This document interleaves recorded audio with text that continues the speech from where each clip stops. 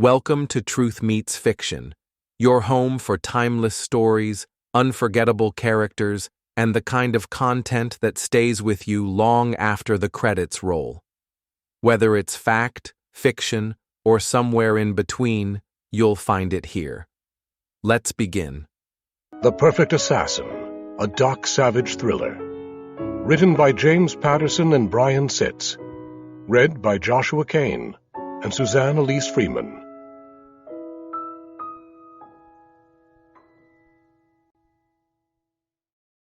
One. Eastern Russia, 30 years ago. A mother can sense a disturbance in her world, even in her sleep. Marisha did. The late-night snowfall made the small village on the Kamchatka Peninsula look like a cozy Christmas painting, but the wind was harsh. It whistled around the cottage and seeped through the walls of the tiny nursery where the 6-month-old twins slept in a single crib, spooned together for warmth, like tiny dolls. They were just 5 minutes apart in age, with matching features and the same delicate, pale skin. But the similarities stopped at the top of their heads. One girl had her father's dark, straight hair. The other had lush, copper-colored curls, like nobody else in the family. Marisha was a physicist. Her husband, Mikhail, was a mathematician. In their courting days at the university, they had long talks about what extraordinary children they would have together. And that's exactly what happened. 2 in one day. The babies were remarkable, so beautiful and loving. And now, at just half a year old, already advanced for their age, they were everything a parent could wish for, and more. Mikhail had put the girls down just after 7. At 2 a.m., Marisha woke suddenly. Something was off. She could feel it. She pushed back the covers and slipped out of bed, not bothering to nudge her husband or find her slippers. She grabbed her robe from the wall hook and wrapped it hastily over her nightgown as she hurried down the short hallway, feeling the cold tile against her bare feet. When she opened the door to the nursery, a waft of frosty air crossed her face. In the next second, she felt a matching chill in her gut. She took a step toward the center of the dark room and inhaled sharply. Snow dusted the floor under the half-open window. Marisha grabbed the side rail of the crib with both hands, then dropped to her knees and screamed for her husband. Mikhail stumbled into the doorway seconds later, his eyes bleary and half-closed. He saw his wife on the floor, and then the empty crib. His eyes opened wide. "They're gone," Marisha wailed. "Both of them. Gone." 2. A mile away, 2 thick-set men in heavy wool coats were making their way up a rugged slope. The village lights were already fading behind the scrim of wind-blown snow. The footing was treacherous, and they were not familiar with the terrain. Bortsov, the taller of the pair, used a heavy hiking pole to probe the path ahead. Gusev, the shorter partner, carried a high-powered hunting rifle. In their opposite arms, each man carried a tightly wrapped bundle. The men were killers by trade, and this was their first kidnapping. In fact, it was the first time either of them had held an infant. They clutched the 16-pound babies like rugby balls. After 20 minutes of steady hiking, they were out of sight of the village. Still, Gusev kept looking over his shoulder. "Stop worrying," said Bortsov gruffly, pointing at the trail behind them. "We were never here." He was right. Just a few yards back, the snow was already filling their tracks. The search would begin at dawn. By then, it would be no use. Bortsov had scouted the campsite the day before. It was a natural shelter beneath a rock overhang. He'd even taken the time to gather wood for a fire. By the time the kidnappers reached the spot, it was nearly 4 a.m. They were both exhausted from the climb, and their arms were cramped from gripping the babies. Bortsov walked to a snowdrift about 10 yards from the shelter. He bent forward and set the bundle he'd been carrying down in the snow. Gusev did the same with his. They stepped back. The twins were about 4 feet apart, separated by a snow-covered log. They were both squirming under their tight wraps, their cries muffled by wool scarves around their heads. Bortsov pulled a handful of coins from his pocket and placed them on a rock in front of the baby on the left. Gusev placed a bunch of coins in front of the baby on the right. Then they shuffled back toward the shelter and started a fire. When the wood caught, flames and sparks illuminated the small recess. The kidnappers tucked themselves under the rock and pulled their thick coats up around their necks. Gusev fished a flask of vodka out of his coat pocket, took a deep gulp and passed it to his partner. A little extra warmth. Before long, their eyes were glazed. Soon after that, their stupor faded into sleep. The babies, left in the open, were no longer crying. 3. Morning. Gusev woke first, stirred by an acrid waft of smoke from the smoldering fire. He brushed the snow off his coat and shook his flask. It was empty. Gusev's head throbbed, and the inside of his mouth felt thick and pasty. He glanced across the small clearing to where the 2 babies lay silent in the snow. He elbowed Bortsov in the ribs. Bortsov stirred and rolled over. Gusev nodded toward the twins. Both men rose slowly to their feet and walked on unsteady legs to the snowdrift. Over the past few hours, the wind had blown a fresh coating of white over both babies. Bortsov pulled the stiff scarves away from their faces. In the dawn light, their skin was bluish, their lips and nostrils coated with frost. Obviously dead. A total waste of a trip. "Weak, both of them," said Gusev, spitting into the snow. Bortsov turned away, snarling in frustration. "Food for the bears," he muttered. As Gusev retrieved his rifle, he heard a small mewing sound. He turned. The baby on the left was stirring slightly. Gusev hurried back and knelt down. He pushed the frozen scarf back off the baby's head, revealing coils of copper hair. "We have one," Gusev shouted. "She's alive." Bortsov tromped over. "Mine," he called out with a victorious sneer. He scooped both sets of coins from under the snow and pocketed them. Then he lifted the copper-haired girl from the snowbank and tucked her roughly under his coat. Gusev gave the dark-haired baby one final shake, but there was no response. He kicked fresh snow over the tiny corpse, then followed his partner up the mountain, cursing all the way. He hated to lose a bet. The walk down the other side of the mountain was even harder than last night's climb. Bortsov's knees ached with every step, and Gusev was coughing in the thin, cold air. But they knew the effort would be worth it. They had conducted the test with the babies side by side as they had been instructed. A survivor this strong meant a big payday, maybe even a bonus. An hour later, Bortsov and Gusev pushed through the last of the tree line into a rolling snow-covered valley. Straight ahead was a campus of sturdy buildings made of thick stone. A few simple balconies protruded from the top floors, and most of the windows were striped with heavy metal grates. In the early morning, a light glowed from a corner room where they knew the headmaster would be waiting for the new student. Bortsov pulled the copper-haired baby out from under his coat as they approached the imposing school gate. He knew the headmaster would be pleased.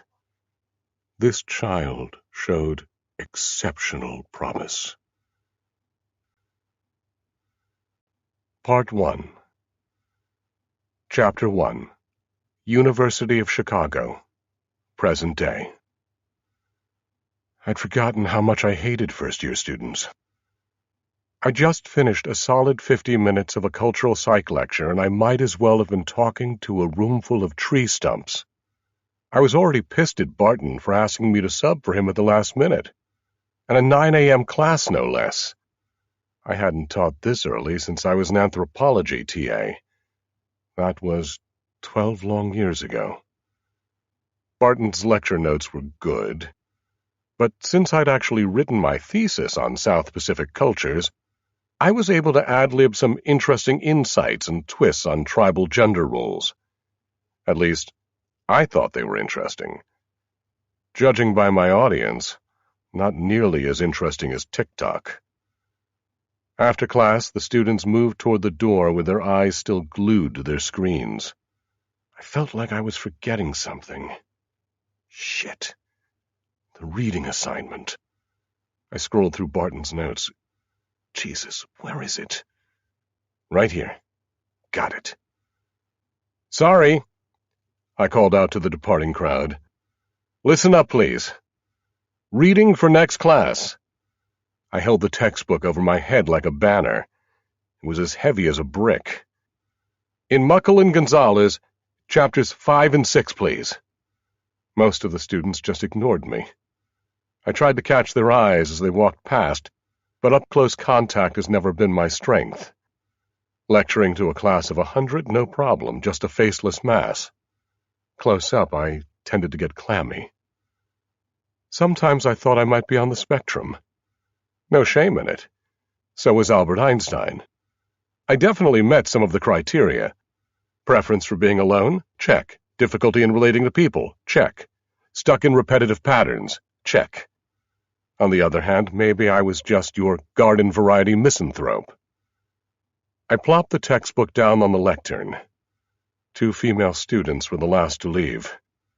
I'd noticed them in the back row, way more interested in each other than in my cogent analysis of the Solomon Islanders. Awesome class, said the first student. Right. As if she'd heard a word of it. She was small and pert with purple-streaked hair and an earful of silver rings. So interesting, said her blonde friend. Were they trying to suck up? Maybe they were hoping I'd be back for good and that I'd grade easier than Barton, who I knew could be a real prick. Good, thanks, I mumbled. I stuffed Barton's iPad and textbook into my briefcase and snapped it shut. Enough higher education for one day. Out of the corner of my eye, I saw Purple Hair nudge her partner. They looked over their shoulders at the whiteboard where I'd written my name in big capital letters at the start of class. Dr. Brandt Savage. Purple Hair leaned in close to the blonde and whispered in a low, seductive voice. I'll bet he's a savage. She gave her friend a suggestive little hip bump. Nothing like freshman sarcasm. Make a little fun of the gawky PhD. Got it. And not the first time somebody had made the point. I was about as far from a savage as a man could possibly get. I headed down the hall to the department office to pick up my mail. As I pushed through the heavy oak door, I could hear Natalie, our department admin, helping a student sort out a snafu in his schedule. When she saw me, she held up her index finger, signifying, I need to talk to you. I liked Natalie. She was all business. No drama. Quiet and efficient. Herding cats was a cinch compared to keeping a bunch of eccentric academics in line. And she did it well. The student jammed his new schedule into his backpack and headed out the door. Natalie leaned over the counter in my direction. So where will you be going? She asked, flashing a knowing smile. What do you mean? I asked. My only travel plans involved heading home and heating up some soup. Natalie leaned closer and looked both ways as if she were revealing a state secret. She gave me an insider's wink and held up a slip of paper. Your sabbatical, She whispered. it's been approved. Chapter 2. How the hell did that happen, I wondered. I headed down the corridor with the slip in my pocket, dodging students as I went. I'd put in the sabbatical request 8 months ago and hadn't heard a thing. The university system was definitely not built for speed. Ulrich, my department head, was unearthing a crypt somewhere in the Middle East. I'd given up on an approval until he got back. Had somebody gotten to him? I guess miracles do happen. My only problem was that I hadn't really given any thought to a destination. All I knew was I'd earned 6 months of peace and quiet. Now I just had to figure out where to spend it. I pushed open the main door and stepped out through the Gothic stone front of Cobb Hall. My glasses were immediately speckled with falling snow, and the cold cut right through my overcoat. That Chicago wind everybody talked about was no joke. I put my head down and almost banged into 2 students rushing up the steps. Sorry, I said. My bad. Even on sub-zero days, I looked forward to the 20-minute walk to my apartment. Time to clear my head. A break from crowded classrooms and talky colleagues. As I headed toward East 59th, my shoes lost traction on the sidewalk, and I had one of those real-life cartoon moments where your arms flail in the air while you try to keep from falling on your ass and you hope to hell nobody is watching. Once I got my footing again, I walked the rest of the way across campus with short, careful steps, like an old man with an invisible walker. I dipped my head into the wind and headed up the city sidewalk, squinting to keep the snow out of my eyes. Most people who passed me from the opposite direction gave me a wide berth, probably because I looked half blind. The next time I looked up, I saw a young woman in a puffy parka headed toward me through the snow. She was walking at a quick pace, staring straight ahead. As she passed, our elbows bumped. Sorry, I mumbled. I was a real menace to humanity today. The woman stopped and turned abruptly. Don't apologize, She shouted. The shock froze me in place. Before I could open my mouth again, she grabbed my upper arms and turned me to face the curb like a cop getting ready to frisk a suspect. Adrenaline shot through me. Hey, was all I could get out. I saw a green van with an open cargo door right in front of me. She shoved me forward and I sprawled into the van head first. My face slapped hard against the rubber floor liner. When I flipped myself right side up, the door was sliding shut. My heart was beating so hard I could hear my pulse in my ears. This had to be a prank or some terrible mistake. I kicked against the inside of the door, but my rubber soles didn't even make a mark. A second later, I heard the passenger door open. There was a thick divider between the cargo section and the front seats. It was black metal at the bottom with thick, clear plastic across the top. I saw the woman slide into the driver's seat. I pounded on the plastic with my fists. She ignored me and turned the key in the ignition. She cranked the wheel and pulled out onto the street. Then she floored the accelerator. I fell backward against the rear door. I didn't bother trying to stand up. I crawled forward on my hands and knees. Hey! What are you doing? I shouted. Where are you taking me? My face was jammed right up against the plastic. The woman stared ahead, arms straight out on the steering wheel, weaving through the morning traffic like an Indy racer. We were heading north out of Hyde Park. I turned to the side and started pounding on the sliding door.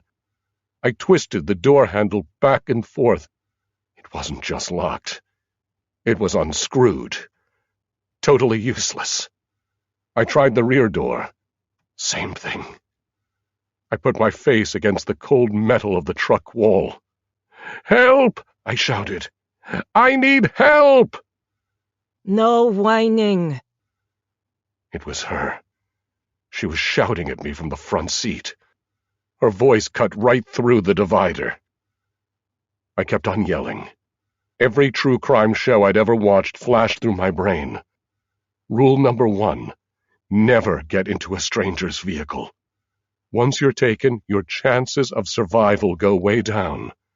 Why hadn't I put up a fight? Because it happened so fast, that's why. In real life, you don't get time to think about it. All I could do now was keep making noise and hope that we'd pull up next to a police car. Any car. But when I looked out through the plastic, I could see that we were now on a deserted street, or maybe in an alley. There was nobody around. I kept pounding and shouting for dear life anyway. Suddenly I felt the van pull over and skid to a stop. I flew forward and my shoulder banged hard against the partition. I was frantic, confused, terrified. My knuckles were bruised and bloody. As I got up from the floor, the cargo door slid open. The woman was outside, leaning in. She had a no-bullshit look on her face. Her voice was low and even. I said, no whining. The punch came so fast I barely saw it. There was a sharp pain in my jaw, and I felt my head snap back. I was out cold before I hit the floor. Chapter 3. When I came back to life, I was lying on my back inside some kind of bag. I could feel thick rubber against my glasses and forehead. It was hard to breathe.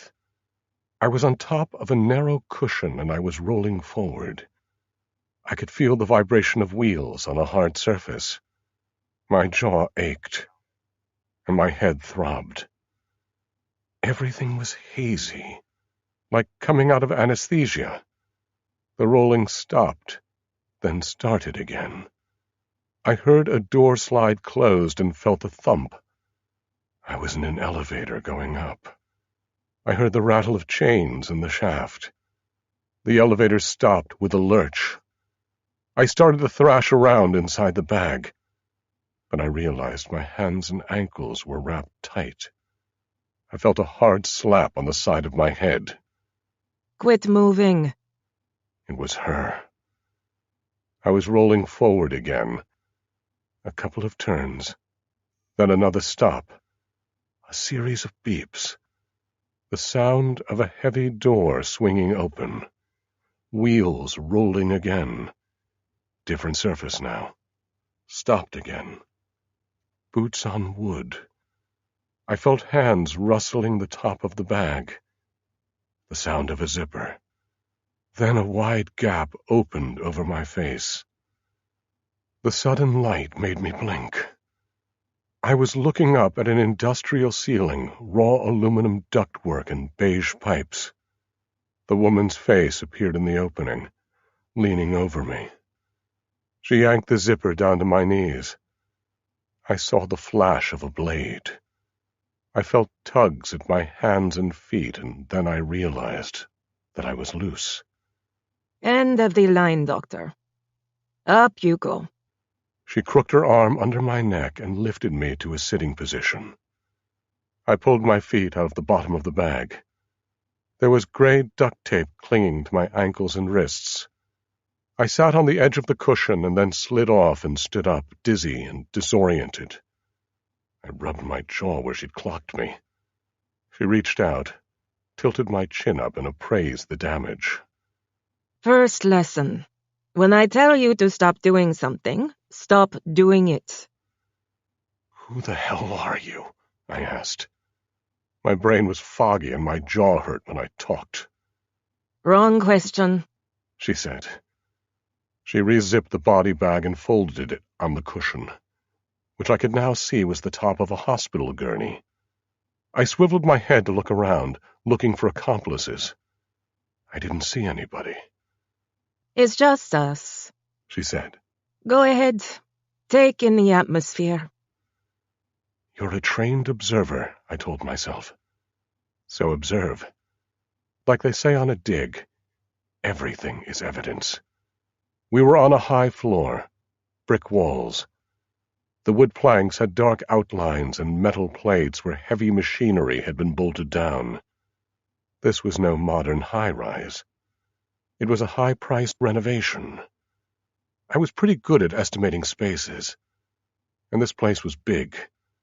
Over 1,000 square feet, not counting whatever was behind the doors at the far end. My apartment would fit in here twice. The space was wide open, with one area flowing into the other. Trendy and expensive. There was an industrial-sized kitchen at one end. At the other end, I saw a classy seating area with a cushy leather sofa, a glass table, and a baby grand piano. In the middle of the space, on a black rubber surface, there was a bunch of high-tech workout machines with names like Precor and Cybex. Luxury loft meets CrossFit gym. This is yours? I asked. You live here? Make a human connection, I was thinking. And maybe she won't kill you. Yes. She said matter-of-factly. And as of now, so do you. My gut turned. She sounded like a psycho. She unbuttoned her parka, took off her cap and scarf, and tossed everything onto a bench. Underneath, she was wearing black tights and a long-sleeved athletic jersey. I tried not to be obvious, but I studied every inch of her. I wanted to be able to give a good description to the cops, if I ever got the chance. Late 20s or early 30s, tall, probably 5'10". Athletic build, blue eyes, pale skin, no visible piercings, and one really distinctive feature. Long, curly hair, the color of a bright copper penny. I suddenly felt woozy, like I was about to pass out. I leaned back against the gurney. Hold still, She said. You need water. She turned and walked toward the kitchen, her boot heels clicking on the hardwood. I glanced toward the elevator. It was about 6 feet away. I took a small side step in that direction. The woman took a glass from a cabinet and turned on the faucet. Her back was to me. I took a deep breath and lunged for the elevator button. I pounded it hard with my closed fist. Nothing happened. No light, no ding, no hum. I heard footsteps behind me. Shit! I whipped around. My glasses flew off and skittered across the floor. Everything went blurry. I panicked. I dropped to my hands and knees and reached for my frames. Her boot heel came down and smashed them to pieces. You don't need those anymore, She said. I mean, you won't. Chapter 4. Eastern Russia, 26 years ago. It was midnight. Headmaster Alexei Kamenev was still in his office at the school. The curriculum he had inherited was excellent, but he often worked on small tweaks late into the night, refining a technique or devising a new challenge. The wall facing his desk was covered with 5x7 black and white photographs of his students. Hundreds of them. So many that the faces practically filled the space from floor to ceiling. Kamenev felt a deep interest in every single one. Affection, even. He understood all their strengths and weaknesses, but most of all, their potential for greatness. After all, he had chosen each of them personally. By now he knew them better than their parents ever had. Kamenev looked up as a thin shadow passed across the frosted glass panel of his office door. He usually left bed check to his staff, but tonight he felt like stretching his legs. He closed his leather notebook and put down his pen. When he reached the doorway to the preschool girls' dormitory, Matron Lyudmila Garin was already walking the room like a wraith. Maybe 60 years old, she looked 10 years older, pale and sickly. She looked up at Kamenev with hollow eyes and gave him a respectful nod. The narrow beds were arranged in neat rows a few feet apart. Garin glided easily between them, but Kamenev, with his extra bulk, had to be careful not to knock against the bed frames. The light from the full moon passed through the window bars and cast shadows across the room. It was a chilly night, and most of the girls were tucked under their wool blankets. But there was one, at the far end of the room, who was not. Curious. Kamenev walked over. It was the copper-haired girl. She was lying on top of her blanket, curled around a ragged stuffed bear. Kamenev looked up as Garin approached. In the dim light, the matron looked even more frail and wasted. Kamenev tapped the bear lightly. "What's this?" he asked, keeping his voice low. Garin looked down at the skinny 4-year-old, already tall for her age. She was holding the bear tight, spoon fashion, her arms around its soft belly. It's the only way she can sleep, said Garin softly. She stifled a cough. "An indulgence," said Kamenev curtly. "Remove it." He turned and walked back down the road toward the door. Garin hesitated, then leaned over and pulled the bear gently from the girl's grasp. The girl's eyes popped open. Startled, she blinked and looked up. Seeing the bear in Garin's arms, she reached up with a whimper, tears pooling in her eyes. "No, please," she said softly. Garin leaned back down and brushed the copper curls away from the girl's forehead. "You have only yourself. She whispered softly. Nothing else." Garin held the scruffy stuffed animal tight to her chest and walked toward the doorway, where Kamenev stood in silhouette. She glanced back and saw the copper-haired girl trembling as she curled herself around her thin white pillow. Chapter 5. Chicago. I don't understand how I managed to sleep, but I guess I did. For all I know, the water she gave me was drugged. When I opened my eyes, I instinctively felt around for my glasses. Then I remembered. Right. Crushed. The whole world was fuzzy, which made it even more terrifying. It took me a few seconds to realize where I was, which was in some kind of cell in a rear corner of the loft. Caught up against one side, metal stool bolted to the middle of the floor, metal toilet against the back wall, clear shower stall, and transparent plexiglass all around. Maximum security. Zero privacy. My suit and shoes were gone. I was wearing gym shorts and a Nike t-shirt. Had she actually undressed me while I was unconscious? Jesus. I didn't see or hear her anywhere. Was she gone? Did she leave me here to starve to death? Was she watching me right now on a camera? I squinted to make things a little sharper, but I couldn't make out any movement. I slipped out from under the blanket. My bladder felt like a water balloon. I stared at the toilet. Normally, there's no way I could pee right out there in the open.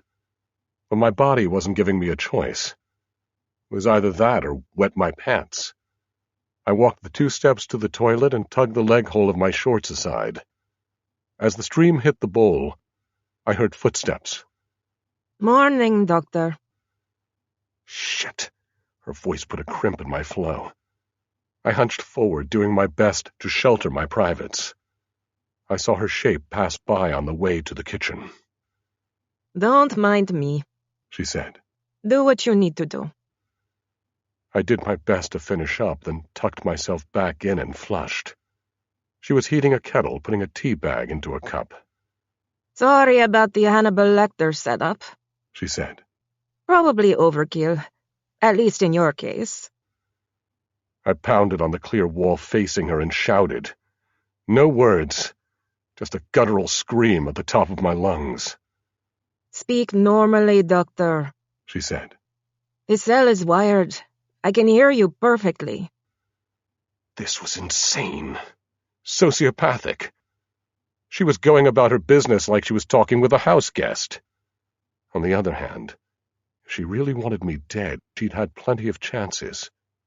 Or maybe she was just drawing it out, making me suffer. A sociopath and a sadist. What had I done to deserve this?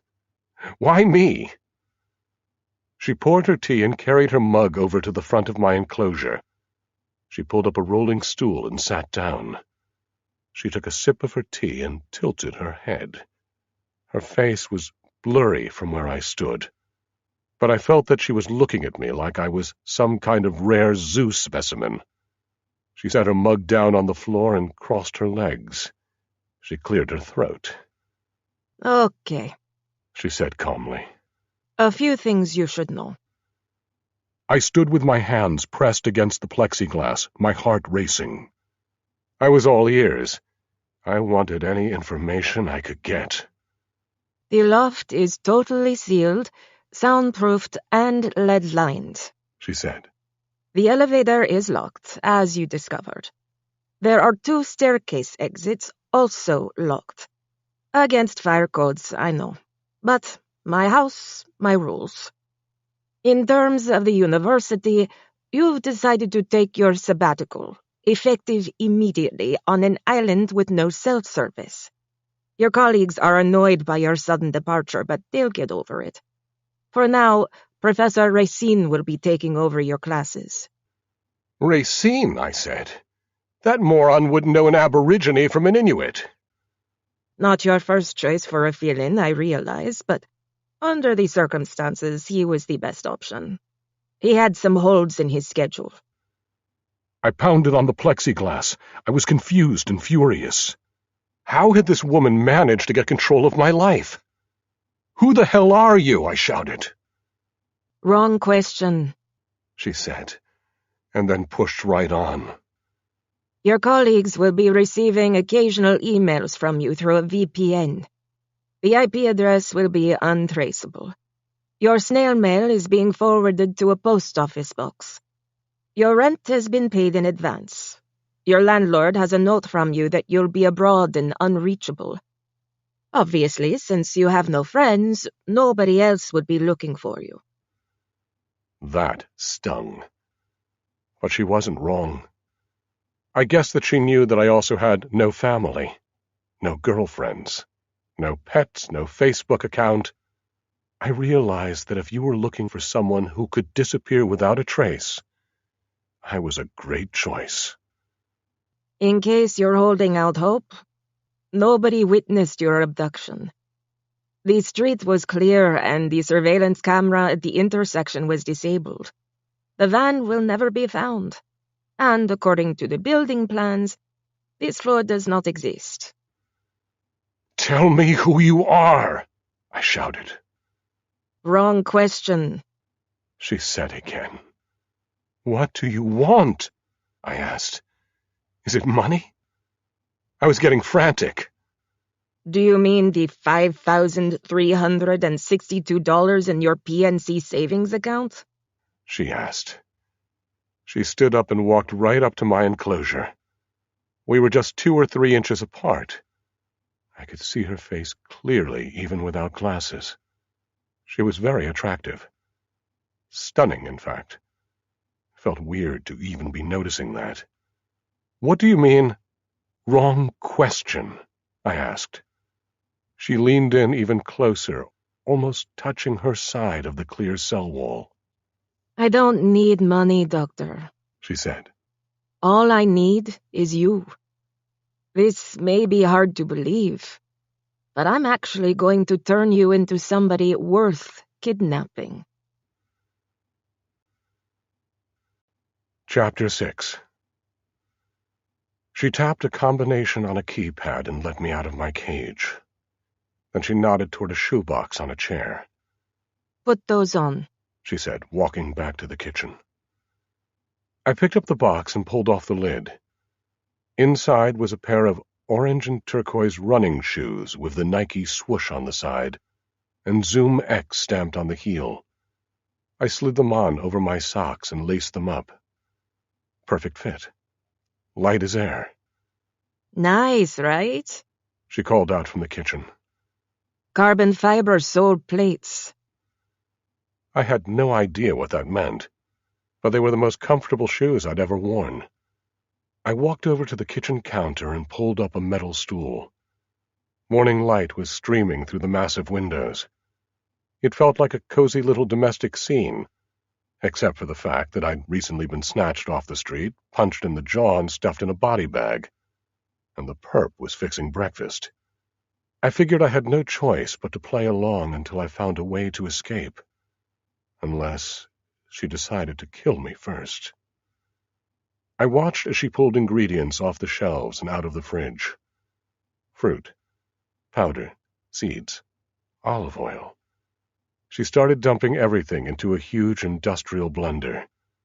She gave the blender a couple of quick pulses and then dumped in a load of plain yogurt and a bunch of spinach leaves. She put the machine on high until the ingredients turned into a thick green fluid. I waited for the blender noise to stop, and then I spoke up. I was sure she would say, "Wrong question," but I had to give it a shot. "Do you have a name?" I asked. "Or should I just call you Dear Leader?" She gave the concoction a few more pulses and lifted the top to check the consistency. She looked up. Call me Mid, she said. "Is that your real name?" I asked. Not even close, she said. She lifted the pitcher off its base and poured 2 glasses of the gross-looking drink. She slid one glass across to me and raised the other in front of her chin. Bottoms up, she said, and started gulping. I stuck my nose into the top of the glass. It smelled like compost. Now, doctor, she said. Her glass was already empty. I could feel grit and chunks in my throat as the slime went down. I could see Mead, or whatever her name was, staring at me, hands on her hips. In a few seconds it was over. I shoved the glass back across the counter. "That's vile," I said, wiping my mouth with the back of my hand. I could feel the mess churning in my stomach, threatening to come back up. Get used to it, said Mead. She slapped her hands together. Anyway, time to get started. Started? With what? I asked. I was feeling weak and queasy, and her enthusiasm made me nervous. Training, doctor, she said. She walked around to my side of the counter and poked me hard in the belly. In case you hadn't noticed, you're not exactly in Wheaties box shape. That poke was all it took. I hunched over and vomited my entire green smoothie into the sink. Chapter 7. Eastern Russia, 25 years ago. 5 a.m. A line of groggy, sullen 5-year-old girls shuffled down the stone corridor from the dormitory toward the dining hall. Teenage hall monitors in blue uniforms were stationed along the way. At the back of the line, the copper-haired girl followed along, eyes down. Her mind was dull, but not from sleep. She had simply found a way to turn herself off. Every day, she ate her meals, learned her lessons, did her chores. But she wasn't really there, at least not in her head. Suddenly, there was a new sound in the hall. Piano music, complex and dramatic. It echoed off the stone walls and filled the corridor. The copper-haired girl looked up. It was like nothing she had ever heard. Something in her brain woke up. There were speakers everywhere in the school buildings, but the music was coming from somewhere else, close by. It didn't sound like a recording. Someone was playing it live, right now. The girl turned her head from side to side, trying to figure out where the music was coming from. As she passed a doorway, she paused and stood on tiptoe to look through the thick glass pane. Inside the small room, a woman was hunched over an upright piano. It was Miss Garin, the matron. She looked lost in her own world, rocking slowly, her fingers flying back and forth across the keys. The girl stood, transfixed, as the line moved ahead without her. A moment later, she felt a knee in her back. "Move it!" the monitor growled. The girl doubled her pace to catch up to the others.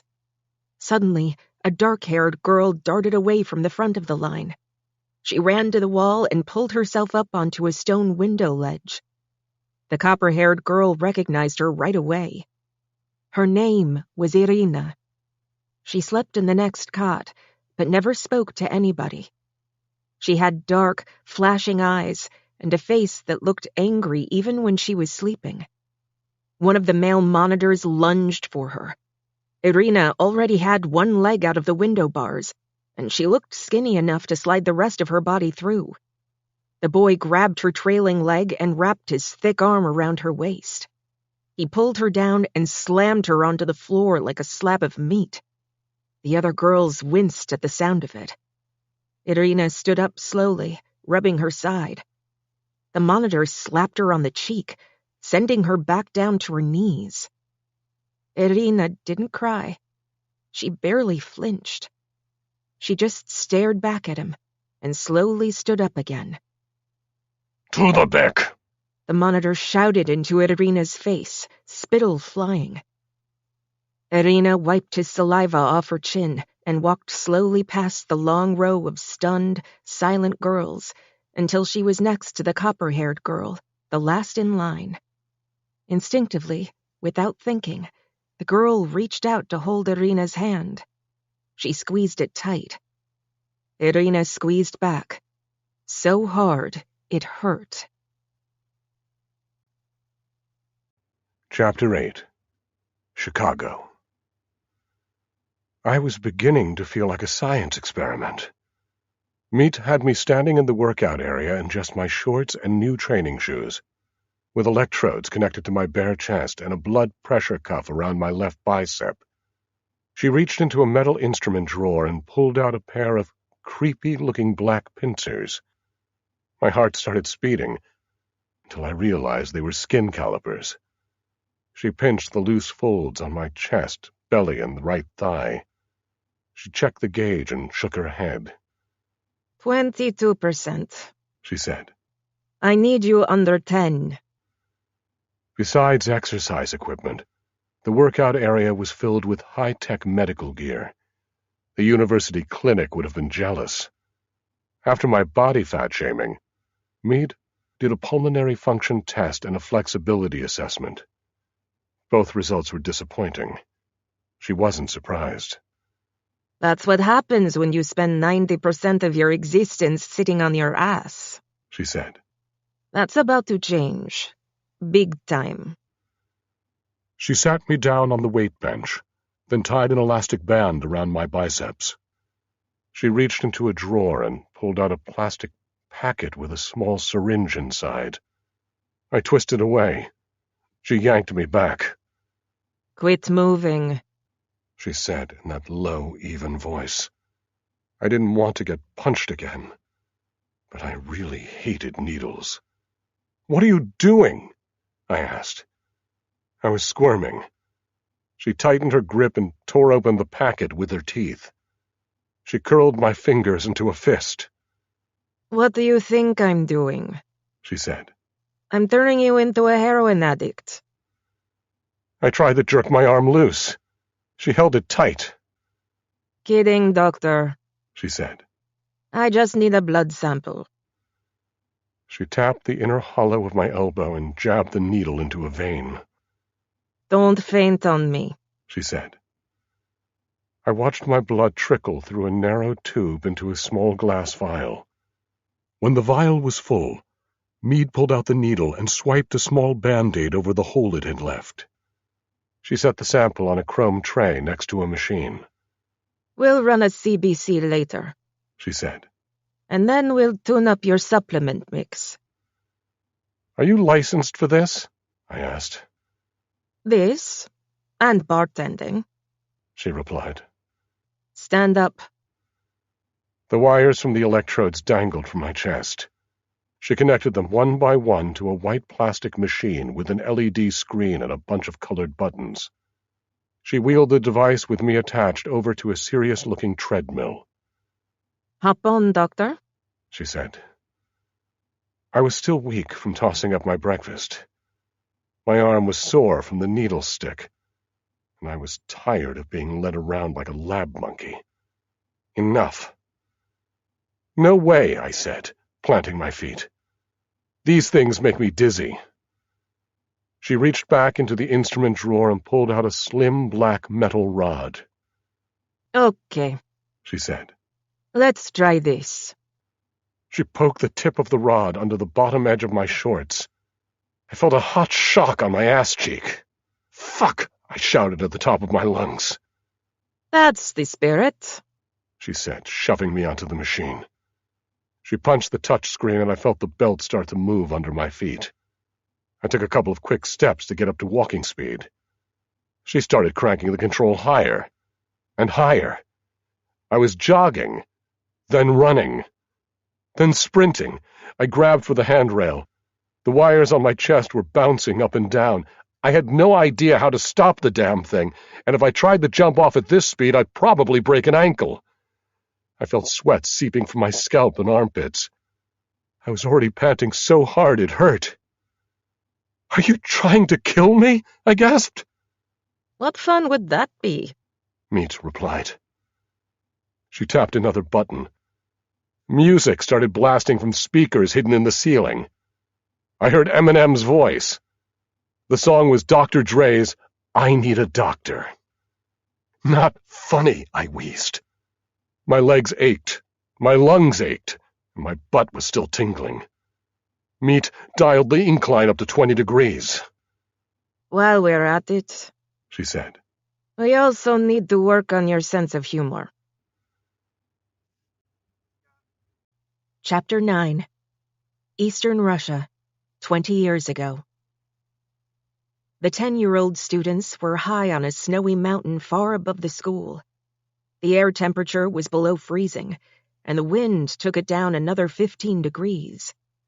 The atmosphere was thin, and the students were struggling to breathe. They had been hiking for 5 hours.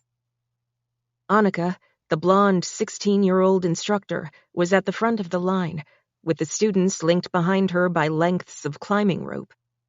She had led this hike 3 times since first completing it herself. It never got any easier. As the students pressed forward, thigh-deep in snow, Annika peppered them with questions. The exercise was designed as an intellectual challenge, not just a physical one. Annika had started with simple questions. Now it was time to push. Her trainees needed to be able to think under stress. "Square root of 98, she shouted over her shoulder. 9.899, the class called back in near unison, their voices weak and almost lost in the wind. Irina and Meade were near the end of the line, separated by a 5-foot length of rope. Meade stared ahead at the tips of Irina's dark hair, almost frozen solid. Annika called out the next question. 6 major tributaries of the Amazon. One by one, from various students in the line, the names came back. Japura, Jurwa, Negro, Madeira. Then a pause. Purus, shouted Irina. Annika waited, then stopped. That was only 5. She turned and stared down the line. Meade, she shouted. What's missing? Meade was so cold she could hardly feel her fingers. Every breath burned her lungs. She closed her eyes and let her mind flow. She imagined herself as a bird over the rainforest. She was being carried on a warm breeze. The geography appeared below her like a map on a table, and the answer came. "Shingu!" she called back. Annika turned forward and led on, her long braids stiff from the cold. She had been in charge of this group since she was just 13. Kamenyov had chosen her personally. At first, it was hard for her to keep her charges straight, so she had given the students Russian nicknames based on their attributes. She called the speedy Asian girl Bistro. The kid who bulged out of his uniform was Zhir. The dark-skinned boy was Chernit. Fast, chubby, black. As for the girl with the unforgettable hair, nobody had ever called her anything but Mead, a nickname derived from the word for copper. Annika had tried out a few nicknames for the sullen, dark-haired girl, but she only received glares in return. Irina would only respond to Irina. "Zhir!" Annika called out over the sound of the wind. "Name the most celebrated Roman legions." Silence. Mead looked back. The boy with short legs at the rear of the line was sunk into the snow almost to his waist. His eyes were glazed. Mead knew the signs. The boy's brain had stopped working on higher-level problems. It was in triage mode, redirecting resources, calculating how to survive another minute. "Zhir!" Annika shouted again. "Answer!" Zhir did not reply. He didn't even hear the question. His lips were blue, and his breath was coming out in short bursts. His head tipped forward like a dead weight. His knees buckled. He groaned once and fell face down into the snow. Mead was just a few steps ahead of him. She turned around and tugged on the rope attached to the boy's waist, struggling to turn him over. "Zhir!" she shouted. The boy was heavy and half buried in the snow. Mead leaned back with all her strength, but he wouldn't budge. "Stop!" Annika's voice. She was walking back down the ridge, her pale cheeks reddened by the cold. She pulled a hunting knife from her belt and sliced through the green rope connecting Mead to the unconscious boy. "Leave him," said Annika. Then she turned and headed back to the front of the group. Mead stood still for a moment, looking back. Irina grabbed her arm and pulled her forward. "Stop being weak," she whispered. Mead stared straight ahead, cold and numb. The class moved on. They had another 5 hours to go. On Annika's orders, they all smiled the whole way. Chapter 10. That night, in Kamenyov's fire-lit office, Garin and the headmaster stood in front of the wall of photographs. Garin was bent forward, her right palm pressed against her abdomen. Her pain was worse at night. Kamenyov reached up and pulled down the photo of a round-faced boy. Garin had heard about the incident during the mountain exercise. Now the victim had a face. "Zhir?" asked Garin. "He was the one?" She had been fond of the boy. Not as fit as the others, but a hard worker. Kamenyov nodded.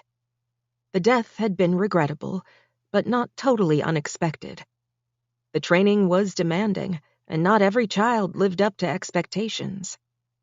He slid the photo into a folder and placed the folder inside an open safe. He closed the heavy steel door with a thud. Outside the office, music filled the hallway. Rachmaninoff. The Piano Concerto No. 3 in D minor. Garin knew it well. A very challenging piece. Kamenyov tilted his head to listen. "She's advancing," he said. "The best student I've ever had," Garin replied.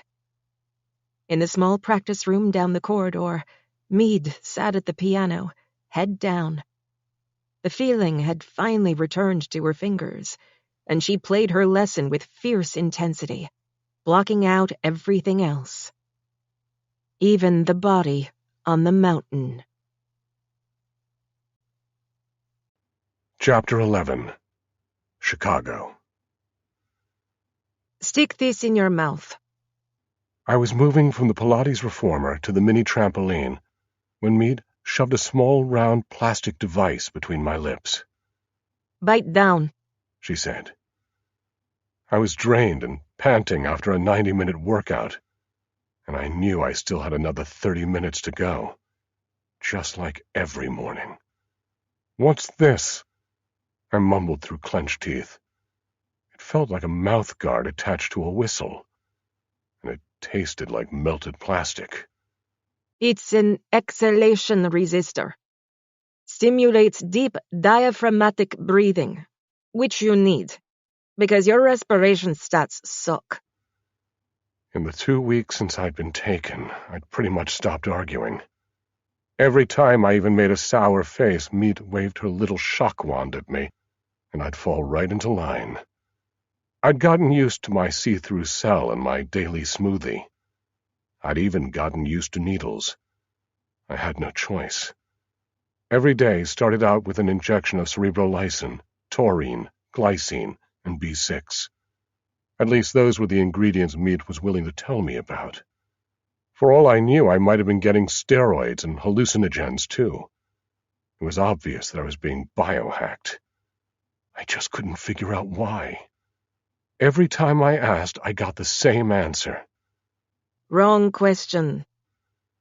After 20 minutes on the trampoline, the exhalation resistor had me feeling lightheaded. I spit it out onto the floor. Meat glared at me. Time for some capillary stimulation, she said. I had no idea what she was talking about, but I got a twinge in my gut. When she brought up something new, it usually involved pain. This way, she said. All I knew about the layout of the loft was what I could see from my cell or from the kitchen and workout area. And without my glasses, I couldn't see much. We never went into the living room on the far side of the space. Every night, Meat disappeared behind a door next to the kitchen. Now she was leading me to an alcove I'd never seen, tucked on the far side of the elevator shaft. As we rounded the corner, I saw a semicircular ribbed wooden door. She pulled it open. Step into my chamber, Doctor, she said. I didn't like the sound of that. I got nervous in tight spaces. A dim light behind the door showed a small room no bigger than a closet. The sweat was cooling on my back and shoulders. I felt clammy and sick to my stomach. It was getting to be a familiar feeling. Meat nudged me inside the tiny space and stepped in beside me. She closed the door and pressed a button on the wall. A motor hummed. 2 large panels on the floor moved apart, revealing a tank of water below lit from underneath. I could feel freezing cold wafting against my ankles. It was ice water. Hop in, Doctor, she said. Does wonders for the circulation. I tried to back away. She raised her shock wand. The message was clear. I could either jump in on my own or get prodded like a cow in a slaughterhouse. I inhaled once and jumped in, feet first. The instant the water covered my head, I felt my blood vessels constrict. My brain felt like it was about to explode. I could see the blur of an eerie blue light illuminating the tank from underneath. When the ringing in my ears stopped, I heard another sound. So loud it actually pulsed the water against my body. Underwater speakers were playing Kanye West. The song was Stronger. Chapter 12. After I'd spent 10 minutes in the ice bath, my lips were turning blue. Meat was sitting in a lotus position a couple feet back from the edge of the tank. She didn't take her eyes off me the whole time. How much longer? I asked. My teeth were chattering. I'll let you know. I knew this was some kind of endurance test. I just didn't know how much more I could endure. But she did. She knew exactly how much. At the point where I stopped feeling my limbs, she stood up. Out you go, she said. I put one numb foot on a narrow ledge inside the tank and pushed myself out and onto the small deck. I was trembling all over. Meat reached into a wooden bin and tossed me a towel. I was still shaking as I shuffled across the floor to my cell. I dropped my wet clothes on the floor and stepped into the shower. The hot water felt like it was searing my skin, and my numbed hands and feet ached as blood and oxygen flowed back into them. I closed my eyes, breathed in the steam, and eventually began to feel human again. Then I heard tapping on the shower wall. I reached over and wiped a small patch of condensation off the enclosure. Meat's face was peering through from the other side. Jesus! This woman had absolutely no sense of personal space. Enough. She called out. I don't want you pruning up on me. I turned off the tap. When I opened the shower door, she was gone. I reached for a towel and patted myself dry. I got dressed. My cell door was open. I stepped outside and immediately smelled something wonderful. Meat reappeared. She was holding 2 bowls of freshly made popcorn. Was this a reward for good behavior, or some kind of trick? Popcorn did not seem like something Meat would allow on a strict training diet. She handed me a bowl. Organic, gluten-free, and non-GMO. Also excellent roughage. She headed across the loft toward the living room area. Follow me, Doctor. We're going to the movies. I followed, and sat down next to her on the thick leather sofa across from a massive flat-screen TV. I started to relax a little. I took a handful of popcorn. It tasted amazing. I thought maybe she was actually giving me a break. I thought maybe for once we were actually about to do something normal. What are we watching? I asked. You. She said. Meat clicked play on the remote and the screen lit up. Sure enough, there I was. The footage was a little shaky, like it was taken with an iPhone. The first scene zoomed in on me walking across campus in the middle of winter. I looked gawky and awkward. I could tell I was trying not to slip on the sidewalk. The first scene dissolved into a shot of me in the aisle of Shop and Save. I was wheeling a mini-cart down the cereal aisle, picking out oatmeal. Next came a long scene of me sitting at Starbucks before class. Then a shot of me buying a magazine and a pack of gum at a newsstand. There was a hard cut, and then I was sitting at a long table in the university library. I had a thick comparative cultures text in front of me. The shot was so close I could read the title on the spine of the book. She must have been shooting from the next table, about 10 feet away. You were following me, I asked. Surveilling you. She said. Every minute. For months. What the hell? Keep watching. It gets better. Actually, it gets worse. I put down my popcorn. I'd suddenly lost my appetite. The next few scenes came in quick succession. A long shot of me buying an umbrella during a rain shower. Me walking through Lincoln Park Zoo. Then a grainy scene of me sitting in my recliner in my living room. My living room! I looked over at Meat. Needed my extra long lens for that one, she said, tossing a handful of popcorn into her mouth. By now, I was used to feeling violated. But this was something else, and it made me mad. What was the fucking point? I asked. Tell me. You obviously knew who I was. Why didn't you just grab me the first day you saw me? Why all this peeping Tom bullshit? Meade nodded toward the screen. Pay attention. I don't want you to miss the theme here. I looked back to see myself opening my door for a pizza delivery guy, then riding a rental bike on the lakefront trail, then tossing bread to a family of ducks in a pond. See what I mean? Said Meade.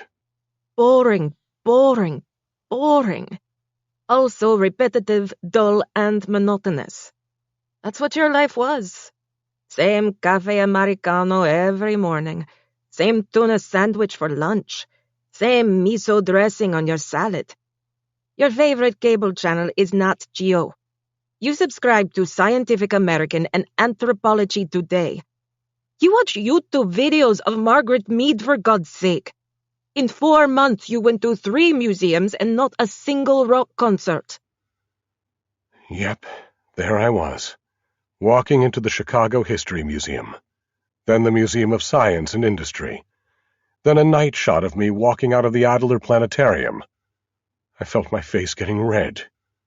I was starting to feel embarrassed and defensive. I live a quiet life. So what? We can't all be spies and kidnappers. Meat leaned in close. I could smell the popcorn on her breath. Correction.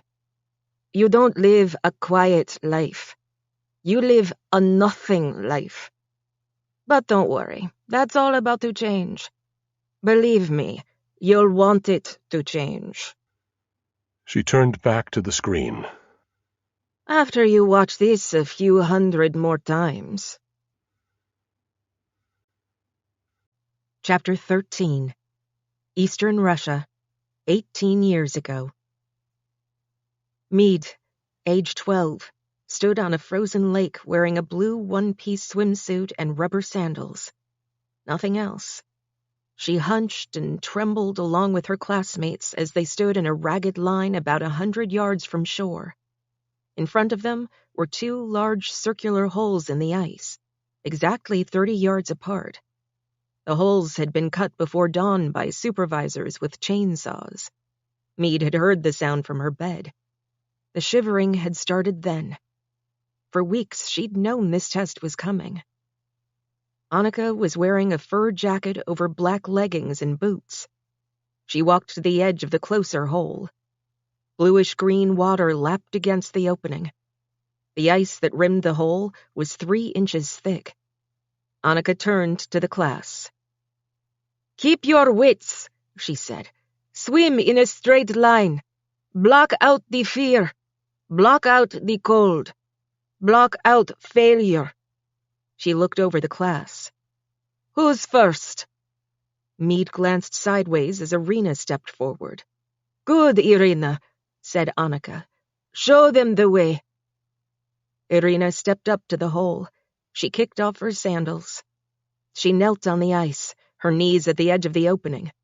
She raised her arms over her head, leaned forward, and tipped herself into the water.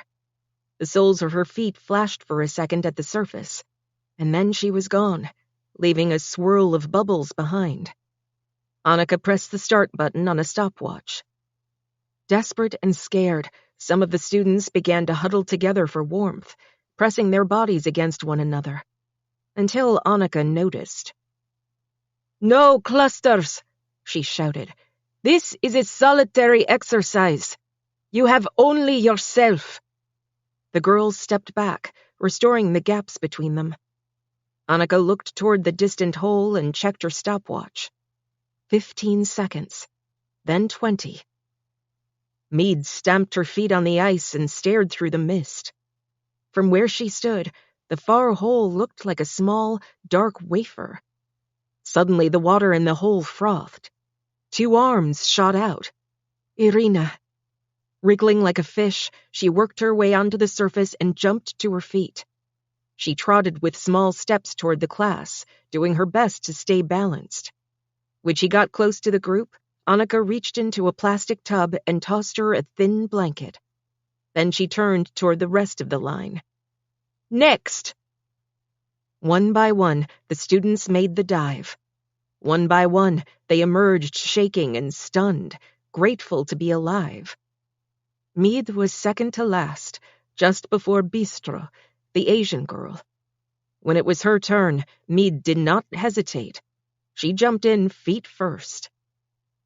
The freezing water hit her like a hammer, forcing the breath out of her.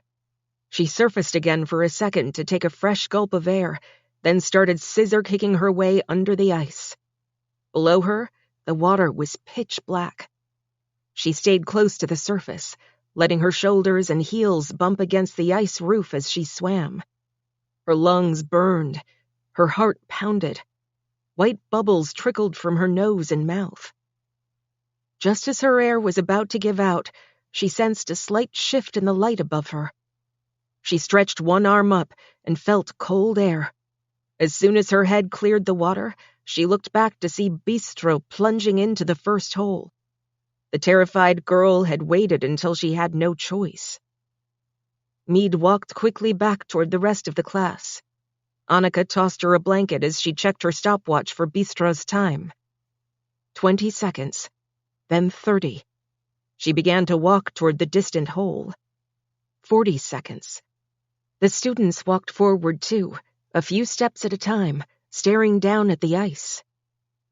Mead spotted her first. "Bistro!" she shouted. The slender girl was just a faint shape beneath the ice, yards off course, flailing and twisting. Mead dropped to her knees, pounding on the hard surface. But there was no way to break through. The ice was too thick. Annika was standing over her now. The white of Bistro's palms showed through the ice, pressing desperately from the other side. Then, one at a time, her hands pulled away. Her pale figure faded. A few seconds later, she dropped completely out of sight. Mead screamed with rage. Annika stopped her watch. Chapter 14. Chicago. Damn! I was impressed. She never missed. The target was a male silhouette made of plywood. Mead's knife hit the upper left chest right where the heart would be. It was my job to retrieve the knife after every throw. When I handed the knife back, Mead threw again, and again. Overhand, underhand, over the shoulder. A kill shot every time. The next time I returned the blade, she wrapped my fingers around the grip. "Your turn," she said. I looked across the room at the target. I squinted. From a distance, it was nothing but a dark blur to me. I felt the weight of the blade in my hand. I did my best to imitate Mead's stance. I whipped my hand forward and heard the blade clink off the brick wall. "Can you hit the side of a barn, kid?" Now I was pissed. I was tired of being a joke. I lost it. "You're the one who stopped my glasses," I yelled. "How the hell do you expect me to see anything?" Mead pulled herself up next to me and waved a finger in front of my eyes. She lifted my eyelids one at a time and peered into my irises. "You have convergence insufficiency," she said.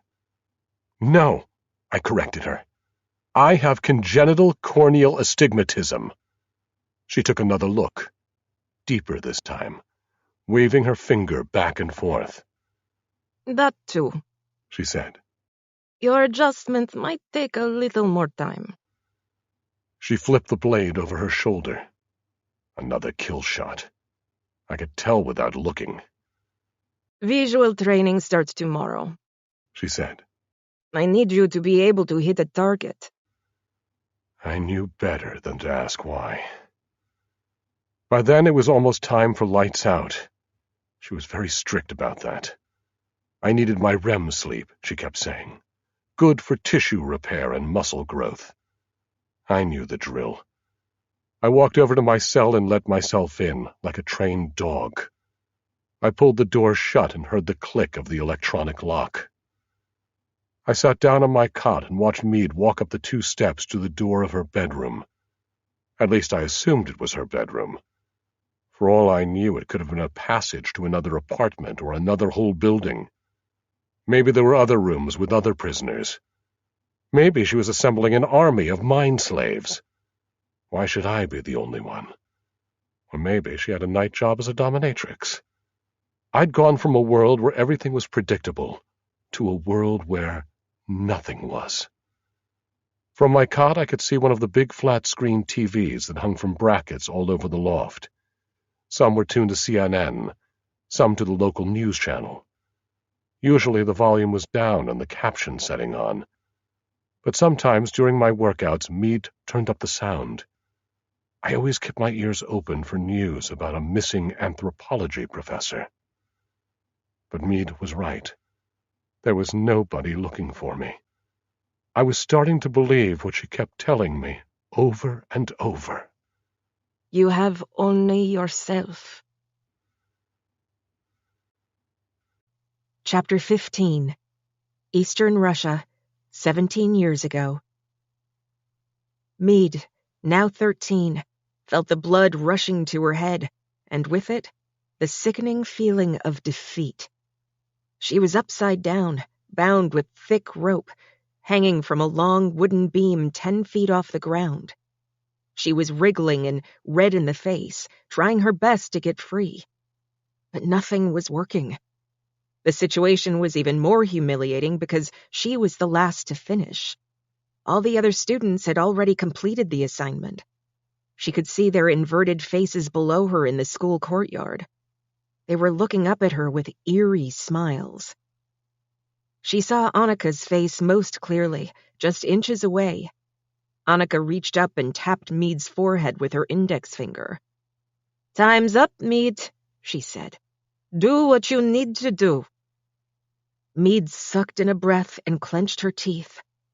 Of course, she knew the last resort procedure, but her brain was telling her not to do it, would not allow it. So she simply overruled the warning, pushing past logic and fear and reason, as she'd been trained to do. There was no other way. She hung limp, and then, with a violent twist and flex of her torso, she wrenched the ball of her humerus from its socket. The pain was like an electric shock, stunning her into semi-consciousness. The muscles in her arms spasmed and tingled. Her vision dimmed. But through it all, Meade focused on the next step. As her upper arm dislocated forward, the ropes slackened around her chest. Just by millimeters, but enough. She pushed through the agony and flexed her body upward. She grabbed the middle coil of rope in her teeth and jerked her head back, pulling the rope with it. The other coils loosened. More wriggling and struggle. More excruciating pain. A second later, Meade felt herself slipping down. Then, suddenly, she dropped from the beam, landing on her back on the hard dirt. She was writhing and grimacing, but refused to scream. Her classmates crowded around her. Through a haze, she saw Annika nod to Irina. Meade felt Irina grab her limp arm and extend it out to 90 degrees. It felt like her limb was being torn from her body. She felt Irina's foot against her upper ribcage, and then a steady, strong pull on her wrist. There was another blast of stunning pain, and then a loud click as the joint reassembled. Meade felt her head spin as she fought to stay conscious. A sheen of cold sweat coated her face. She rolled to her opposite side and struggled to her knees, and then to her feet. She set her legs to keep from dropping again, and clutched her relocated shoulder. She heard the sound of distant clapping, but not from a crowd, just from one person. As she looked up, she saw the headmaster observing from the stone balcony outside his office. Standing next to him was a guest, a tall man in a well-cut suit with blindingly white teeth. Meade could tell that the guest was impressed. He was the one applauding. Chapter 16. Kamenev placed his hand on his guest's elbow and guided him back into the oak-paneled office. The visitor had a thick mane of black hair to go with his impressive teeth. He spoke in an accent that could have been Middle Eastern or Central European, or a blend of both. Or it could have all been an act. Kamenev knew the type well. The guest gave his name as Mazien, but of course that could have been made up too. "My context did not exaggerate," Mazien said. "Your students are highly—" He searched for the right compliment, then found it. "Motivated. They do what is necessary to succeed," said Kamenev. "As do you, I'm told." Mazien shrugged off the transparent flattery. "I sell weapons of mass destruction to self-destructive people. It's a lucrative business. I never run out of customers." He cocked his head at his host. "And what exactly is your business, Headmaster Kamenev? Help me understand. What degree does your institution confer?" There was a touch of playful sarcasm in his voice. He knew the school had never handed out an actual diploma. Kamenev pressed his hands together. In conversations like these, he always picked his words carefully. His guest had been fully vetted, but no need to reveal more than necessary. Just enough to make the sale. "Thousands of our graduates are already at work in every country," he said. "Every government, every agency, every organization, every multinational company. We handle intelligence, operational assistance, special assignments." He was sure that Mazien could translate the euphemisms. "For fair compensation," Kamenev continued, "we support the right people, and they support us." Kamenev smiled. "As you say, it's lucrative." "And the price?" asked the guest, with his brows raised. "Numbers are not the point," said Kamenev. "Whatever we charge, you can afford." The guest leaned back in his chair. He knew it was true. "As you've seen," Kamenev continued, "our students are highly skilled, with no messy political or religious preconceptions. Raw clay to be molded to the needs of the assignment. They've been raised here since infancy. They are infinitely adaptable. They live only for the mission." The guest appeared to be thinking something over, then revealed the full glory of his brilliant smile. He stood to shake Kamenev's hand. "Very well," he said. "Arrangements will be made."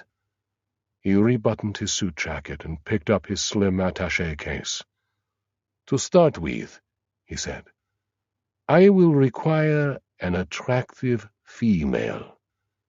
As it turned out, he already had one in mind. Chapter 17. Chicago. The racket was so loud I could hear it through my cell walls. The treadmill was whining at top speed, and Meade's feet were pounding hard on the belt. She'd unlocked my cell door and left it open a crack so I could get out on my own. It was one of the few tiny ways she'd eased up on security recently. But I knew cameras were on me the whole time. I still couldn't even use the toilet in private. She'd installed a small TV hanging from a bracket near the ceiling of my cell. She ran the movie of my solitary life on a loop 24/7. Her idea of motivation, I guess. At night, I tossed a towel over the screen. When I walked out into the kitchen, my smoothie was waiting on the counter. I picked up the glass and guzzled the slime, like always, then walked over to a bench near the workout area. I glanced up at the flat screen overhead, where a CNN correspondent was reporting on a mudslide in Ecuador. Out of the corner of my eye, I watched Meade in her black workout outfit. She looked like an Olympic athlete, or some kind of superhero. Her hair was pulled into a bun on top of her head. After a minute, she reached up and pulled out a hairpin and let her curls fly. She was wearing a short-sleeved top, which was a different style for her. I'd never seen her in anything but long sleeves. As her arms pumped, I could see marks on both of her forearms, small red welts like cigarette burns. For a split second, I considered asking about them. But I knew better. Wrong question, no doubt. Since she seemed to be a stickler for physical perfection, it felt strange to discover that she was a little less than perfect, which somehow made her even more of a mystery. It was all very confusing. I still hated her for keeping me a prisoner and not telling me why, and for working me to exhaustion every single day in her private boot camp. But that didn't change the fact that she was the most gorgeous woman I'd ever seen, scars and all. I saw her punch a button on the console. The treadmill slowed down. She grabbed the handrails and vaulted off to the side like a gymnast. Sweat was dripping from her nose and chin. Her hair was soaked and matted around her neck. She grabbed a towel from a cabinet and pressed it against her face. Then she tossed the towel aside and took a step toward me. She set herself on the balls of her feet and bounced from side to side. She shook her head, sending sweat droplets flying from her hair. The adrenaline started to shoot through me. "Front!" she shouted. I knew the drill. By this time, I was like one of Pavlov's pups. I jumped up and lowered my head. I set my feet, then charged full out across the room. I launched myself toward her waist, already thinking through the move, just like I'd practiced. How my shoulder would slam into her gut, bringing her down hard onto her back. But that's not what happened. That's not what ever happened. This time, she whipped her right leg around and caught me in midair. Her foot hit my ribs like a baseball bat. I landed on the mat so hard I saw sparks. I hadn't laid a finger on her. Not once. But I'd swear this time I got close. When I rolled over, I felt her heel in my diaphragm. With one hard shove, she could have turned my liver to mush. I knew, because she'd drawn me a diagram. Then I felt the pressure ease off. I crunched myself up to a sitting position as she walked away with her copper curls bouncing. She turned to look at me over her shoulder. "Better, Doctor," she said as she headed toward the door to her room.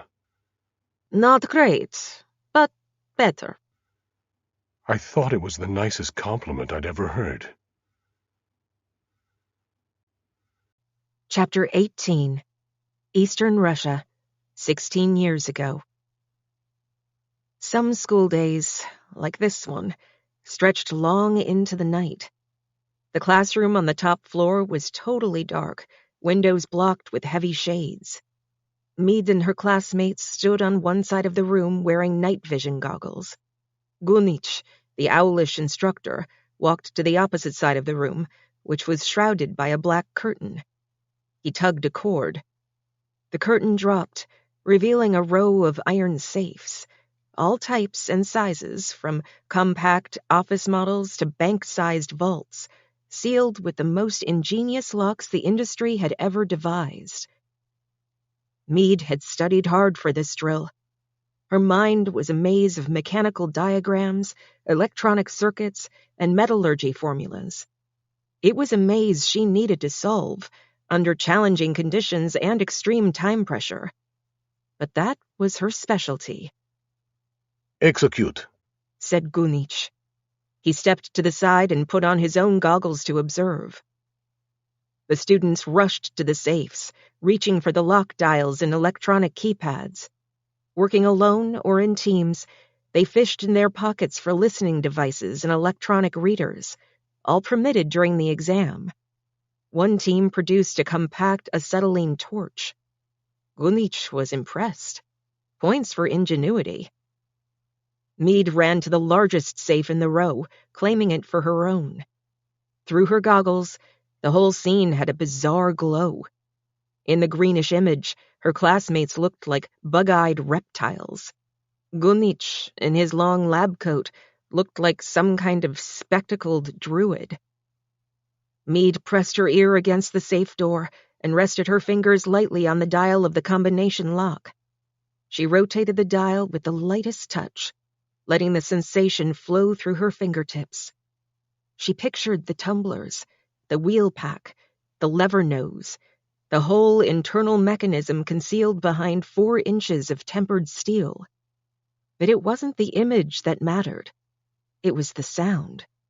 She had trained for months using a physician's stethoscope, but now she had sharpened her senses even further. She pressed her ear tight against the metal and slowly turned the dial. There were 3 metal wheels buried inside. Mead was listening for the distinctive clicks the wheels made as they lined up. Her first try, at the start of the semester, had taken her 5 hours. But that was then. This was now. She heard the first click. She turned the dial again and sensed another. She heard the beeping of a digital code reader from 2 stations down. She could tell that Irina was getting close to solving her challenge on one of the electronic locks. Mead concentrated on the safe in front of her. No distractions. One more twitch of her fingers.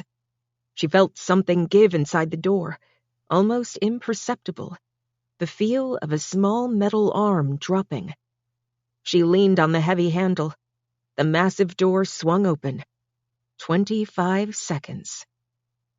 Gunich's eyes opened wide behind his goggles. The lock whisperer had done it again. Mead moved on to the next safe and nudged a classmate aside. In 12 seconds, that safe was open too. 1 station away, Irina gave Mead a small nod and fussed with her own quirky lock. She wanted to succeed on her own. Mead stepped past her, working her way down the rest of the row. 5 minutes later, Irina yanked open the door to her safe. She looked up.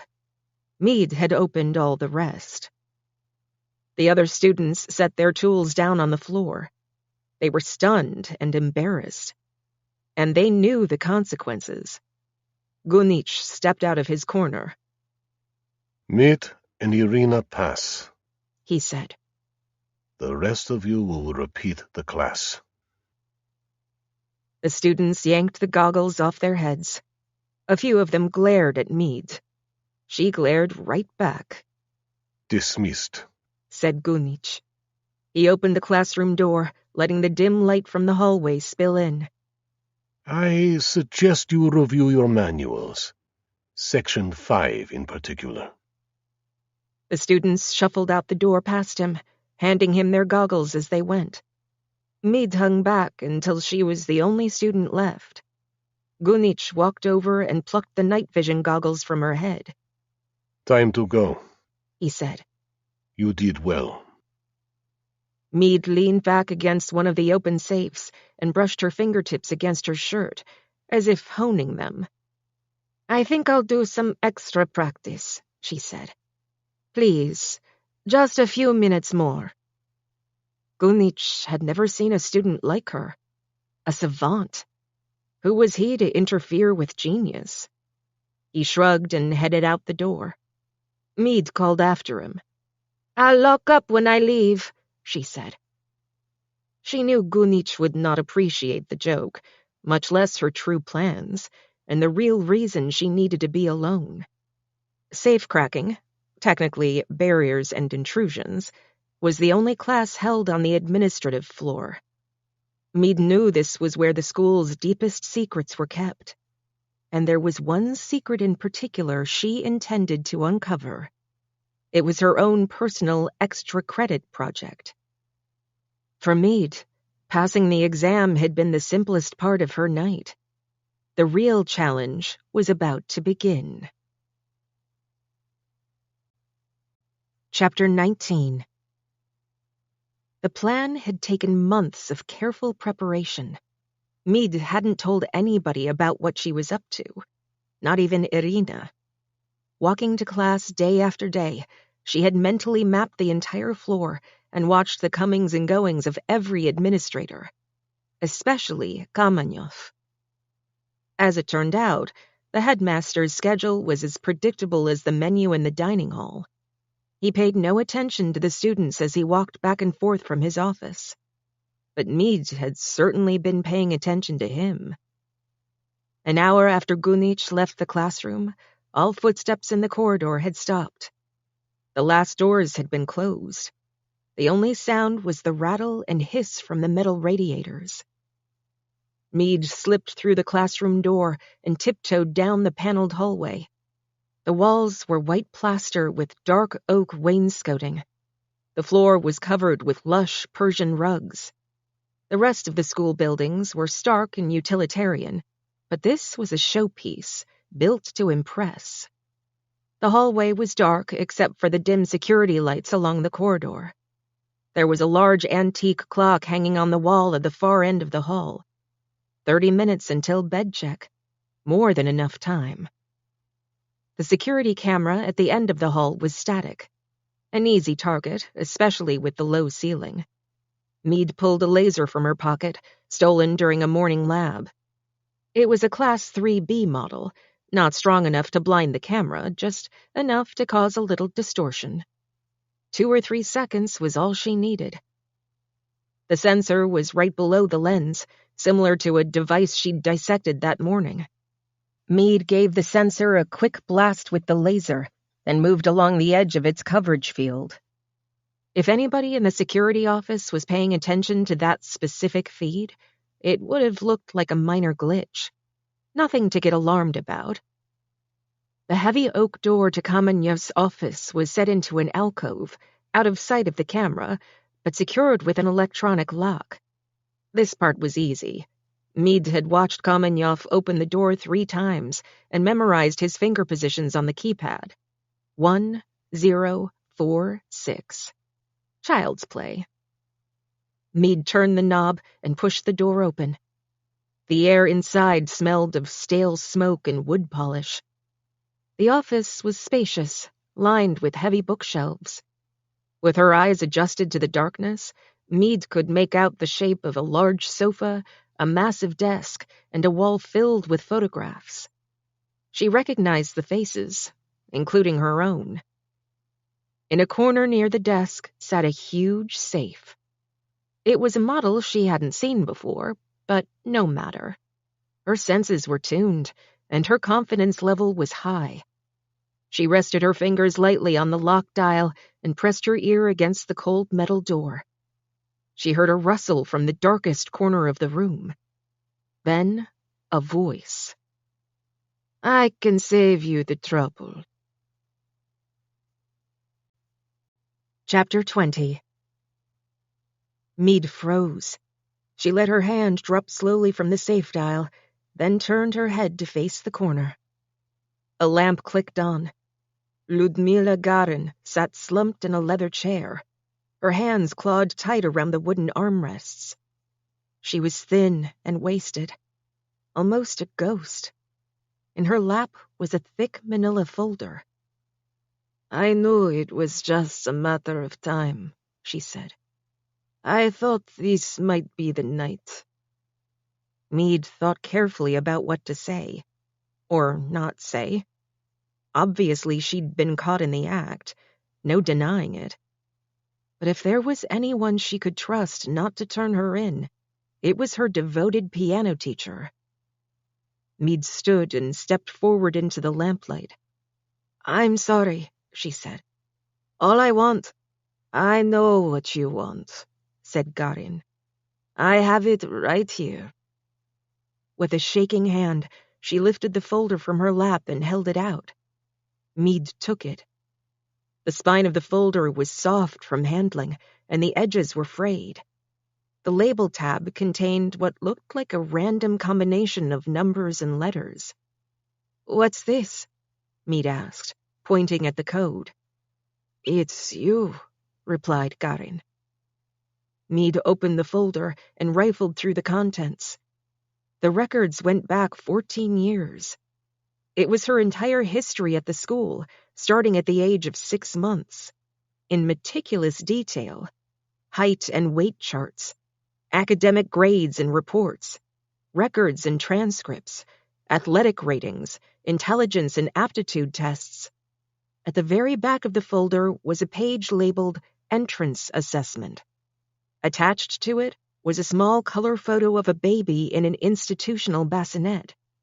a baby with bright copper curls. Mead felt the breath go out of her. She unclipped the picture and turned it to the light. She stared at it for a long time.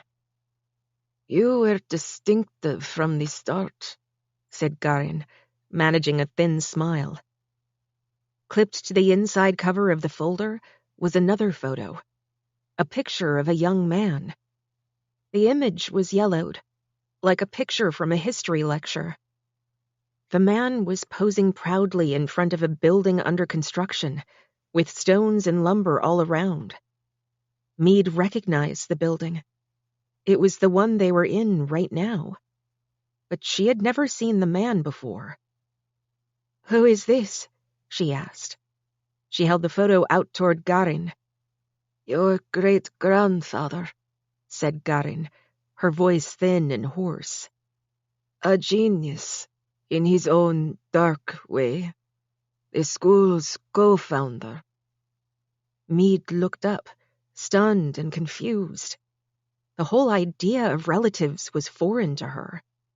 The subject was never discussed or even mentioned. None of the students knew anything about their families, and they had learned not to ask. "Wrong question," was the rote response. Mead stared at the picture again, straining to make sense of the connection. "The founder?" she asked, bewildered. "I don't understand." "That's why you're here," said Garin. "That's why you were chosen. Your parents were not considered worthy of his heritage. You are. You are the legacy." "What kind of legacy is that?" Mead asked. She didn't know how much Garin knew, or how much she would say. But she had years of questions boiling up in her brain, and she realized that she might not get another chance to ask them. Trembling, Mead closed the folder and clutched it tight with both hands. "Tell me," she said. "What's all this about? What are we doing here? What are we being trained for? When students leave, where do they go?" Garin took in a raspy breath. "They go wherever they're needed," she replied. "They go to help others gain power, steal power, stay in power. Eventually, the graduates of this school will control everything, everywhere in the world." She jabbed a thin finger at Mead. "And you could be the best ever. You have the gift. It's in your blood." Garin straightened herself in the chair. The shift made her wince. Mead reached out, but Garin waved her hand away. "You have only one weakness," she said softly. "You seek comfort in others." Garin lowered her head to cough, then looked up again. "Always remember, you have only yourself." Mead heard footsteps from far down the corridor. Maybe the camera glitch hadn't gone unnoticed after all. Garin waved her hand. "Go," she said. "Disappear. I'll make sure my prints are on everything." A wet rattle rose from her throat. "There's nothing they can do to me now." As Mead handed the file back to the matron, a small card fell to the floor. She picked it up. It was a torn sheet with 2 words printed in pen. Mead stared at the paper and then looked up at Garin. The matron nodded. "That's your name," she said. "Your true name. That is who you really are." Chapter 21. After Mead was safely away, Garin slipped out of the building through a secret exit, one not even security knew about. She found the well-worn path that led west, away from the school. She had made this same walk many times before over the past 5 decades. As a student, as a teacher, as a supervisor. but never at 3 a.m., and never alone. She kept her scarf wrapped around her face to muffle the sound of her coughs. Behind her was the glow of lights on the school walls. Ahead, there was only darkness. The path wound through fir trees until it reached the edge of the lake, flat and frozen. Snowy mountain peaks rose in the distance. Ludmila took a few tentative steps onto the ice and extended her arms out to her sides for balance, like a tightrope walker. She was so slight that, from a distance, she might have been mistaken for a young girl. But nobody was looking. In a few minutes, she reached the large hole in the ice, its surface lightly crusted over. Ludmila looked up at the stars one last time, then closed her eyes. A Rachmaninoff concerto swirled in her head. Her fingers twitched as if touching piano keys. She took one final step forward and dropped through the hole. The dark water closed over her. Compared to the cancer, the brutal cold was a lesser pain, and a much kinder death. Chapter 22. Chicago. Meade called it a titanium posture brace. I called it a torture device.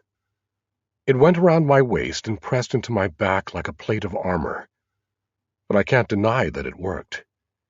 It kept my core firm and tight while I did another deadlift.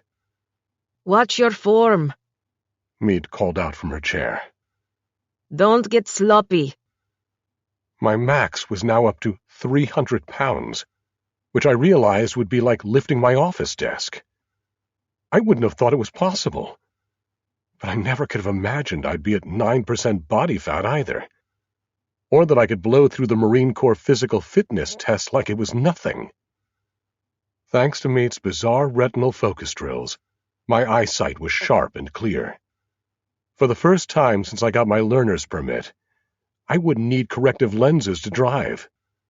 Not that Meade ever let me anywhere near a vehicle, or even a street.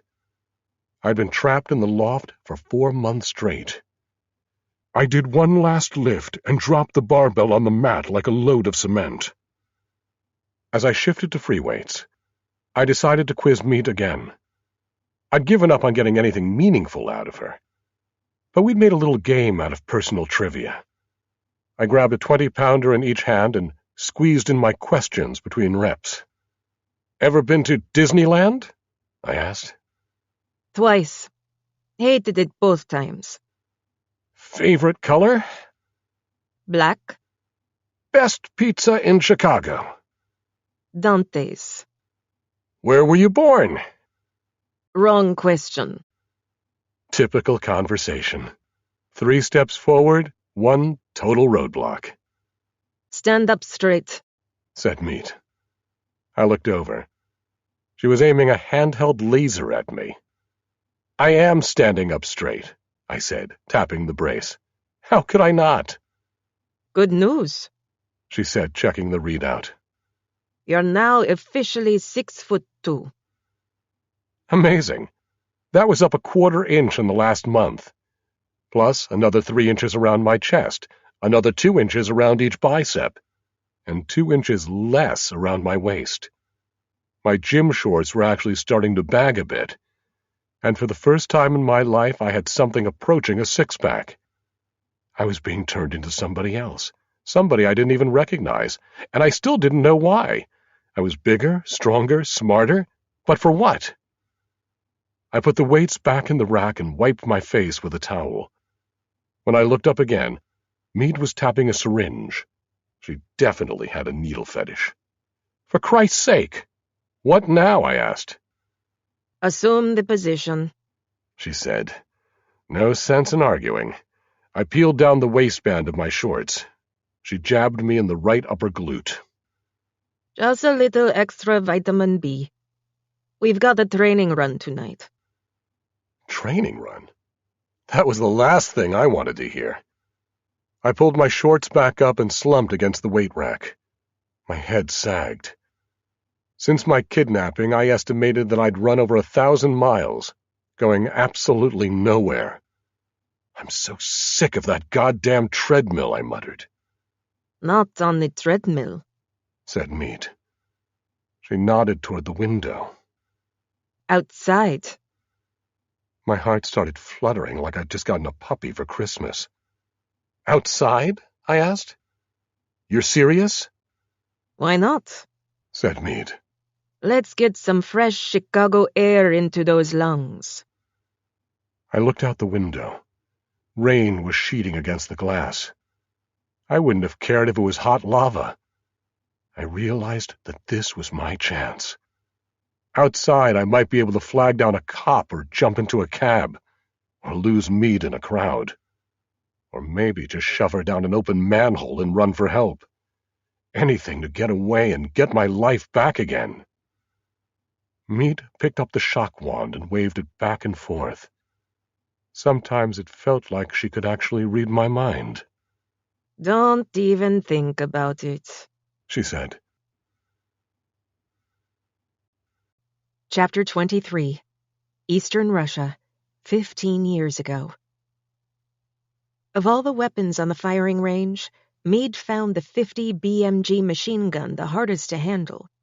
It could vaporize a watermelon at 100 yards, but the recoil was enough to bruise her collarbone. Her scores on long guns overall were solid, but she preferred pistols. After firing 5 brain-shaking rounds, she set the big gun back in the rack and picked up a Glock 9mm. Much better. Irina was standing on the next platform with a Beretta 22, punching hole after hole into the center of a target downrange. Meade slid a clip into the Glock and started firing at the next target over. Compared to the heavy 50, the Glock felt like a pop gun.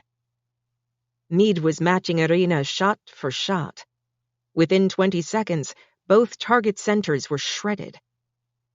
All the way down the firing line came the cracks and bangs of every kind of firearm, from mil-spec models to expertly hacked hybrids. Only the instructors wore ear protection. For the students, the noise was an important part of the lesson. How to think with your head pounding and your ears ringing. In the middle of it all, one student was even more solid and unflappable than the others. His name was Rishi. He was slightly built, with a caramel complexion and thick black hair. He was also younger than everybody else on the range by a couple of years. He'd recently been moved up from a lower class, where he had no real competition. Between clips, Meade glanced his way. Rishi was lying flat on his belly, cradling a Barrett M82, his sniper rifle of choice. His target was a small circle on a brick wall 150 yards away. Meade could see Rishi's ribs through his t-shirt as he sent another round. There was a small kick of brick dust from the center of the circle. Another direct hit. Meade glanced at Irina. Neither of them liked being shown up, especially by a runt like Rishi. Irina squinted down the barrel of her pistol and kept firing. But Meade was annoyed enough to take action. She flicked the safety on the Glock and set it down on the shooting stand. Then she walked over to the weapon vault anchored in cement behind the firing line. The vault was the size of a coffin. The heavy steel lid was open. Meade ran her hands over the assortment of armaments inside and found just what she was looking for. Rishi loaded another round into his rifle. He set the crosshairs on the target again. His finger moved slowly from the trigger guard to the trigger. Suddenly, there was a huge blast downrange. Rishi jerked his head up from his scope. The target was gone. Not just the circle on the bricks. The entire brick wall. All sound on the firing line stopped. Students and instructors were frozen in place by the violence of the blast.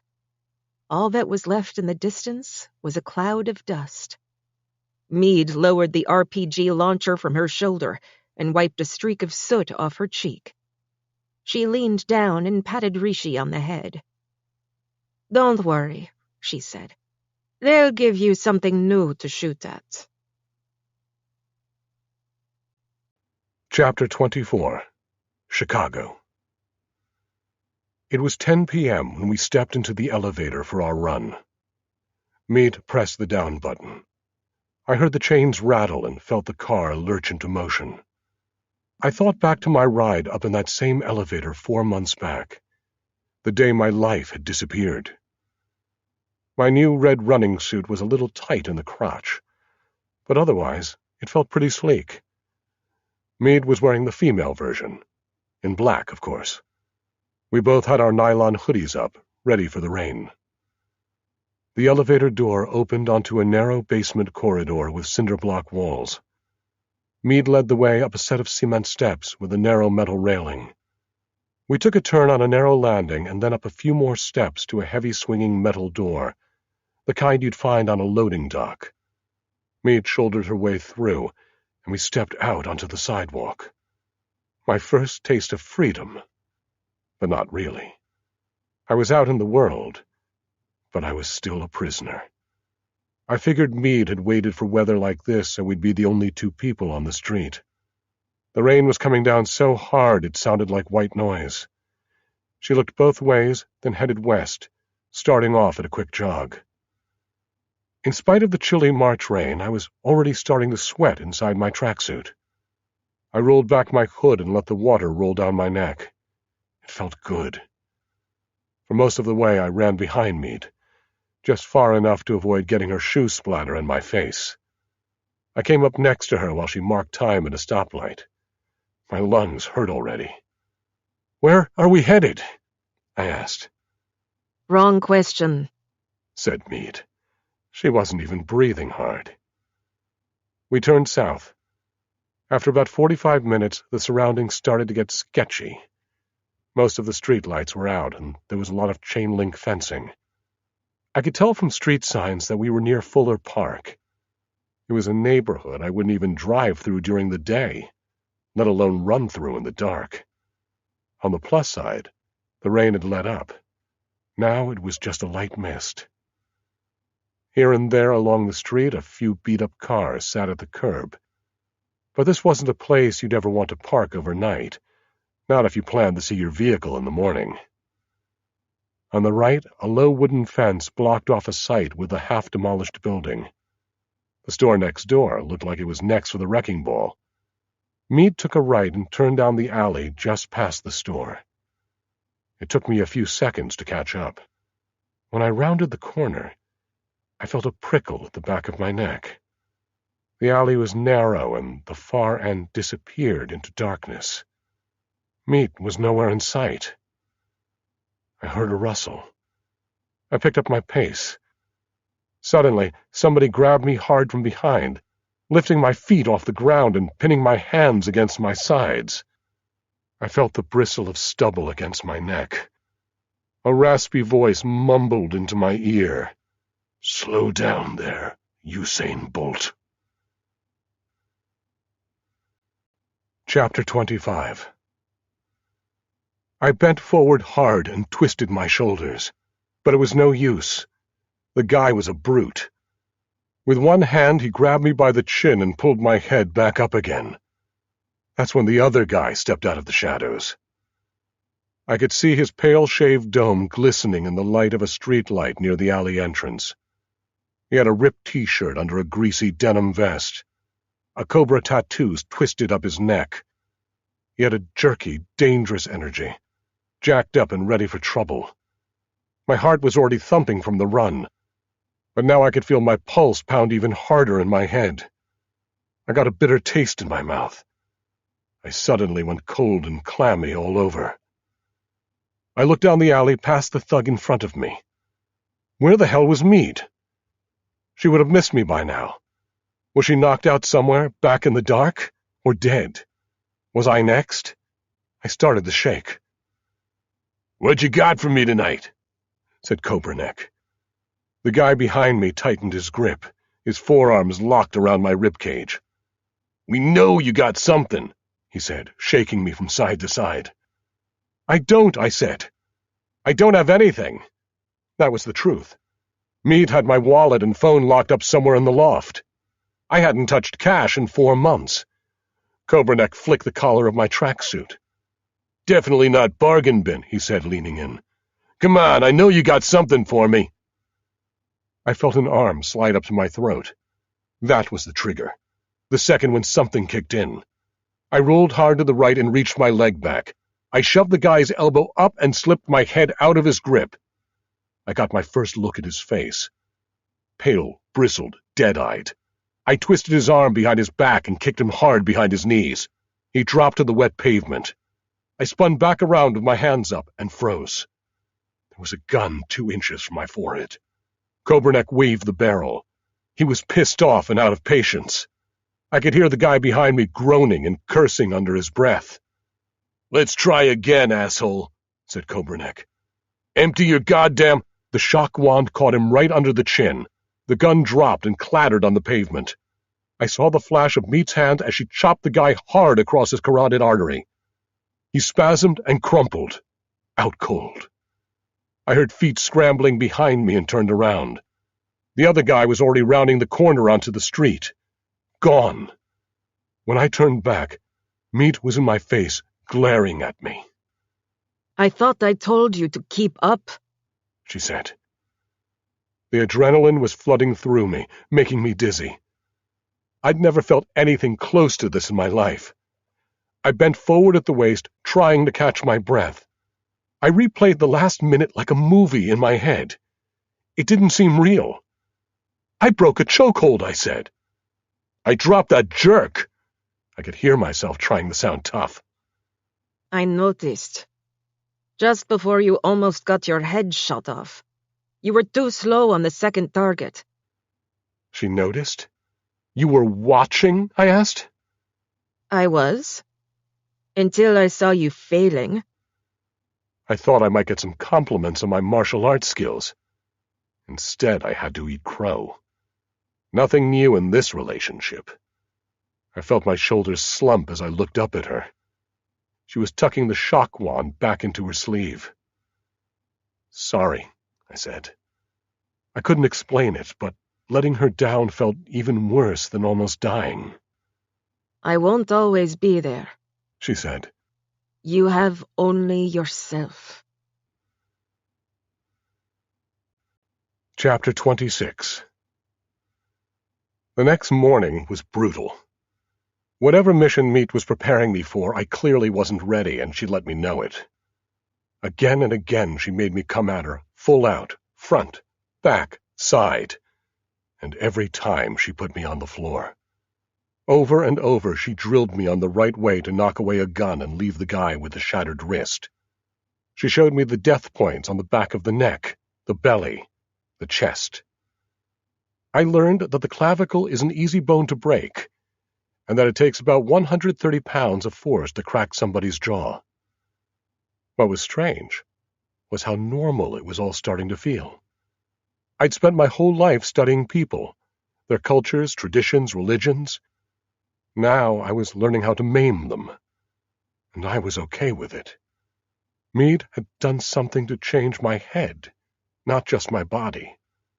I didn't know who I was anymore, or what I was turning into. After an hour, Mead let me stop to catch my breath. I was aching all over and dripping with sweat. I saw her reach into a plastic bin and pull out a large brown paper sack. It was leaking a watery red fluid. When the bag dropped away, I rocked back. She was holding up a huge, severed pig's head, with a long pink snout and its mouth set in a sickly grin. She jammed the head down on top of a metal stand so the pig was looking right at me. Mead shoved me into position in front of the gross, dripping head. "Set your hands for a punch, then rip out the left eye." What the hell? This was a whole new level of insanity. The smell of the pig head was bad enough. Sharp and rancid. The thought of touching it made my stomach turn.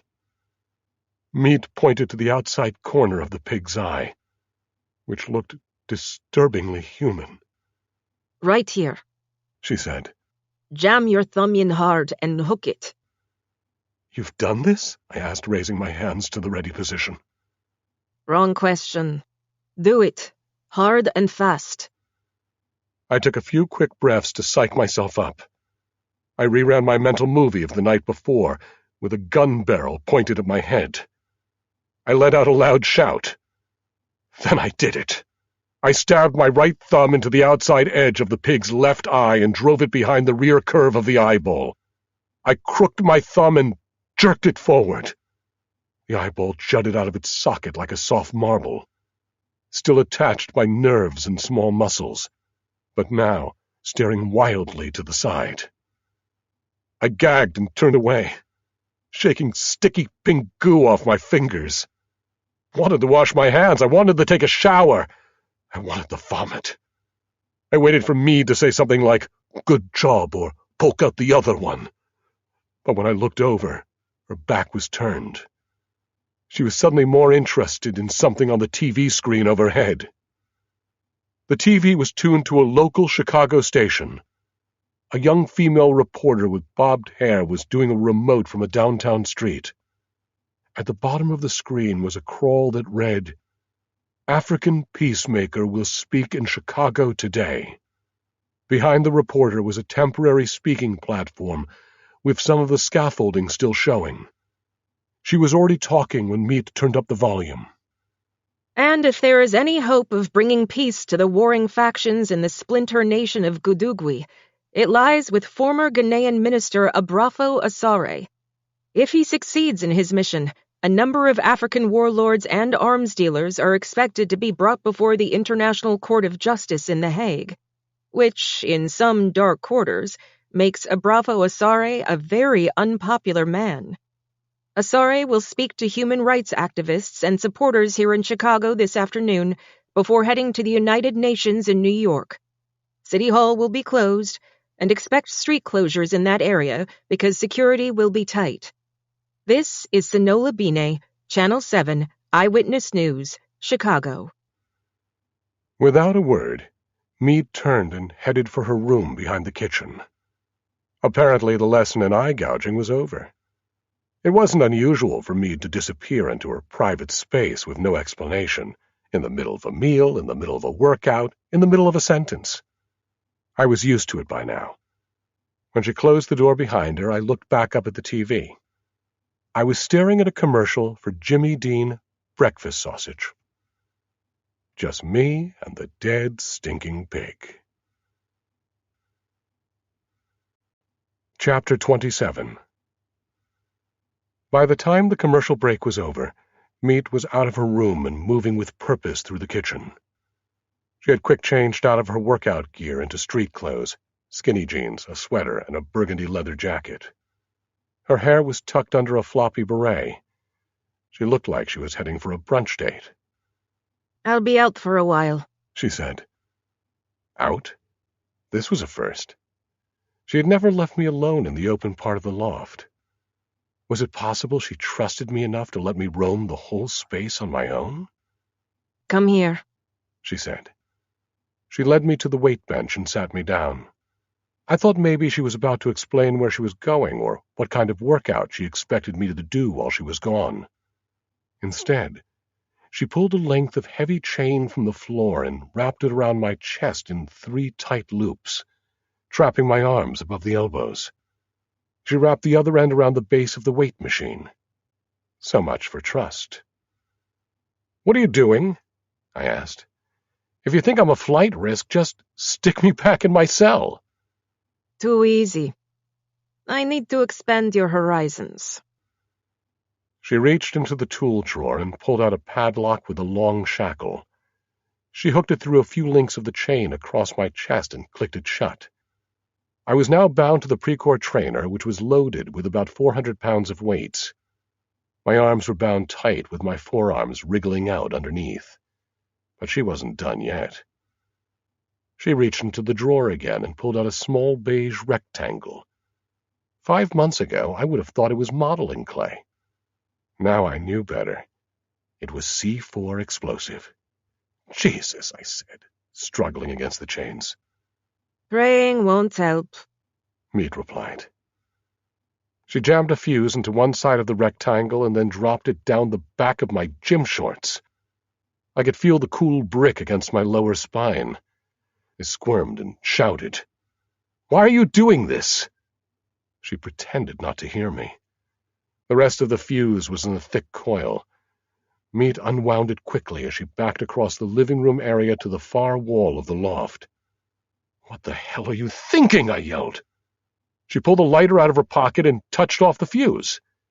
It lit up like a sparkler as she dropped it onto the hardwood floor. I bounced up and down on the bench, trying to jar the chains loose, but it wasn't working. "Is this a joke?" I asked. She was heading for the elevator. "Figure it out," she said, staring at my shorts. "or there will be consequences." She pressed the down button. The door opened. "Are you insane?" I shouted. I really thought she might be. Or maybe she'd seen some kind of secret code in the TV report. Something that set her off. A reason to get rid of me for good. Maybe I'd washed out as a trainee. Maybe I knew too much. At this point, anything was possible, including getting blown to pieces ass first. As the elevator door slid shut, Mead gave me a little wave. "Bye-bye, Doctor." Chapter 28. Mead stepped out of the cab at the corner of Clark and Madison, near St. Peter's. It was as close as the driver could get. She handed him the fare and started walking up North LaSalle. Police barriers blocked traffic in every direction, and cops strolled around on both sides of the barricades, scanning the crowd and talking into their shoulder mics. Here and there, state police in camo stood in small clusters with semi-automatic rifles slung across their chests. A canine sergeant led an eager German shepherd on a bomb-sniffing patrol from one manhole cover to another. On paper, the perimeter was tight. To Mead's trained eye, it was a sieve. Loose surveillance, too many access corridors, plenty of escape routes. Security seemed to improve as she strolled closer to the speaker's platform, but even there she saw gaps and lapses. Listening to the radio chatter, she wondered if the local and state police were even using the same frequency. The platform, now draped in colorful bunting, was placed directly across from City Hall, with its majestic columns. Police guarded the entrances. Some of the media had set up in front of the iconic facade, so the background would lend gravitas to their stand-ups. There was a controlled space for a small audience directly in front of the platform. Plainclothes agents funneled visitors through a portable metal detection gate into an area of pavement filled with plastic folding chairs. The metal detector was a solid choke point, which Mead had no intention of testing, because she was definitely carrying metal. Chapter 29. 11 stories up on the other side of the street, the sprawling City Hall rooftop garden was already starting to burst into life. The crabapple and hawthorn trees were beginning to bud, and the perennials and thick grasses were getting more lush with each warm spring day. An urban oasis and an environmental masterpiece, just like the guidebook said. Also, excellent cover. At the edge of the roof, just outside the border of the vegetation, a lone sniper took his position overlooking the street, extending the barrel of his rifle over the low parapet. From there, he had a direct line of sight to the speaker's platform and the crowd surrounding it. The distance was around 250 feet. The scope was hardly necessary. He shifted his arms to get comfortable. The bulky CPD uniform was a loose fit on his lean frame, but he hadn't exactly had a choice of sizes. He had taken the first one he could get. The uniform's original owner was lying just 20 feet away, concealed in a stand of tall grass, his bare limbs turning bluish-gray as his blood oozed into the fertile black garden soil. Chapter 30. Christ! The spark on the fuse was snaking its way across the living room. I pulled and strained against the chains as if that would make a difference. I was a lot stronger than I used to be, but I wasn't the Incredible Hulk. I tried tugging against the weight machine, thinking that if I could rock it, I might be able to flip it over. Then I remembered that it was bolted to the floor through iron plates, solid as a rock. I twisted to the side as far as I could and braced my feet against the edge of the treadmill, but I couldn't get any leverage. The treadmill wasn't bolted down, so it skidded when I pressed against it. I looked back across the room. The spark was just 10 feet away and starting to wind around behind me. I stared down at the padlock dangling in front of my chest. I could reach it with my hands, but there was no way I could budge it. Then something flickered in my brain. There must have been a reason Meat hooked the padlock in front instead of in back out of reach. She wasn't that sloppy. She must have been giving me some kind of hint, or some kind of hope. I ran through the endless series of mantras she'd planted in my brain over the past 5 months. A lot of them sounded like they were translated from a different language. For some reason, the saying that came to me now was, "Become a master or be gone." I could hear the fuse fizzing around the base of the weight machine. I scanned the floor around me. That's when I saw it. I kicked off my shoes and used my left foot to push down my right sock. When it was halfway down my foot, I shook it off. I stretched out my leg and rolled my bare heel over a tiny black object lying on the side of the treadmill. When it was close enough, I started to work it up between my toes, gripping like a chimpanzee. It was a thin piece of black metal about 2 inches long. If I could manage to get it from my feet to my hands in time, I might have a chance. Chapter 31. Meat moved through the crowd, acting like a curious tourist, watching the cops and soldiers and security people, but trying not to make eye contact. She kept her hands out of her pockets and wore a pleasant expression.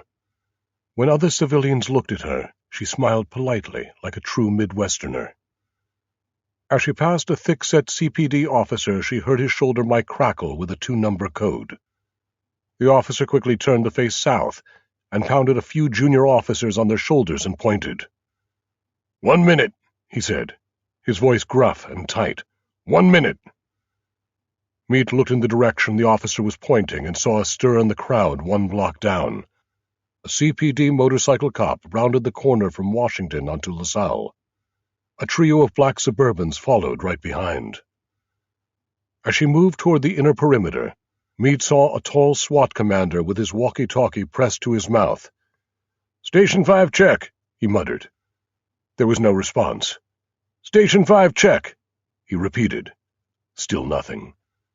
He looked up to the roof of City Hall and saw his man in position, barrel protruding just as it should be. "Learn to use your radio, asshole," he muttered.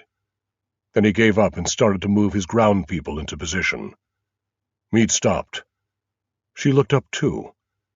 In an instant, she sensed why the sniper hadn't responded, and she knew what she needed to do.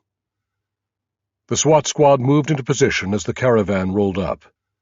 The motorcycle cop pulled to the side and let the 3 SUVs move slowly into a line alongside the speaker's platform. In the center compartment of the middle vehicle, behind 2 inches of bulletproof glass, an assistant handed Abrafo Asare a neatly typed page with the day's remarks. He glanced over the 5 short paragraphs and slipped the paper into his jacket pocket. He looked through the window at the speaker's stand, podium in place, cordon of security, local officials taking their seats. A Ghanaian flag had been placed to the left of the stars and stripes as requested, a nod to his homeland. Asare turned to admire City Hall, a solid granite rectangle that looked sturdy enough to withstand a hurricane. The building's massive columns cast deep shadows. It's no wonder Asare didn't notice the flicker of movement along the side of one of those columns. Nobody else did either. There was a tap on the car window. Asare looked out to see his chief security officer reaching for the door handle. The massive car door swung open, and the previously muffled sound of the crowd was suddenly full volume. Asare glanced at his assistant and turned on his full wattage, diplomat smile. "Let's do some good," he said. "Showtime." Chapter 32. Mead was out of practice. In her prime, maybe age 14, she could have made the free climb up the building in 2 minutes. Now it was taking her twice as long. She kept to the shadows on the dark side of the column in order to stay hidden from spectators below. Her arms ached. Her legs burned. Her fingers were raw from finding handholds on the stone. But the last stretch was a snap. The elaborate carving on the 11th floor corner offered an easy foothold for her final move. As Mead swung herself over the granite top rail, she found herself facing a disorienting maze of plants and grass. A foreign landscape for a city rooftop. She stayed low, skirting around the perimeter of the roof to the west-facing side. From below, she could hear the echo of the PA system from the speaker's platform, where a man was speaking in a smooth, friendly baritone. "So thank you, my friends," the man was saying, "for this very warm Chicago welcome, and for the support you've given to the pursuit of peace." As she reached the corner, Mead saw the sniper in a crouch below the wall, his cheek nestled against the stock of his flat black rifle. He was totally focused, too focused to notice Mead moving quietly behind the vegetation.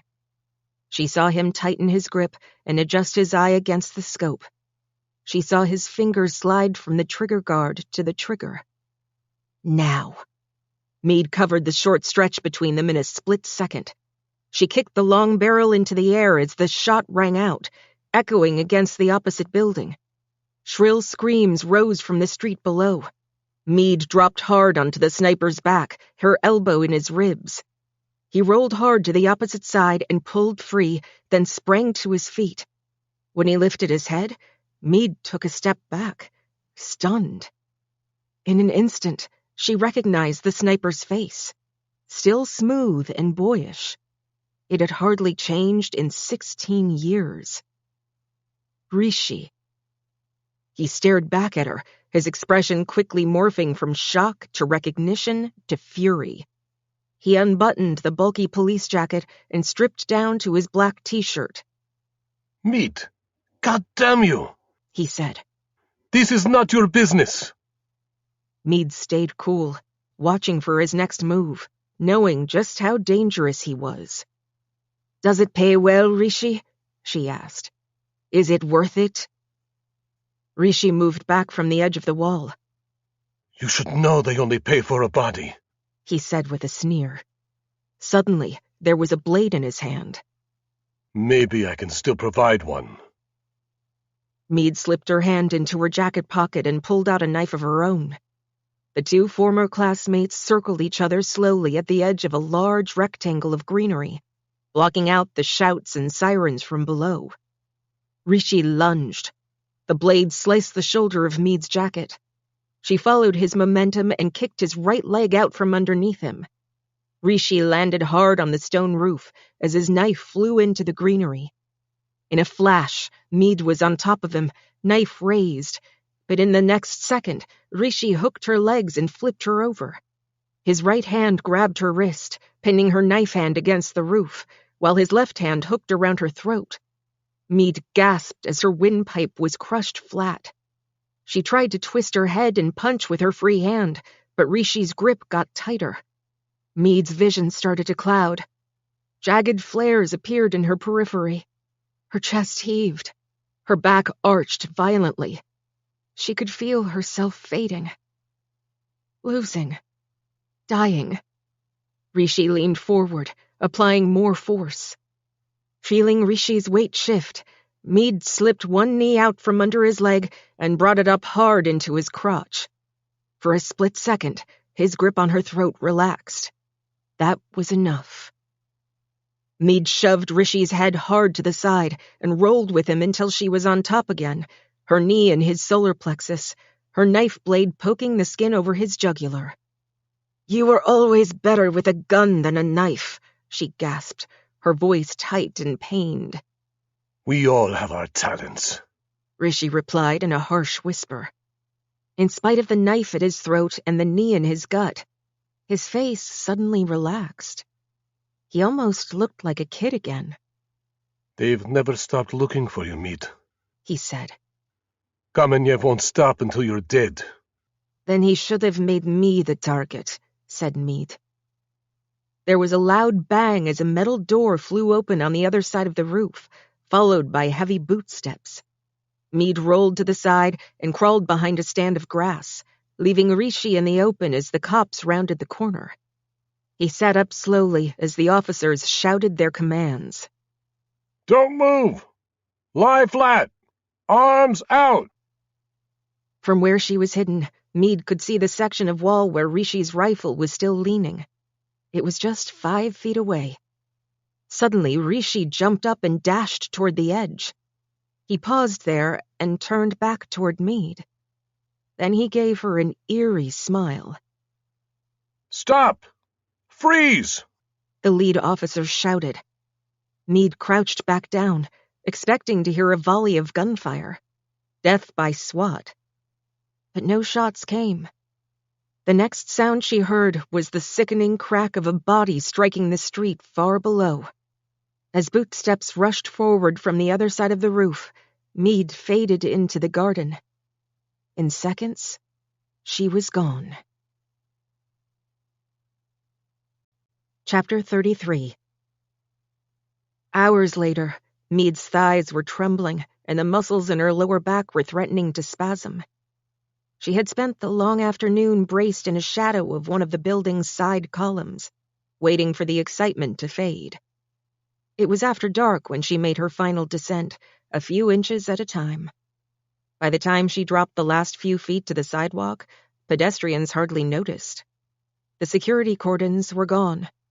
The only remaining flashing lights reflected from the messy suicide scene at the front of the building.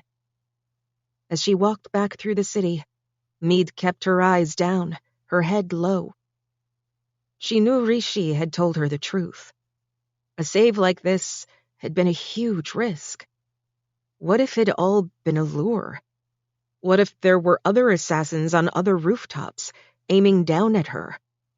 She tugged her beret tight over her hair and walked west, then south again. 20 minutes later, when she was certain she wasn't being tailed, she headed for home. The moment she walked out of the elevator into the loft, she saw a pile of chains lying loose across the workout bench. She looked to the right. The professor was enjoying a protein shake in the kitchen, his feet up on the counter. As soon as he saw Mead, he lifted his hand triumphantly. He was holding a hairpin. Lose something? He asked with a self-satisfied grin. So proud of himself. I shouldn't have made it so obvious, said Mead. The professor's cheer faded a little. He held up the small cake of clay, with a hole where the fuse had been pulled out. And this? He said. This isn't really C4, is it? Silly putty, said Mead. The color should have been a giveaway. She pulled off her beret and let her copper curls loose. What did they teach you at those Mensa meetings anyway? Mead was exhausted, but the events of the day had reminded her that she could not relax, especially not now, and neither could Dr. Savage. She could see that he was learning, getting more resourceful and creative every day, more independent. But there were bigger challenges ahead. She had to stop going easy on him. Chapter 34. Eastern Russia, 14 years ago. The thin copper coin was no match for concentrated nitric acid. As soon as Irina let the disc drop into the beaker, the solution started to foam and bubble. Within seconds, all that was left of the metal was a cloudy green mist. At the next lab station over, Mead was working with magnesium, causing a bubbling hiss and a burst of orange vapor. All along the rows of black-topped tables, the students tested their caustic mixtures on an assortment of materials, cloth, metal, plastic, wood, and watched with fascination as the powerful corrosives did their work. Ilya Lunik, the bearded instructor, paced along the tables, mentally scoring the teams on accuracy and laboratory technique. Lunik, a fastidious man in his late 60s, was a master chemist, one of the most brilliant of his generation. His coursework included formulas he had perfected years ago for the Russian government. He still kept those formulas in his head. During the Cold War, he had also dabbed in sedatives and poisons. But acids were his specialty, and his research had been widely respected in the darkest corners of the Soviet Union. There had been no patents for his work, of course, no inventor's royalties or prestigious medals, only personal pride, and the satisfaction of passing his knowledge on to those who could put it to productive use. He walked to the chalkboard and started scrawling a complex chemical diagram. For once, Irina and Mead were not the first team to finish their assignments. While the other students recorded their observations diligently in lab notebooks, the dark-haired girl and her partner were deviously searching for other items to destroy. A pencil eraser in hydrochloric acid, a strand of hair in sulfuric acid, a fingernail clipping in hydrobromic acid. Lunik had just finished his work on the chalkboard when he heard the room erupt in excitement. One of Irina's solutions had produced a thick white cloud, and the other students had abandoned their stations to observe the spectacle. "Irina!" shouted Lunik from the front of the room. "Stick to the protocol!" As soon as Lunik turned back toward the chalkboard, Irina thrust her hand at him in a rude gesture. The thick vapor blocked her view of a beaker on a tall stand. As she pulled her hand back, she accidentally knocked against the support. The beaker fell and crashed onto the lab table. The contents spattered on a bare patch of Irina's right arm, just above her rubber glove. Instantly, her flesh reddened and bubbled. Irina fell to the floor, slapping her other gloved hand over the wound. She gritted her teeth, trying not to scream. Lunik whipped around, his chalk crumbling against the board. He rushed to Irina's side, bent over her, and did nothing. As she writhed and twitched on the linoleum floor, Lunik looked down and said just 3 words to the class. "Don't move. Observe." This would be an object lesson, and a powerful one. The students were frozen in place. All except one. Mead lunged toward a side table and grabbed a gallon of distilled water. Lunik held a hand up to block her. "No," he said firmly. Mead pushed past him. She uncapped the container and dropped to her knees at Irina's side, then poured the clear water in a torrent over Irina's forearm, which was now bright scarlet with ugly white patches. Irina arched and moaned with pain. The other students jumped back as the water splashed and seeped across the floor, afraid that the mixture might dissolve the soles of their shoes. "Meet," shouted Lunik, furious and red-faced. "Mistakes must be paid for." Mead set the water jug down and stood up. She grabbed a flask of hydrochloric acid from the lab table. She grabbed Lunik's collar and held the flask over his head.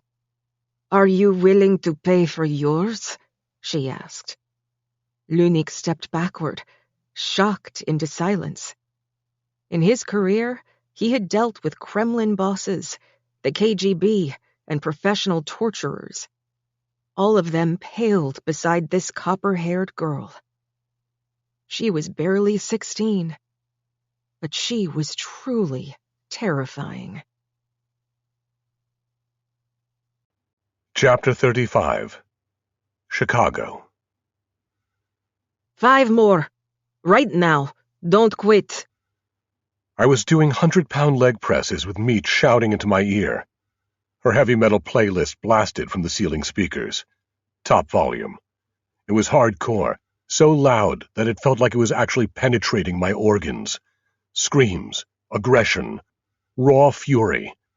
That's what it took to get me through my 2-a-day workouts, which had gotten more and more intense.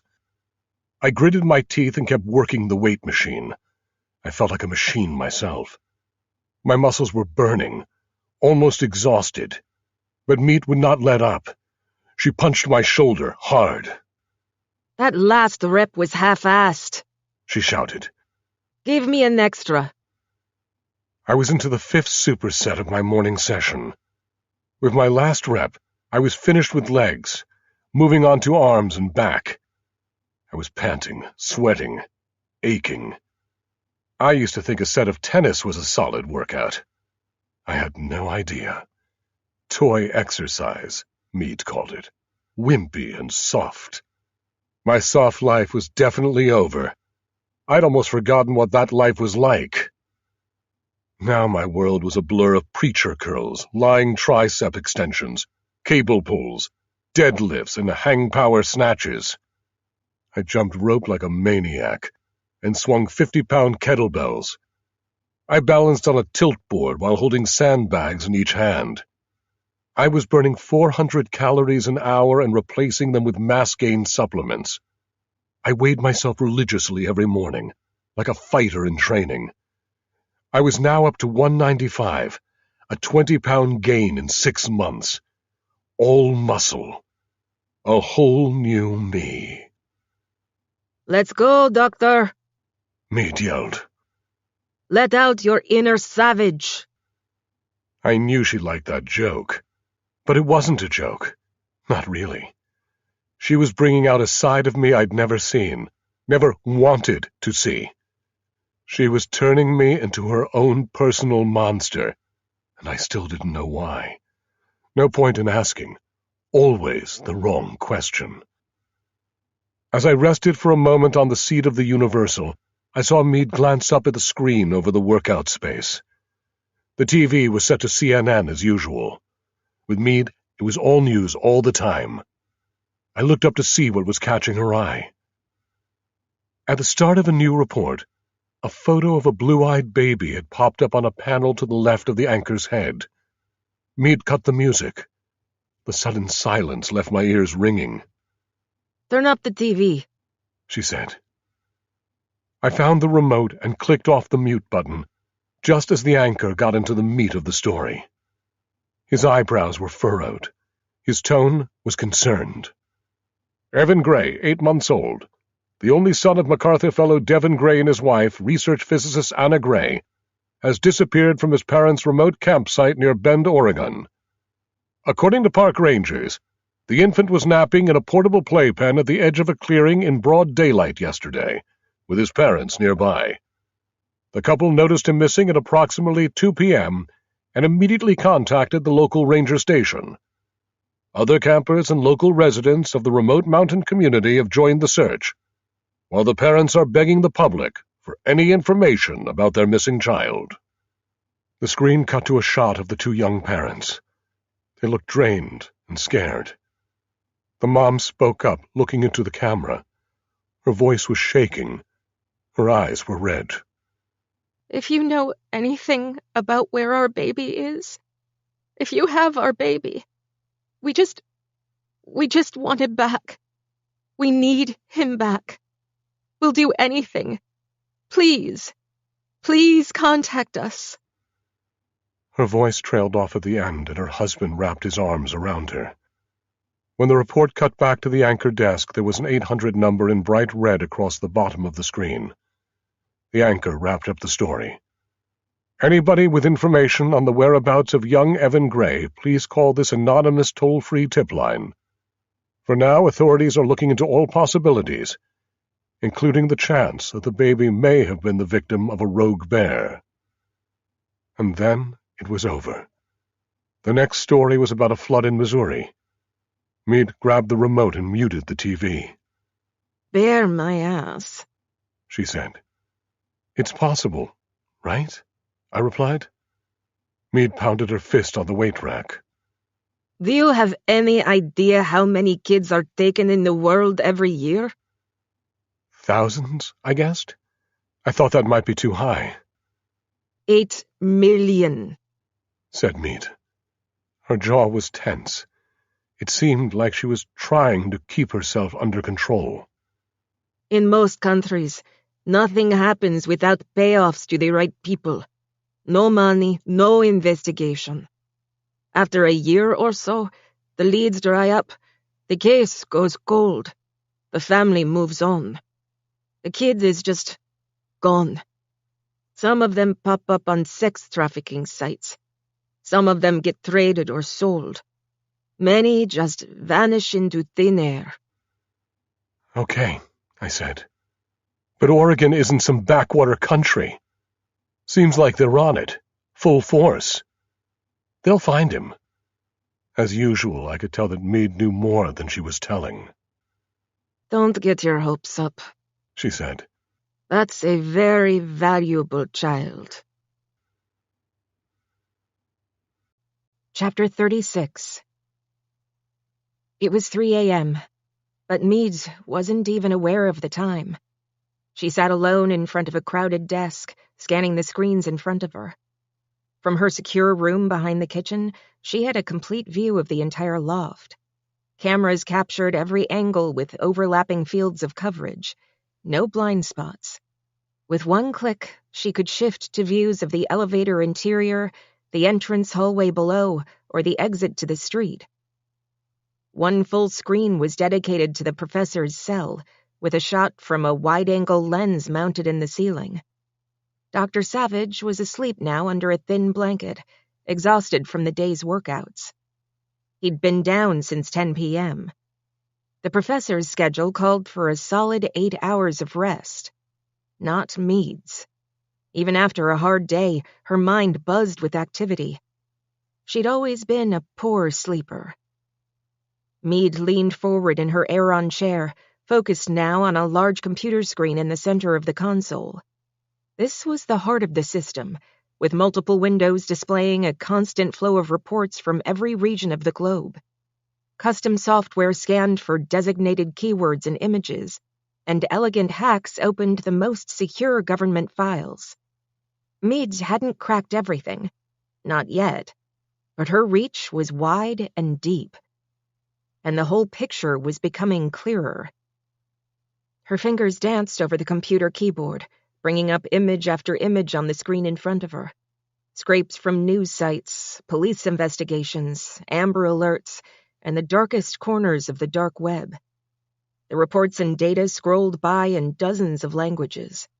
Meade tapped from one window to the next with a flick of her right middle finger, translating in her head as she went. Report after report, headline after headline. Infant missing from New Delhi science compound. Year-old son of French tech mogul disappears during cruise. North Korean cellist holds out hope for lost baby. The reports and stories were spread over years and continents, too isolated and random to be connected. Some incidents, especially those from China and the Arabian Peninsula, had never been made public. The files started with blurry microfiche images, decades old, and accelerated through the turn of the millennium, with a spike over the past 10 years. Babies with superior genes, taken without a trace before 14 months, all resulting in dead-end investigations. The flickers on the screen reflected on Meade's face.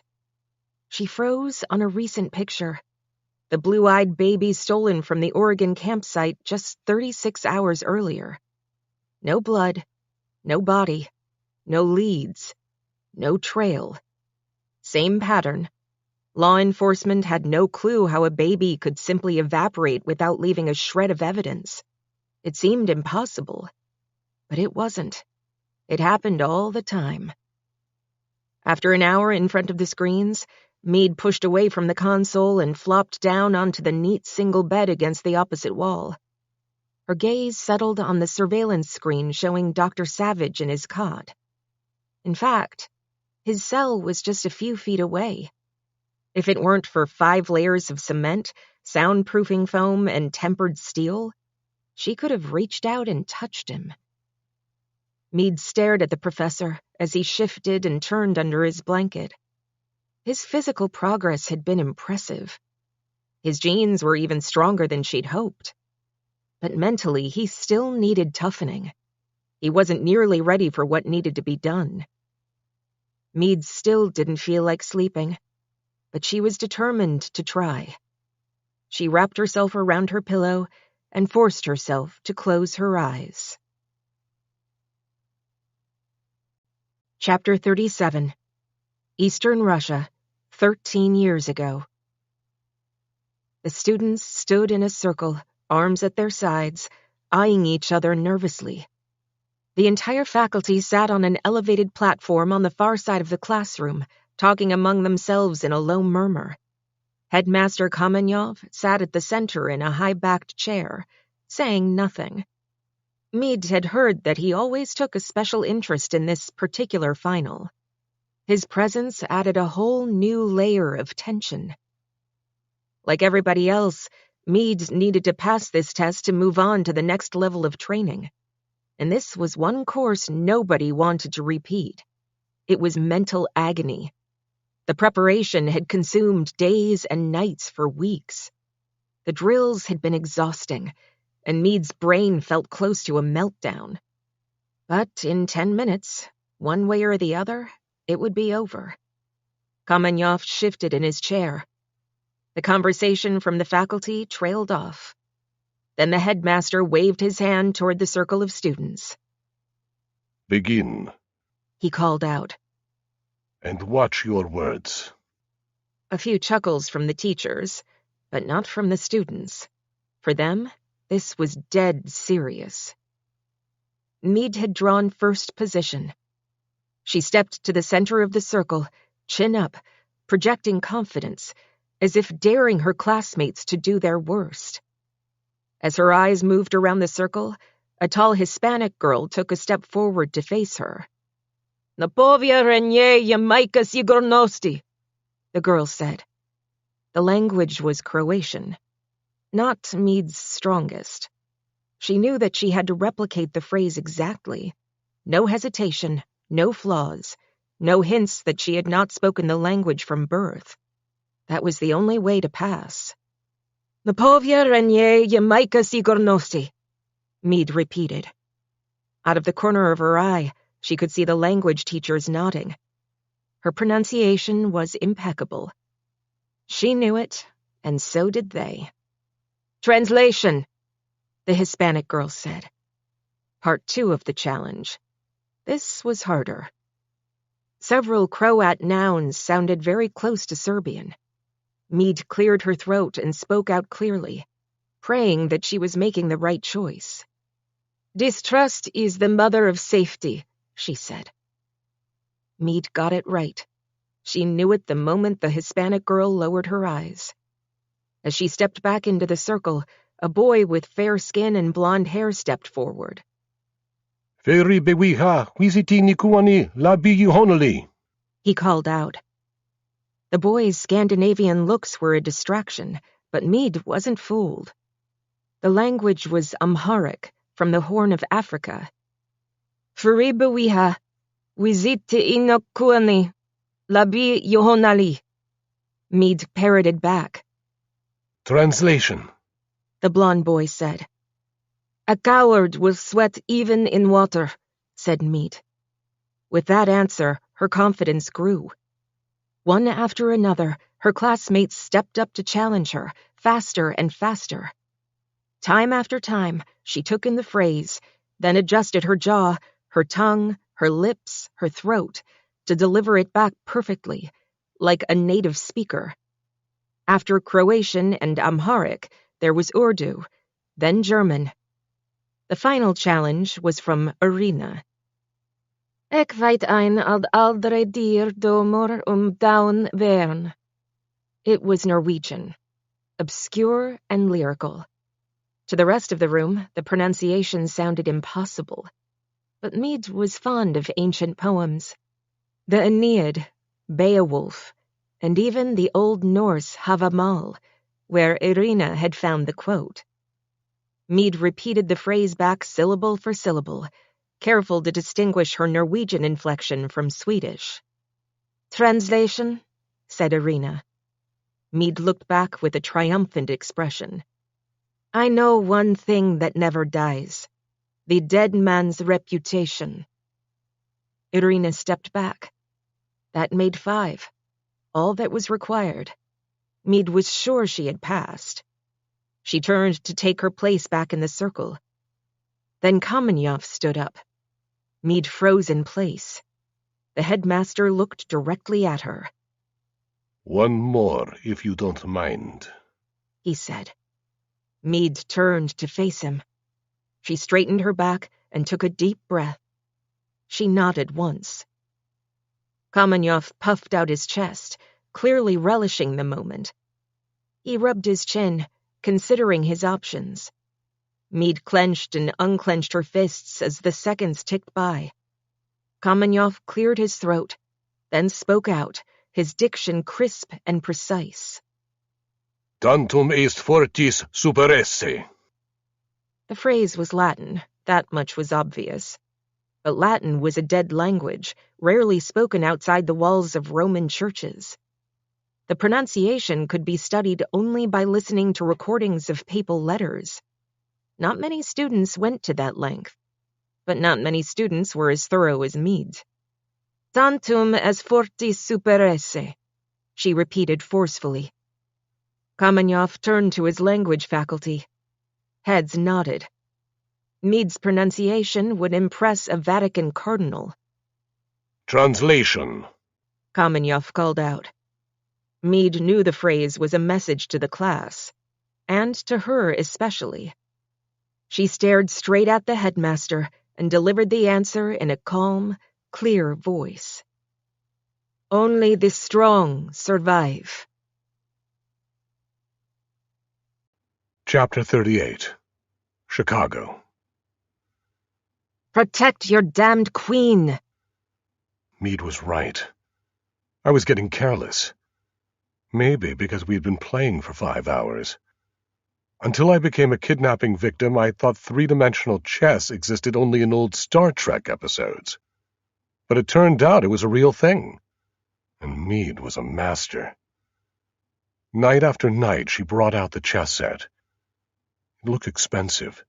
3 teak playing boards mounted one above the other on a wrought iron stand, with hand-carved playing pieces. Keeping track of 3 levels simultaneously took some getting used to. "Focus," Mead told me. "You can do it." And it turned out I could, even though I'd never played chess before. I still didn't know if Mead was sneaking brain-altering chemicals into my protein shakes and injections, but I was starting to notice that my logic skills were sharper, sometimes almost magical. I could now solve a Rubik's Cube in 4 seconds. I could memorize playing cards so easily that I'd be banned from a casino. But all that added brain power couldn't help me figure out what was really going on, or what I was being trained for. In a lot of ways, I was still totally in the dark. Chess was Mead's obsession. She loved the planning, the strategy, the practice of thinking 2 or 3 moves ahead. She was a fierce player and a demanding teacher. She made me more aggressive, made me concentrate harder. She said it was good for my fluid reasoning and processing speed. Also, it was the only time when she actually answered anything I asked, as long as the topic was chess. "Best player?" I asked. "Carlsen." "Better to give up a bishop or a knight?" "Knight." "Who taught you the game?" "I learned at school." "Where was that?" Mead didn't even look up. Nice try. "Your move, Doctor." I'd started that game with the French defense. It was a beginner's ploy, and Mead saw right through it. She'd anticipated every move and had embarrassed me up and down the boards. But now that I'd managed to shield my queen on the top level, I could actually see an opening. In 2 more moves, I could make it happen, but only if Mead blinked. I shifted my knight and held my breath. Mead stared at the board for a full minute, then countered with her bishop. My heart started racing. I slid my rook forward 2 squares and looked up. "Check," I said. I could hardly believe the word was coming out of my mouth. Mead tilted her head and looked across all 3 boards as if she couldn't believe it either. Then she tipped her king onto its side. and reached across the table to shake my hand. Nicely done, Doctor, she said. I could see that she was annoyed, but also impressed. Part of her liked that I beat her. I could tell. So I decided to push my luck.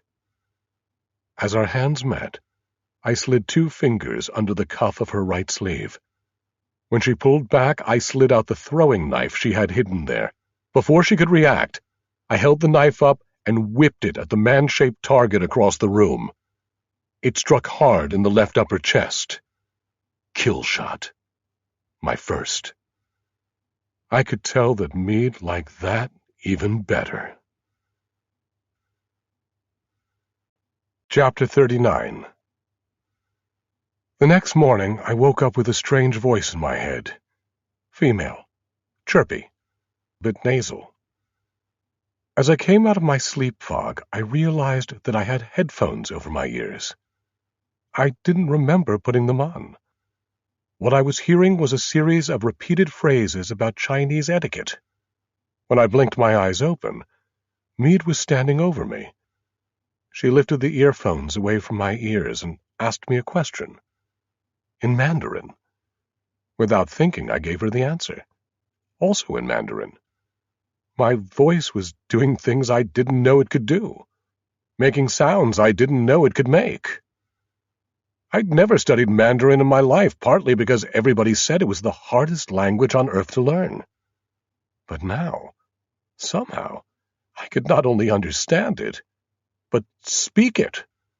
How was that possible? I'd always been a quick learner, but now my brain was doing things that seemed way beyond reality. Freakish. I was absorbing information as I never had before, sometimes without even knowing it. I pulled the headphones off. They were connected to an old-school disc player lying on my blanket. It looked like something Radio Shack might have sold 30 years ago. What the hell is this? I asked. What am I listening to? I don't have time to explain everything. Some things I can teach you. Other things you need to learn for yourself, just like I did. She held up a pile of worn discs with handwritten labels. You can absorb a lot during the REM stage. Why waste it? I tossed the headphones onto the blanket. I rubbed my eyes and swung my legs out from under the covers. This was crazy. Now she was even invading my dreams. What else have I learned in my sleep? I asked. Wouldn't you like to know? Said Meade. I reached for my workout clothes at the end of the bed. Don't bother with those. Just leave your shorts on. What? Why? I asked. Wake, health shake, workout. That was the morning routine. I hated it, but I'd gotten used to it. I got nervous whenever she broke the pattern. Follow me, she said. I pushed the blanket aside and put my feet on the floor. I got a tingle in my belly and I started to sweat.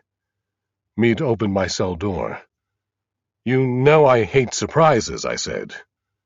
You really need to be more flexible, she replied. She led the way through the kitchen, past the utility closet, and around a corner to a door that led to a back staircase. At least that's what I always assumed. The door had a heavy-duty alarm bar across the center. A small window with wire mesh showed a dim hallway on the other side. But when Meade disarmed the alarm and pushed the door open, I realized that the view of the hallway went along for the ride. It was simply an image set into the window frame. A trompe-l'oeil, an illusion. What was behind the door wasn't a hallway at all. It was a gigantic swimming pool. Chapter 40. You have got to be shitting me, I mumbled. The door closed behind us. We were standing in a sealed room with no windows, just white brick walls and a narrow tile ledge around the edge of the pool. It was competition length, with 3 lanes. The bottom and sides were painted deep blue. A huge TV screen hung from a metal beam across the ceiling. I could hear the patter from a morning news team echoing off the walls. As I took it all in, My stomach churned. It wasn't just the scent of the chlorine. It was pure primal fear. Taking a dip in an ice bath was bad enough, but this was something else. I was absolutely terrified of pools and lakes and oceans, because I'd never learned how to swim. While other kids were at summer camp, I was digging up artifacts in New Mexico. I didn't know what Meade had in mind, but it was going to take a shock wand to get me into that water. Have a seat, she said. She pointed to a narrow wood bench along the wall. Underneath was a plastic bin. What are we doing here? I asked. I was trying not to sound scared, but my voice was pinched and thin. The air in the room was warm and thick, almost tropical. But now I was shivering all over. We're testing your resolve, said Meade. among other things. When we reached the bench, she pushed me down by the shoulders. Then she reached under and lifted the lid on the bin. I felt something being wrapped around my ankles. When I looked down, my feet were strapped together with thick nylon straps connected to lead weights. "No!" I shouted. "Don't do this! I'll sink!" Meade looked me right in the eyes. That's correct. She said. What happens after that depends on you. My head was spinning. My mouth went dry. I pressed my back up against the tile as if I thought I could push myself through it. Up we go, Doctor, said Meade, tugging on my wrists. When she pulled me to my feet, I was hobbled and off balance.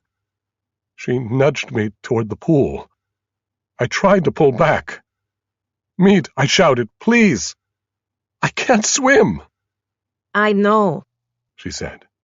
That's a serious gap in your education. She wrapped her arms around my chest and swung me hard. I felt my feet fly out from under me. The next second, I was in the water, dropping to the bottom, 10 feet down. I thrashed my arms and tried to move my legs, but it felt like my feet were tied to a bowling ball. I started to panic. I flexed my knees and managed to press off the bottom, kicking like a wounded porpoise. I muscled my way to the surface and gasped for air. Meade was standing at the edge of the pool. 10 laps, Doctor. She called out. What was she talking about? I threw my head back and screamed. I'm going to die in here! After all I've done for you? That would be really inconsiderate. The lead weight was pulling me down again. My head went under. My toes touched the bottom. My cheeks puffed out. My lungs burned. I could feel my brain starting to blur. For a split second, I wondered what it would be like to just open my mouth, breathe in, and just end this insanity once and for all. How long would it take to drown? Would it hurt? Could it be any worse than this? Then my body took over. I pushed off against the bottom again and shot back to the surface. I leveled my chest in the water and started to kick my legs out behind me. My feet were like a single unit, so I had to generate all the torque from my hips and knees, until I felt myself moving forward through the water. My vision narrowed and my brain went numb. I was conscious of the splashes behind me, the rhythm of my arms in front, and my head turning to breathe after each stroke. The weight on my ankles was still there, but now it felt like part of me. I stopped treating it like an obstacle and started using it as a lever to propel myself, faster and faster. I looked up and saw the end of the pool, 4 yards away, now 3. I could have grabbed the ledge, held on and hauled myself out. That's what any normal human being would have done. But I wasn't normal. Not anymore. I swung my feet against the pool wall and pushed off in the other direction. 1 lap down. 9 to go. Chapter 41. Meade paced casually along the edge of the pool. She was ready to make a rescue dive if necessary. She was even ready to perform CPR if it came to that. She was fully certified. But so far, she was impressed with the professor's adaptability. It looked like she wouldn't even have to get wet. On the TV overhead, the hard news block was over, and a young, doe-eyed culture reporter was talking about a gallery opening. Meade looked up. The event of the week is tonight's opening of the Armis Gallery in Pilsen, one of the city's trendiest creative centers. The exhibits include paintings and sculpture from American and European artists. Part of the admission for tonight's benefit opening will go to support arts programs in Chicago schools. As the reporter spoke, pre-recorded footage showed the stylish gallery owner giving her a tour of the artwork on display in the sun-flooded space. The collection was first-rate, but it was the owner who caught Meade's attention. Handsome, impeccably groomed, expensively tailored, with shockingly white teeth. Meade felt a jolt deep in her gut. She never forgot a face, and certainly not this one.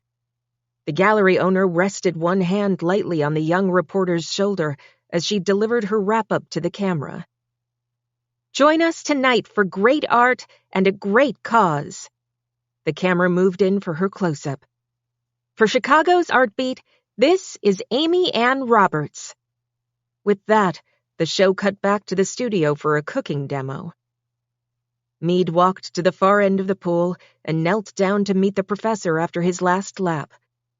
He had done well, even better than she expected.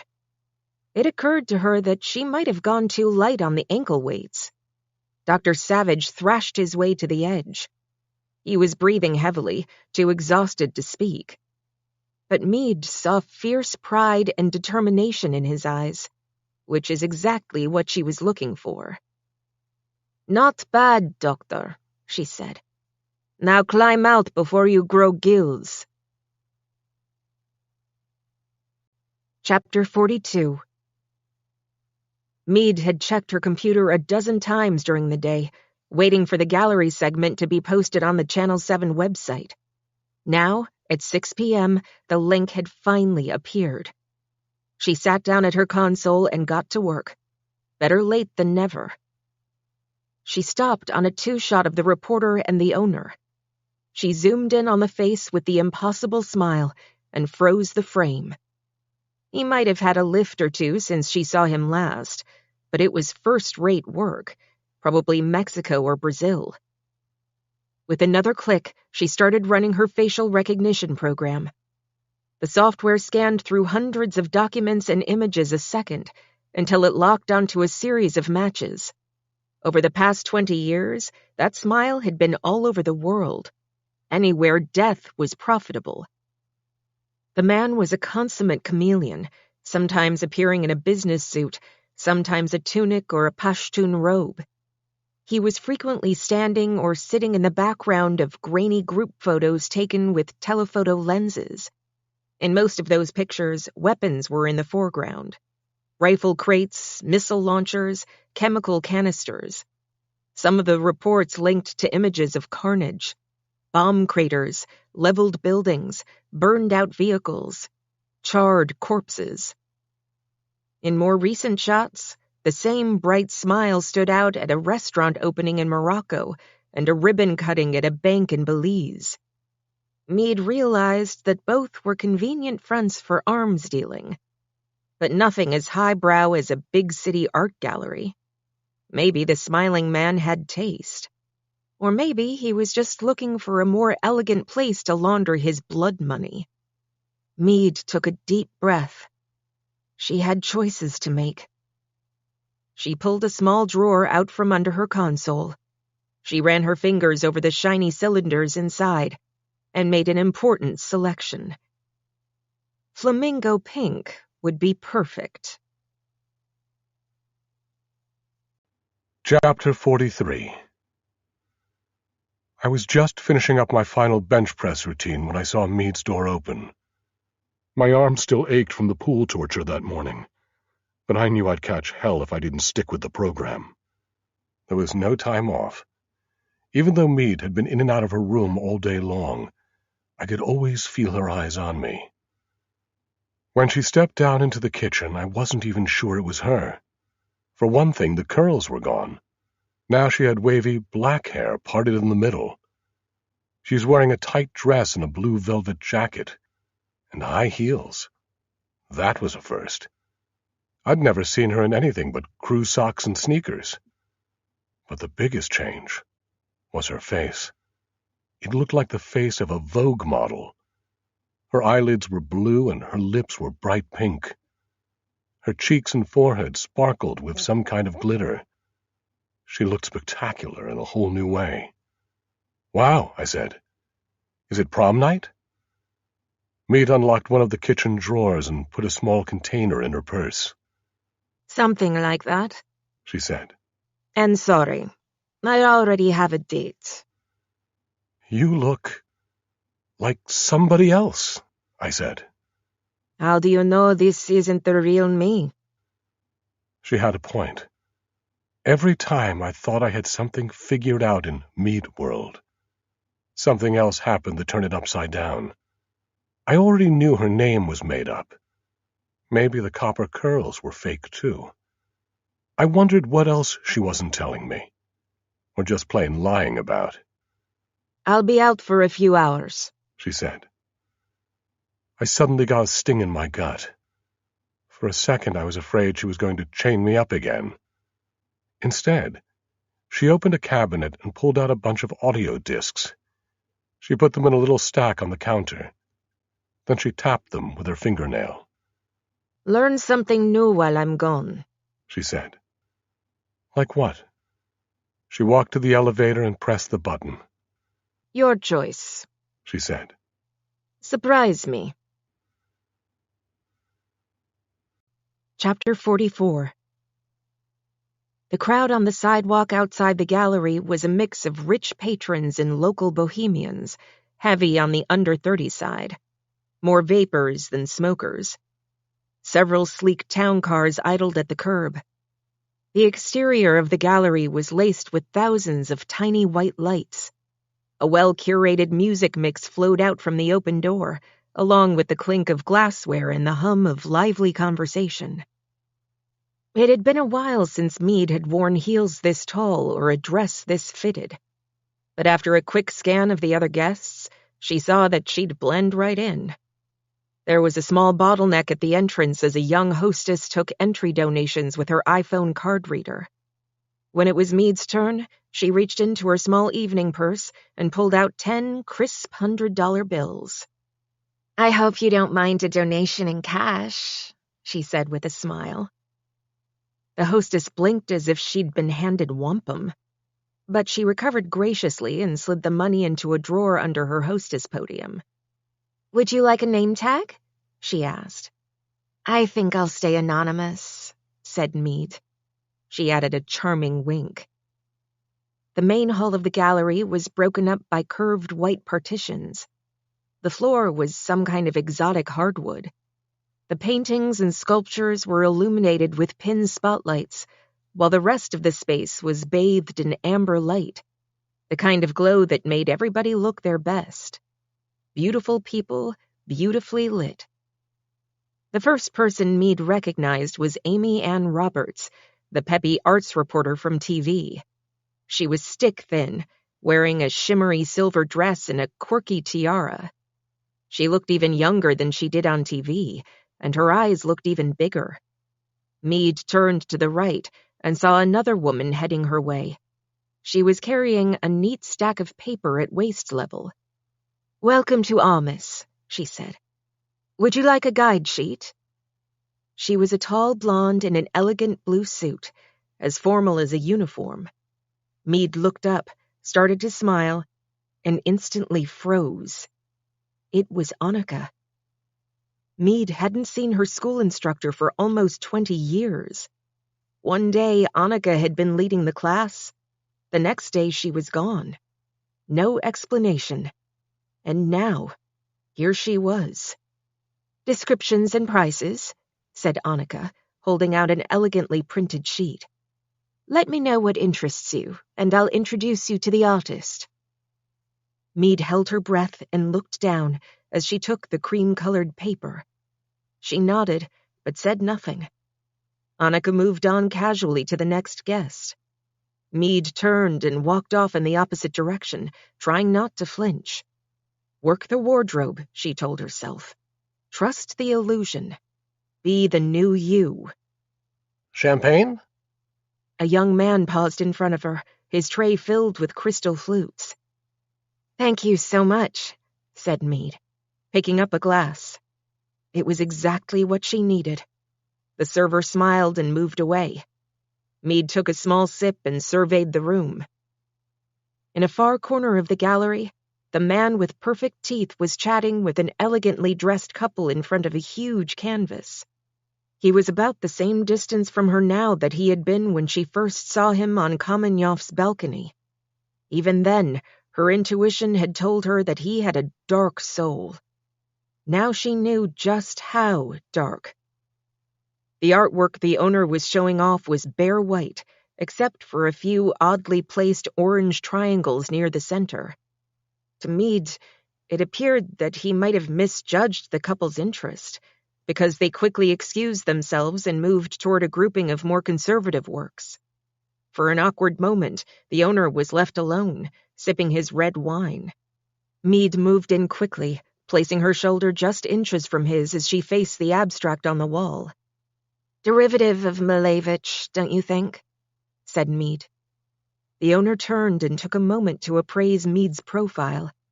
Then he glanced from side to side and leaned toward her in a playful whisper, his lips almost touching her ear. I thought the same, he said. But the artist draws a crowd. "Well," said Mead, staring at the canvas. "It's too big for my apartment anyway." You live in Chicago? asked the owner. Not a pickup line, exactly. Just an opening move. Smooth, thought Mead. She expected nothing less. She took another slow sip from her glass. "New York," she said. "Just visiting." Gregor Mason, said the owner, turning to extend his hand. Mead turned toward him and returned his grip with a delicate squeeze of her fingers. When she looked into his face, her mind flashed on a review of his handiwork around the world. Terror, destruction, death. "Belinda," said Mead. "Belinda Carlyle." The owner's eyes crinkled. Wait, he said. Belinda Carlyle, as in? "The Go-Go's," said Mead with a wry smile, as if she'd made this explanation 1,000 times before. "Yes, blame my parents. Big fans." Mead leaned in toward him, taking a whiff of his smoky cologne. "But trust me, I can't sing a note." Mason smiled. Those teeth, almost blinding. Mead let the guide sheet slip from her hand. It floated to the floor near her host's feet. "Oh no," said Mead, looking down in playful alarm. "Now I won't know what anything costs." Allow me, said the owner with a gracious smile. Mead knew he was charmed, and that made him careless. As he bent forward, Mead slipped her hand into her pocket. She put the toe of her shoe on the paper so that it took her host an extra half-second to tug it free. In that interval, Mead dropped a tiny tablet into his wineglass, where it instantly dissolved. We need to get you a new one, he said as he straightened up, frowning at the scuff mark in the corner of his pricey matte paper. Annika, he called out. She was standing near a metal sculpture on the other side of the room. At the sound of her name, she turned and headed over. "Sorry," said Mead. "Would you mind?" She handed her host her glass and pointed toward the ladies' room. "Too much bubbly."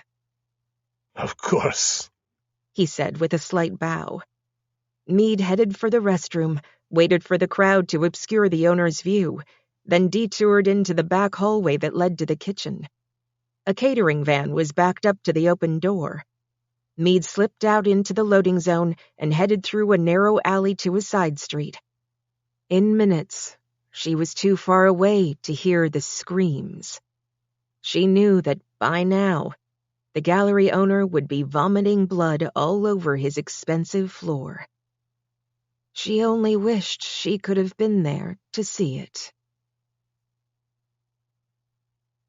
Chapter 45. Hey there, you! You are stunning! As Meade crossed the street a few blocks from the gallery, a frat boy in a Bulls t-shirt was hanging out the window of an Uber. She could hear the slurring in his voice. He was a harmless mess, just cocky and drunk and acting out for his buddies in the back seat. Meade stared straight ahead and kept up her pace as she reached the curb and headed down a side street. She wanted to avoid crowds, but she needed the fresh air and time to think.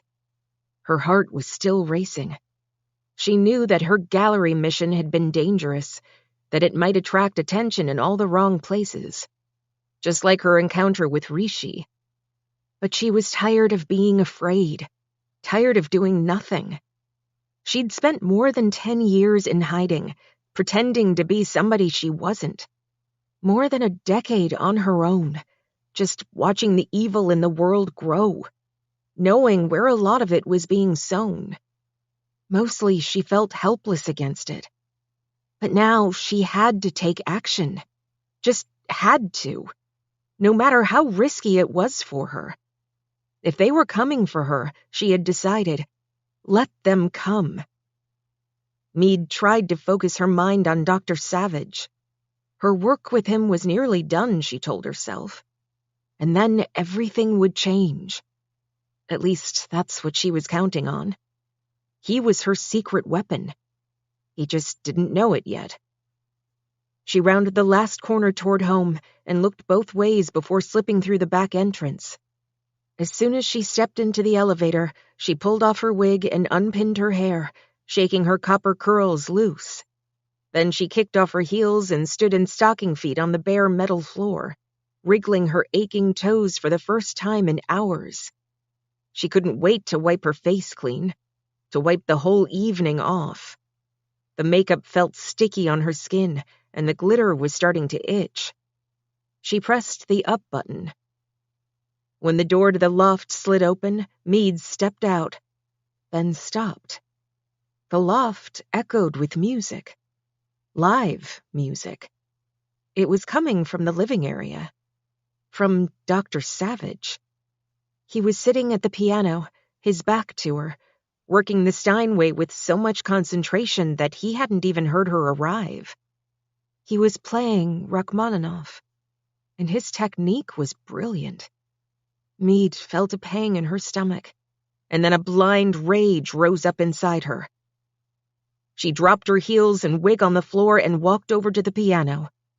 The professor was on the second movement of the third concerto, executing a very difficult passage. Meade reached for the key lid and slammed it down hard. If the professor's reaction time hadn't been so sharp, she might have crushed his fingers. He jolted back on the bench and looked up. What the hell? He shouted. "Why are you playing that?" Meade demanded. "How do you know that?" Dr. Savage pointed to the audio player and headphones lying on the piano top. You told me to surprise you, he said. Meade reached for the player and ejected the disc. She held it in both hands and bent it until it shattered into bright shards. When she looked down, she realized that one of the sharp edges had sliced a finger. She let the blood run down her hand until it dripped onto the floor.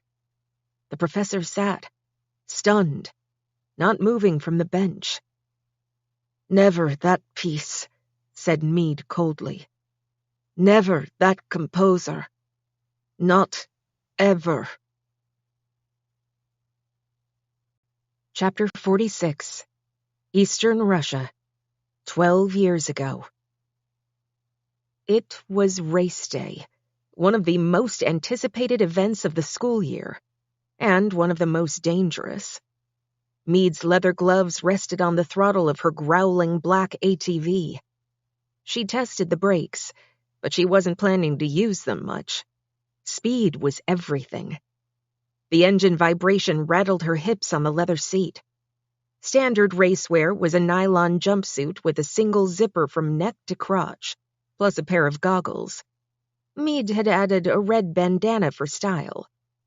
As always, helmets were optional, and it was a school tradition to refuse them. Some students also considered safety harnesses a sign of weakness. But not Mead. She had hers buckled tightly, intending to stay one with her machine. To reach the day's competition, every student had already survived a course in evasive and tactical driving in high-powered sedans, pickups, and SUVs. Brutal and demanding. But the ATV race was the crucible, a no-holds-barred competition among the senior students. Rule number 1, last machine moving was the winner. There were no other rules. The oval dirt track was rugged and uneven. It had been carved by bulldozers and left rough on purpose. The quarter-mile circuit route was interrupted by dirt mounds and wooden ramps at random intervals, adding to the perils. The infield was dotted with a few equipment hangars and an open-sided white medical tent. Spectators, younger students, and school instructors watched from a set of crude bleachers. The outer edges of the track were ringed with bundles of hay staked to the ground with metal bars. All around the perimeter, flaming torches had been jammed into the bales. The torches gave off streams of oily black soot, which mixed with the bluish ATV exhaust fumes. The effect was hellish. Mead had spent weeks working on her ATV, tuning the carburetor for the optimal mix and swapping out the clutch for a heavy-duty design. Her wheels were extra fat, with high-performance treads, and the chassis was low and stubby. The machine looked lethal just sitting still. Sitting at the starting post, riders revved their engines aggressively, sending fresh plumes of exhaust into the air. At one end of the track, the head mechanics instructor stood on a high platform with a pistol in his right hand. With his eyes on the pack, he raised his arm and fired a bright green flare into the sky. The engine noise rose to a thunderous din as tires bit into the dirt. Within seconds, all 24 ATVs were careening around the track, and drivers were picking their targets. As Mead cranked her throttle, Irina slid her blue ATV into position just behind her on the right, the wingman slot. Irina's job was defense, keeping attackers at bay while Mead concentrated on the action in front. They planned to switch positions after 2 circuits. Mead had studied the videos of the previous year's competition and calculated the most effective strategies. She was determined to strike early, while her machine was in peak condition. She crouched low in her seat, leaning forward, copper curls blowing behind her. Just ahead, one of the senior boys was already showing off, standing on the floorboards of his ATV as he drove, harness-free, stupidly raising his center of gravity. First victim. Mead goosed the throttle and whipped her machine to the left in order to get a better angle, then turned hard right, cutting through the crowd. The show-off didn't even see her coming. She banged into his left front tire with her thick steel bumper. The impact knocked the boy sideways. As he clung desperately to the steering wheel, his ATV spun wildly and tipped onto its side, sending him flying hard into a hay bale. One down. Mead swerved back to the center of the track as Irina held her position 6 feet to the rear. Suddenly, Irina heard a fresh roar behind her. She glanced back. A boy with a blonde crew cut had zoomed up from the rear in a dark green machine. He was making a move to pass. Irina swung left to block him. The pack was now moving at 50 miles per hour on the straightaways. The track was a blur. The intruder yanked his steering wheel to the right. Irina leaned forward to check her distance from Mead. In that split second, the pursuer banged hard into Irina's rear bumper. A few yards ahead, Mead dodged a 2-foot mound in the middle of the track. Irina swerved a split second later. Too late. She hit the hump hard with her right front tire and went airborne. Meade glanced into her rear view just in time to see Irina's ATV crashing onto the infield. Irina flew from her machine, bounced, and rolled across the grass. Meade was another 100 yards around the track when she saw a team of white-jacketed medics rush out of their tent. Meade had two choices. She could pull off onto the infield and help her partner, or she could keep going and avenge her. Her foot inched toward the brake. Then, above the roar of the engines, she imagined Irina's voice, low and even, just like on the mountain. "Stop being weak," the voice said. Meade hit the throttle. Chapter 47. 5 minutes later, the track was Armageddon. Students were ramming each other from every direction, causing spectacular spinouts and flips. Engines sputtered, transmissions whined, tires squealed. A few wounded ATVs limped to the side on bent rims. Others were left as smoking wrecks in the middle of the track, creating a fresh set of deadly obstacles. Out of 24 starters, only a handful were still running. Meade was one of them. So was the crew cut boy in the green machine. He had vaulted past Meade to weave through what was left of the pack, so far evading every hit. Meade dodged a pair of ramps and accelerated toward him. A bright orange ATV knocked into her from the right, but only managed to bat her slightly off-center. Meade straightened out and rocketed forward with just a minor dent. Her engine was still solid, her transmission tight and responsive. Her mind flashed to Irina, picturing her broken or dead. But she shook it off and concentrated on the task at hand. "I have only myself," she kept thinking. About 50 yards ahead, 2 other drivers were working as a team to close in on the green machine from both sides. The boy with the crew cut waited until his pursuers were parallel to his rear wheels, then slammed on his brakes. As he dropped back, he knocked into the ATV on the right, causing it to careen into the machine on the left. A 2-for-1 hit, but costly, because now the 2 damaged machines had him blocked on the track. Meade dropped her head low as she rounded the corner, sighting the center of the green ATV as it tried to maneuver around the wreck in front. She feathered the throttle, adjusting her speed to inflict maximum damage on the other machine without demolishing her own. A critical balance. Just as she made her final attack run, a mound of dirt obscured her view of the target. She leaned right in her seat, straining to see around it. Suddenly, she felt a violent shock on her left rear bumper. Her machine went spinning out of control. As she crashed hard into the side barrier, she caught a flash of orange. Her attacker sped by and hit the mound ahead at high speed, launching into the air. The boy in the green ATV put his machine in reverse, but his wheels locked up. He unstrapped his harness and started to lift out of his seat. The orange ATV had become a 500-pound missile. It landed hard and bounced once, turning on its side as it flew forward. In less time than it took the crew cut boy to blink, the roll bar caught him in the chest, knocking him 15 yards down the track. He landed like a heavy sack, blood pouring from his mouth. The green and orange machines crumpled together in a single, smoking heap. Meade glanced around the oval. In every direction, ATVs littered the track, but none of them were moving.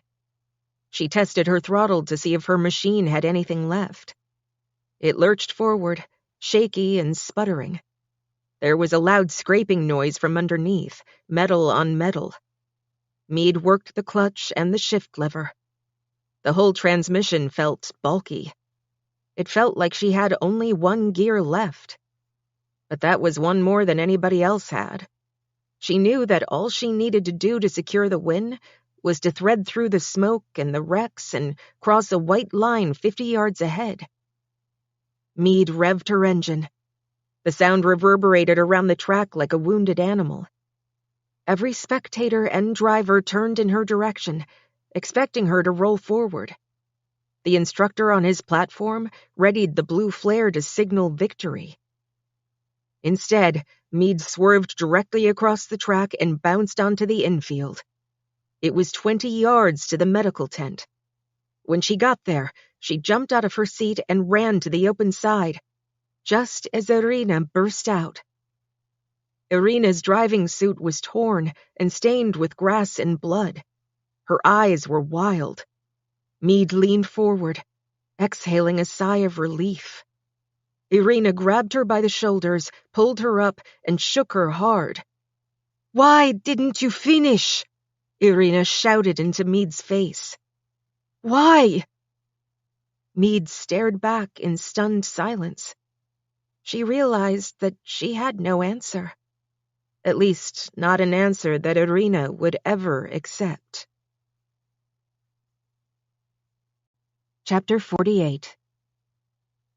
In the smoky aftermath of the race, Meade and Irina headed across the rutted track toward the school. They walked side by side, but not speaking. Irina could barely look at her partner. All around the dirt oval, students stood on top of their wrecks or tried to rock them upright. One boy kicked his dead machine with his boot, again and again. 2 boys with huge wrenches had already started to cannibalize parts. Several students sat on the grass while medics tended to bloody gashes and twisted limbs. Meade looked to the left, where the boy from the green machine lay still on the grass, a blanket pulled over his face, his crew cut showing at the top. His hands, now bluish-white, were clawed at his sides. Meade yanked off her gloves and wiped the mud from her face with the back of her hand. Irina pulled a few stray strands of grass from her jet-black hair. She was limping slightly, but Meade knew better than to offer help, even when they reached the rise that separated the track complex from the main campus. She slowed down to match Irina's pace. When they crested the hill and looked down the other side, they saw Kamenyov standing at the edge of the main schoolyard, hands behind his back.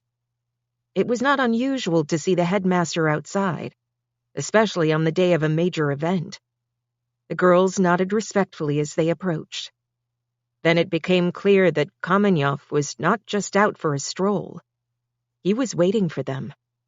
Meade and Irina stopped, suddenly nervous. "I see you both survived," said Kamenyov. "We both failed," said Irina, brutally honest as always. Meade looked down, not wanting to make things worse. No use in trying to explain her motivation at the end of the race. Why concern for her partner was more important to her than winning. That was a conversation she could never have, not with anybody at school, and definitely not with Kamenyov. But the headmaster did not seem concerned with the outcome of the race. He pulled a folder from behind his back. "This is your final test," he said. Meade and Irina looked at each other, hearts pounding. From the age of 5, they had been told this moment would come. They just didn't know exactly when or how it would happen. But they instantly knew what it meant.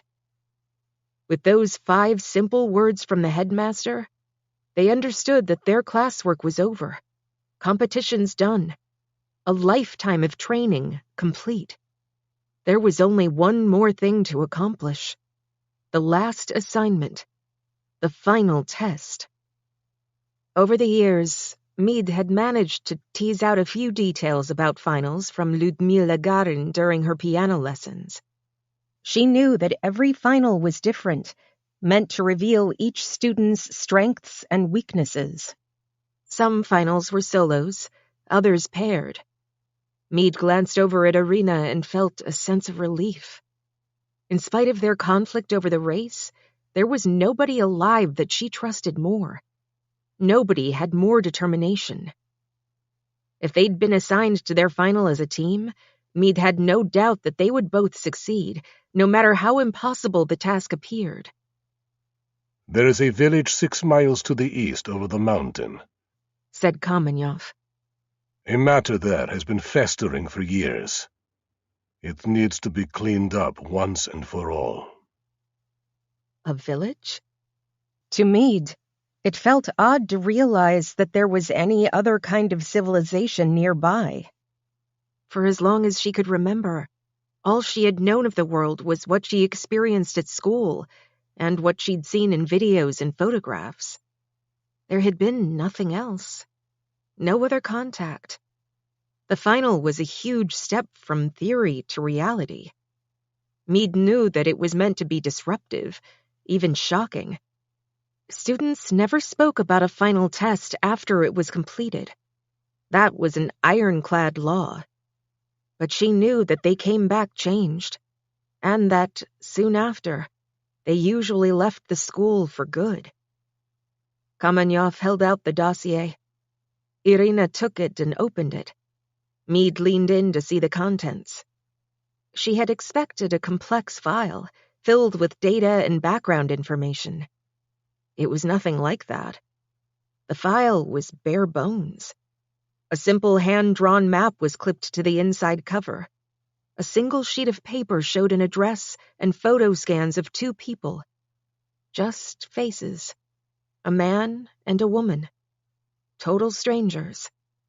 There were no names on the paper, just 4 digits and a letter, repeated twice. The assignment codes. Meade knew the codes. They were death warrants. Meade felt her adrenaline start to pump as her mind shifted. She forced it to shift. Because whoever these people were, they were not human to her anymore. They couldn't be. They were simply targets. Final test accepted? Asked Kamenyov. Both girls nodded. I need to hear it, Kamenyov said. Final test accepted, said Irina, closing the folder. Final test accepted, said Meade softly. Meade understood that there would be no further clarifications or explanations. They had the assignment. The rest was theirs to decide. From this point on, she knew that anything they asked would receive the same reply. Wrong question. Chapter 49. It was 1 o'clock the next morning when Meade and Irina first saw the village. They were still half a mile up the mountain. The whole place looked smaller than the school grounds. In fact, from this height, the buildings looked like a set of toys. Wait, said Irina, tugging Meade down behind a fallen tree. Irina pulled out a set of binoculars and scanned the streets below. They were too far up to see address numbers, but the map left no doubt that they were headed for the right place. It was the only human settlement for miles around. Irina stood up and started angling her way down the slope. Meade followed close behind, placing her feet in Irina's footsteps. They both knew how far sound could carry in the mountains. From here on, there would be no talking. Meade was grateful for that. She was afraid that her voice would reveal her shakiness about the assignment. The fact that she was about to graduate from student to killer. If Irina had any concerns like that, she wasn't showing them. As they got closer, a winding trail spilled onto a small field at the far edge of the village. Now the girls could see the actual scale of the place. It looked cozy, with neat 2-story frame houses and tree-lined streets, like a place that hadn't changed in decades. The streets were empty, but the main route was well lit. On the side streets, the street lamps were placed only on the corners, spaced far enough apart to create shadows at the center. Irina led the way, glancing at the map, picking her way block by block. Meade followed at her elbow, so close that anybody looking might have seen one shape, not 2. After scouting for a few minutes, they huddled by the side of a dark drugstore and peeked out across the side street. Irina pointed to the brown house directly opposite. Meade squinted at the porch and saw 3 numerals lit by a small bulb above the door. 466. That was it. The girls wound their way all the way down the block through backyards and alleys before crossing to the other side. Meade tried to tamp down her emotions and focus on the task. Her brain was pulling her 2 different ways. Part of her hoped that something would happen to force them to abort the mission. The other part just wanted to get it over with. As the girls passed behind a corner house, the door to the rear porch opened, slamming hard against the outside wall. They crouched down and held perfectly still.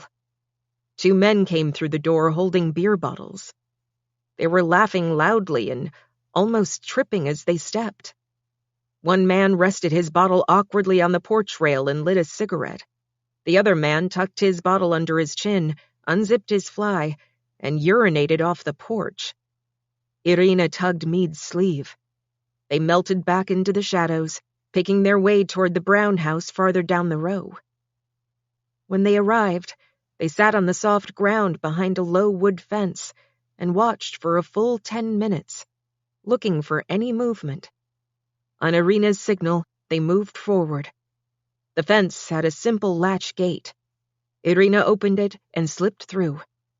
As they walked softly across the small backyard, Meade suddenly stopped. Her stomach roiled and her mouth felt sour. She bent over a bush and vomited. Irina quickly scanned the house and the neighbors for any reaction. Meade wiped the spittle from her lips. Irina leaned in close. "What's wrong with you?" she asked. She didn't speak it. She mouthed it. Meade made one final cleansing spit into the bush and looked up. "I'm fine," she mouthed back, even though she knew she wasn't. The porch looked old and likely to creak. Irina climbed the steps on all 4s, distributing her weight. Meade followed her up the same way. When they reached the back door, they found it secured with 2 sturdy locks. Top quality. Professionally installed. It took Meade a full 20 seconds to get them open. Chapter 50. The inside of the house was as modest as the outside, neat and well organized. No children's toys on the floor to avoid. No sign of a dog. No security cameras. A lingering aroma of vegetables and herbs hung in the air. Potatoes, onions, garlic, rosemary. Meade felt the bile rising in her throat again. She swallowed it. The girls moved through the kitchen and into a hallway intersection. One path led to the front of the house. They could see a small living room to the left and a dining room to the right. The other path led lengthwise across the back of the house, the bedroom corridor. The door to the left was open to a small empty room with bare wood floors and a solitary window. The door in the middle of the hallway was ajar, revealing the corner of a porcelain sink. The door at the other end of the hall was closed. Meade jabbed her finger toward it. It was the master bedroom. She felt it. They moved slowly down the hall, hugging the sides, where the floorboards were less inclined to squeak. When they reached the door, Irina turned the knob slowly and pushed it open. It gave a tiny groan near the end position. By then, Meade and Irina were both inside. Meade held her breath. Her heart was pounding so hard she was afraid Irina could hear it. The room was simply furnished. Dresser, dressing table, double bed, end tables on each side with matching picture frames. 2 people asleep in the bed, male on the left, female on the right. A shaft of moonlight came through the small window over the headboard. Irina stood on tiptoe to get a better angle on the faces. She nodded and held up 2 fingers, close together, then dipped them forward. Confirmation. Meade's head felt spacey and light. She fought to keep her focus. All her training told her not to hesitate, not to judge, not to worry, not to think. But she couldn't help it. Who were these people? Why were they chosen? Why did they deserve what was about to happen to them? And could she really do it? She thought back through all the death she had seen. She understood that it had all been meant to harden her for this exact moment. Now or never. On the street in front of the house, a truck banged over a pothole, causing a loud metallic shudder. The girls shrunk back. The man in bed stirred and rolled over onto his side. Then, suddenly, he sat up. Early 50s, bearded, slightly built, wearing a light blue t-shirt. For a split second, he froze in place, peering at the two shapes against the wall. He settled back down, facing the outside of the bed, as if he thought he'd been dreaming. Irina was not fooled. As she took a step forward, she saw the man's hand snake into the open drawer of his side table. Suddenly, he was upright again, wide awake, his upper body thrust forward, a black pistol in his hand. The barrel was pointed at Irina's head. "Don't move," he shouted. "What do you want?" At the sound of his shouts, the woman jolted awake. She stared toward the foot of the bed and grasped her husband's shoulders. The woman had dark hair and a lined face. She looked older than her picture. Meade instinctively stepped to the side to split the man's attention. Give him 2 targets instead of 1. Make him choose. As she moved, the barrel of the pistol followed her. She heard the hammer cock, then a quick swish and a thud. The man fell back against the headboard, eyes wide and frozen. Irina's throwing knife was buried in his heart. Meade jumped back in shock. The woman screamed and reached for the gun as it fell onto the blanket. She picked it up. Her finger found the trigger. Meade pulled a knife from her sleeve. For a split second, she hesitated, her hand trembling. She felt Irina grab the knife out of her hand. All she could hear was the woman's voice. "Stop," she was yelling. "Whoever you are, just—" Another swish. Another thud. Another kill shot. The woman's gun hand dropped limply onto the bed. The other hand flailed out and knocked into an end table. A framed photograph flew off the table and landed at Meade's feet as the glass shattered. Meade looked down. In the pale light from the window, she could see the picture clearly. It showed an infant girl sitting against a white pillow. Meade gasped. Her mind reeled. Kamenyov's office. Garin. The file. The photograph. The infant girl in the bassinet. Same age. Same copper-colored curls. Oh, dear God. Meade looked up from the picture to the bleeding shapes on the bed. That was the instant it all clicked. Irina stepped forward to pull the knives from the bodies. Meade put her hands over her mouth, suddenly feeling sick again. "My parents!" she screamed. "Those were my parents!" Chapter 51. Meade lurched toward the bed, reaching out with both arms. Irina grabbed her hard and wrestled her toward the door, whispering harshly into her ear. "It's over," she said. "There's nothing to be done." Meade shook free and staggered down the corridor. Disoriented, she turned right past the living room and jerked the front door open. She ran down the front steps and into the middle of the street, not thinking about exposure, not caring. She dropped to her knees and started retching onto the dark pavement. Irina was at her side, tugging her to her feet. Meade swung wildly with her fists, her blows glancing off Irina's shoulders, mostly striking empty air. She started screaming again. "No!" she wailed. "No! No! No!" Up and down the street, lights began to pop on. Silhouettes appeared in second-floor windows. Halfway down the block, a front door cracked open. Meade couldn't walk, couldn't move. She felt Irina's arms tight around her shoulders, supporting her, holding her up. And then she felt the sharp sting of a needle in the side of her neck. In 2 seconds, Mead was limp and unconscious, unaware that for the second time in her life, she was about to be carried up a dark mountain. Chapter 52. Mead's eyes didn't flicker open again until 4 a.m. She was in her bed. Her lids were heavy, and her vision was slightly blurred.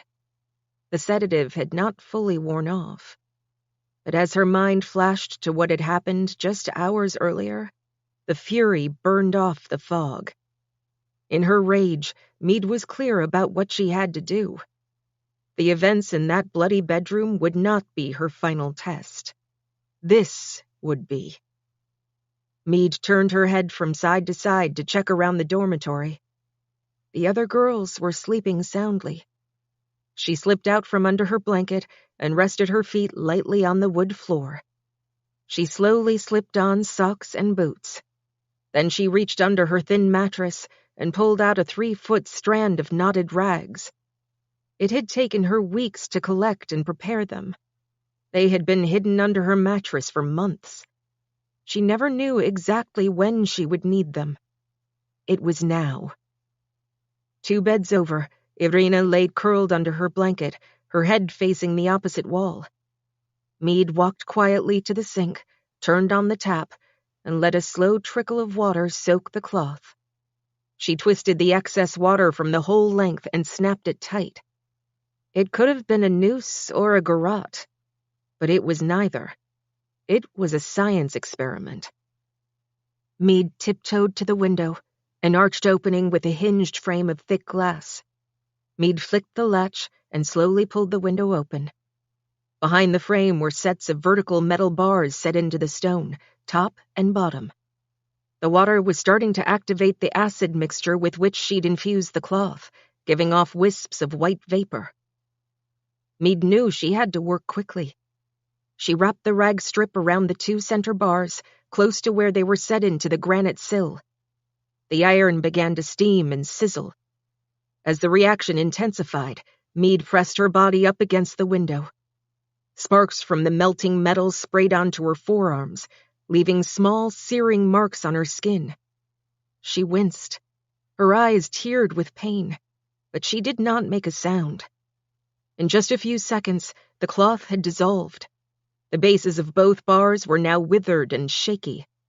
Mead pried the loose bars out of the bottom sill and pushed them out as far as she could, creating a gap barely 10 inches wide.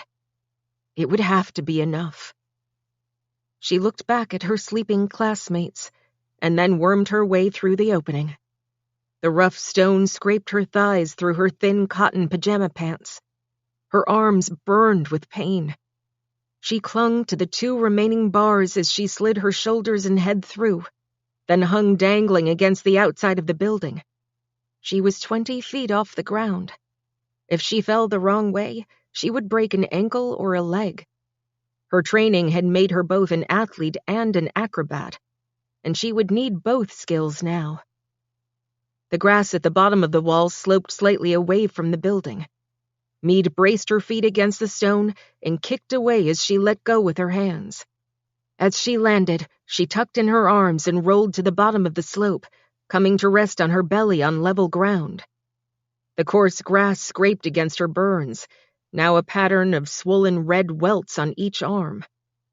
As she lay flat, breathing hard, Mead dug into the ground with her fingers, then rubbed cool dirt onto the wounds. It was all she could do. It was a pain she could deal with. The dawn light was just beginning to stripe the horizon to the east, toward the village. Mead rose to her feet and started to run in the exact opposite direction. Slowly at first, then full out, feet pounding, hair flying. She had no map, no weapons, no tools. She was leaving the only place she had ever known. and there was nobody in the outside world that she could trust. Nobody she even knew. Not a single human being. She had only herself. Chapter 53. Chicago. Ready to be dazzled?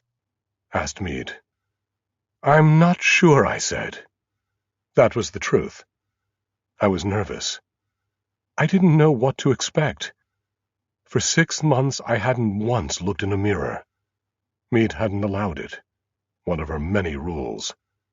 Since the day I'd been kidnapped, I'd never seen a single picture or video of my new self.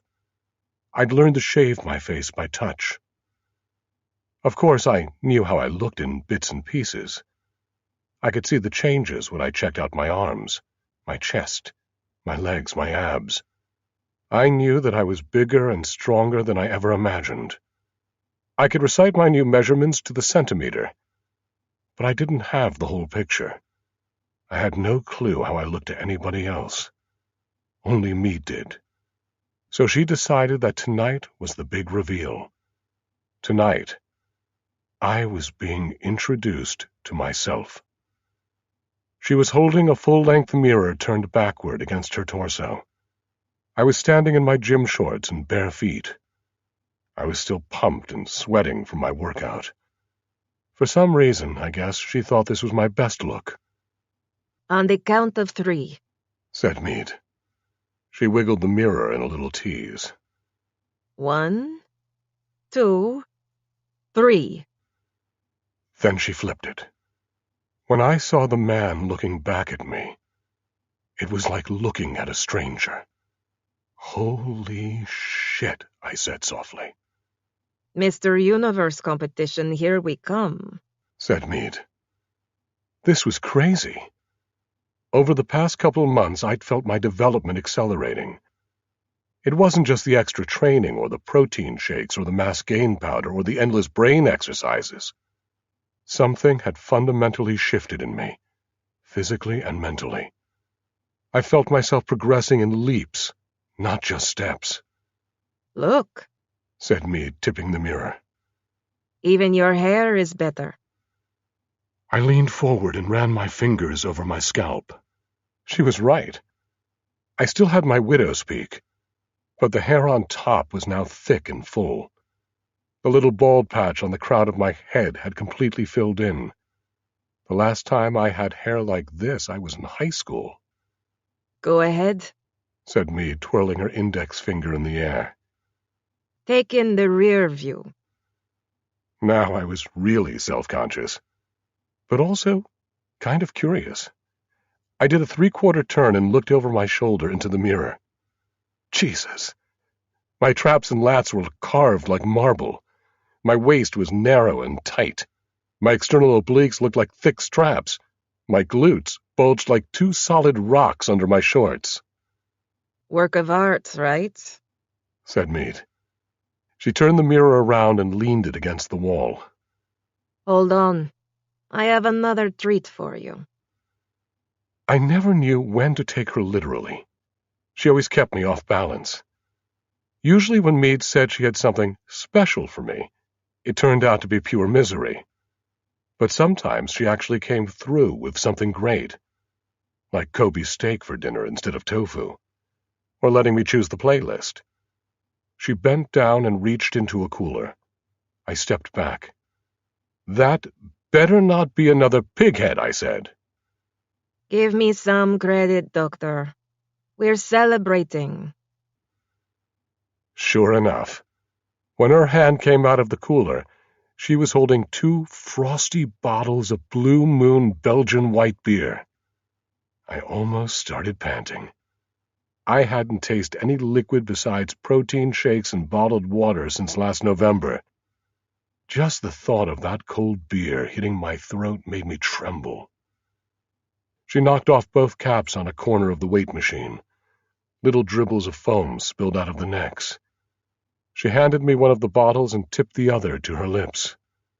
I felt the frosty sensation in my hand, then took my first delicious sip. Sweet Lord. Heaven. I heard Meade shout. It was ear-splitting. I saw a flash in front of my face as she knocked the bottle out of my hand and into the side of the treadmill. I heard it crash and shatter. "What the fuck?" I shouted. She rammed her elbow into my gut with enough force to rock me. Instinct took over. I put my arms up and lunged at her. She stepped back, then moved in for another punch, this time to my mouth. I felt the flesh split and tasted blood. She came at me with a chop toward my neck. I knocked her hand aside with my forearm. She used the momentum, the spin on the ball of her foot, and whip her leg around. The instant before her heel was about to hit my temple, I grabbed her ankle and twisted it hard. She screamed and went face down onto the mat. When she flipped face up, I was on her. Her hand whipped up, and I saw the flash of a blade coming straight at me. I knocked it away with one hand and pinned her wrist to the side. I had one knee across her thighs and the other knee jammed into her solar plexus. For the first time, the very first time, I realized that I had her. She was done, and she knew it. In that instant, I felt all the fight go out of her. I let go of her wrists and backed off. I sat back, breathing hard. "What the hell was that?" I asked, dabbing blood from my lip. She winced as she sat up. That was your final test. You passed. "I could have killed you just then," I said. "You know that, right?" She actually smiled a little. That's all I've ever wanted. I shook my head. I was starting to feel like a trained monkey again. Totally manipulated. Was I supposed to feel great about being able to murder a woman with my bare hands? Meade reached over and tapped my arm. She leaned closer. Ask me something. "What do you mean?" I replied. Anything you want. No wrong questions. "Bullshit," I said. Try me. I was fed up. But if this was another mind game, I was going to swing for the fences. I didn't go for anything new. I went straight to 2 questions I'd asked her 100 times. Questions she'd never come close to answering. "Okay, Meade," I said. "What's your real name? And why am I here?" She tipped her head back and took a deep breath. Then she looked me straight in the eye. Over the past 6 months, I'd seen this woman mislead me, trick me, and lie to my face over and over again. But we had just crossed some kind of border. I could feel it. And somehow in that moment, I knew she was about to tell me the truth.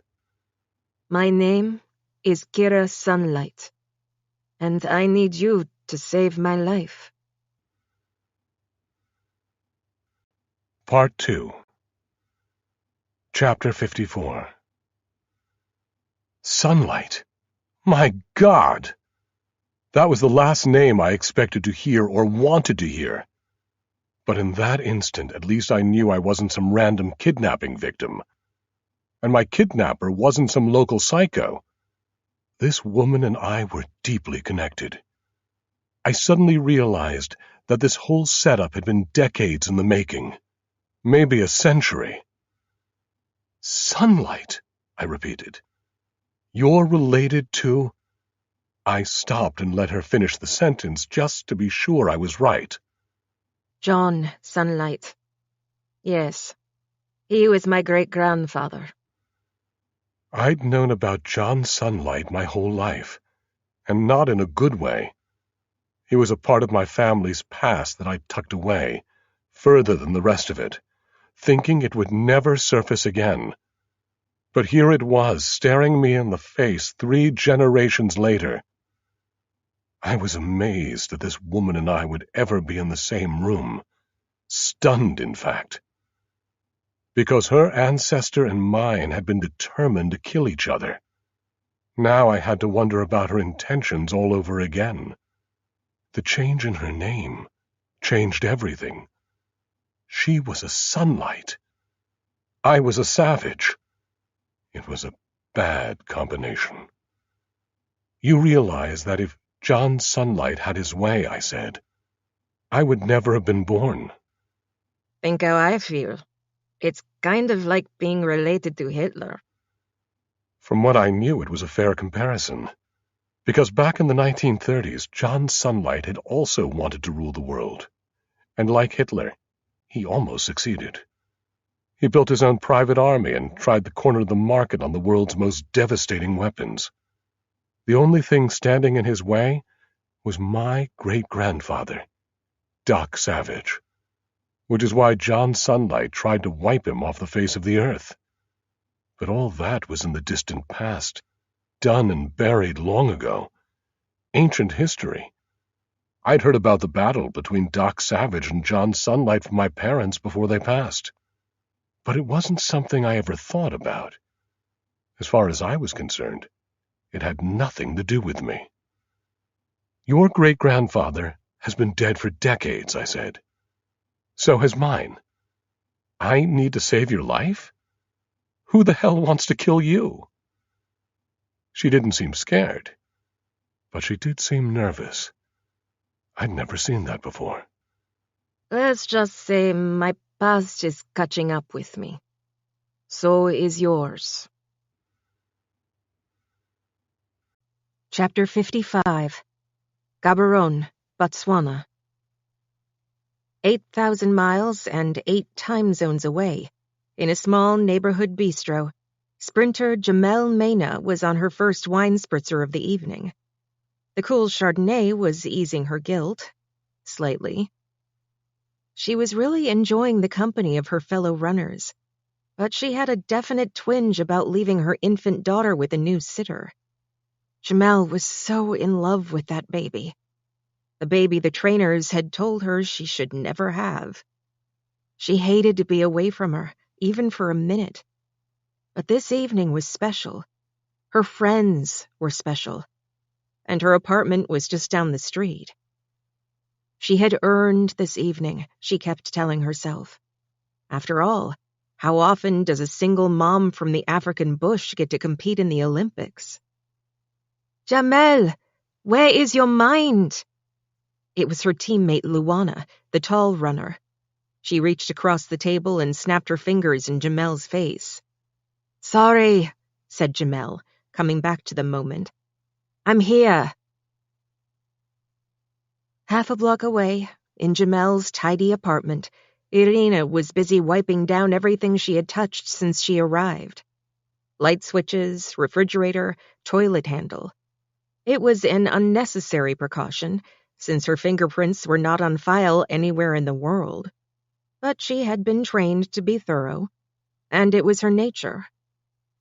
She could hear the music from the bistro down the block as she walked softly into the nursery and lifted the tiny black baby from her crib. The doctored formula had done its work. The baby would not stir for hours. Irina just hoped the diaper would hold out. As she picked up the limp infant, she wondered if she would feel anything this time. She didn't. Not really. No more than she would feel about any other piece of valuable merchandise. It was just another assignment. Get in, get out, deliver the goods. It did occur to Irina that the baby would not remember anything of this room, or this apartment, or her mother. That was probably a mercy, Irina thought. From now on, this little girl would have only herself. And someday, she would serve a bigger purpose. Irina wrapped the baby in the blanket from the crib, then found another to add an extra layer of cushioning. She folded the top of the second blanket lightly over the baby's face. She checked the Mother Goose clock on the nursery wall. Time to go. The transfer team would be waiting. As Irina stepped into the stairwell leading down to ground level, a couple passed her heading up. They were young and tipsy, interested only in each other.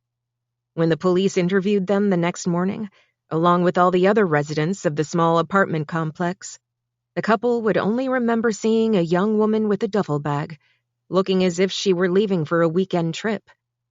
The surveillance video would be no help.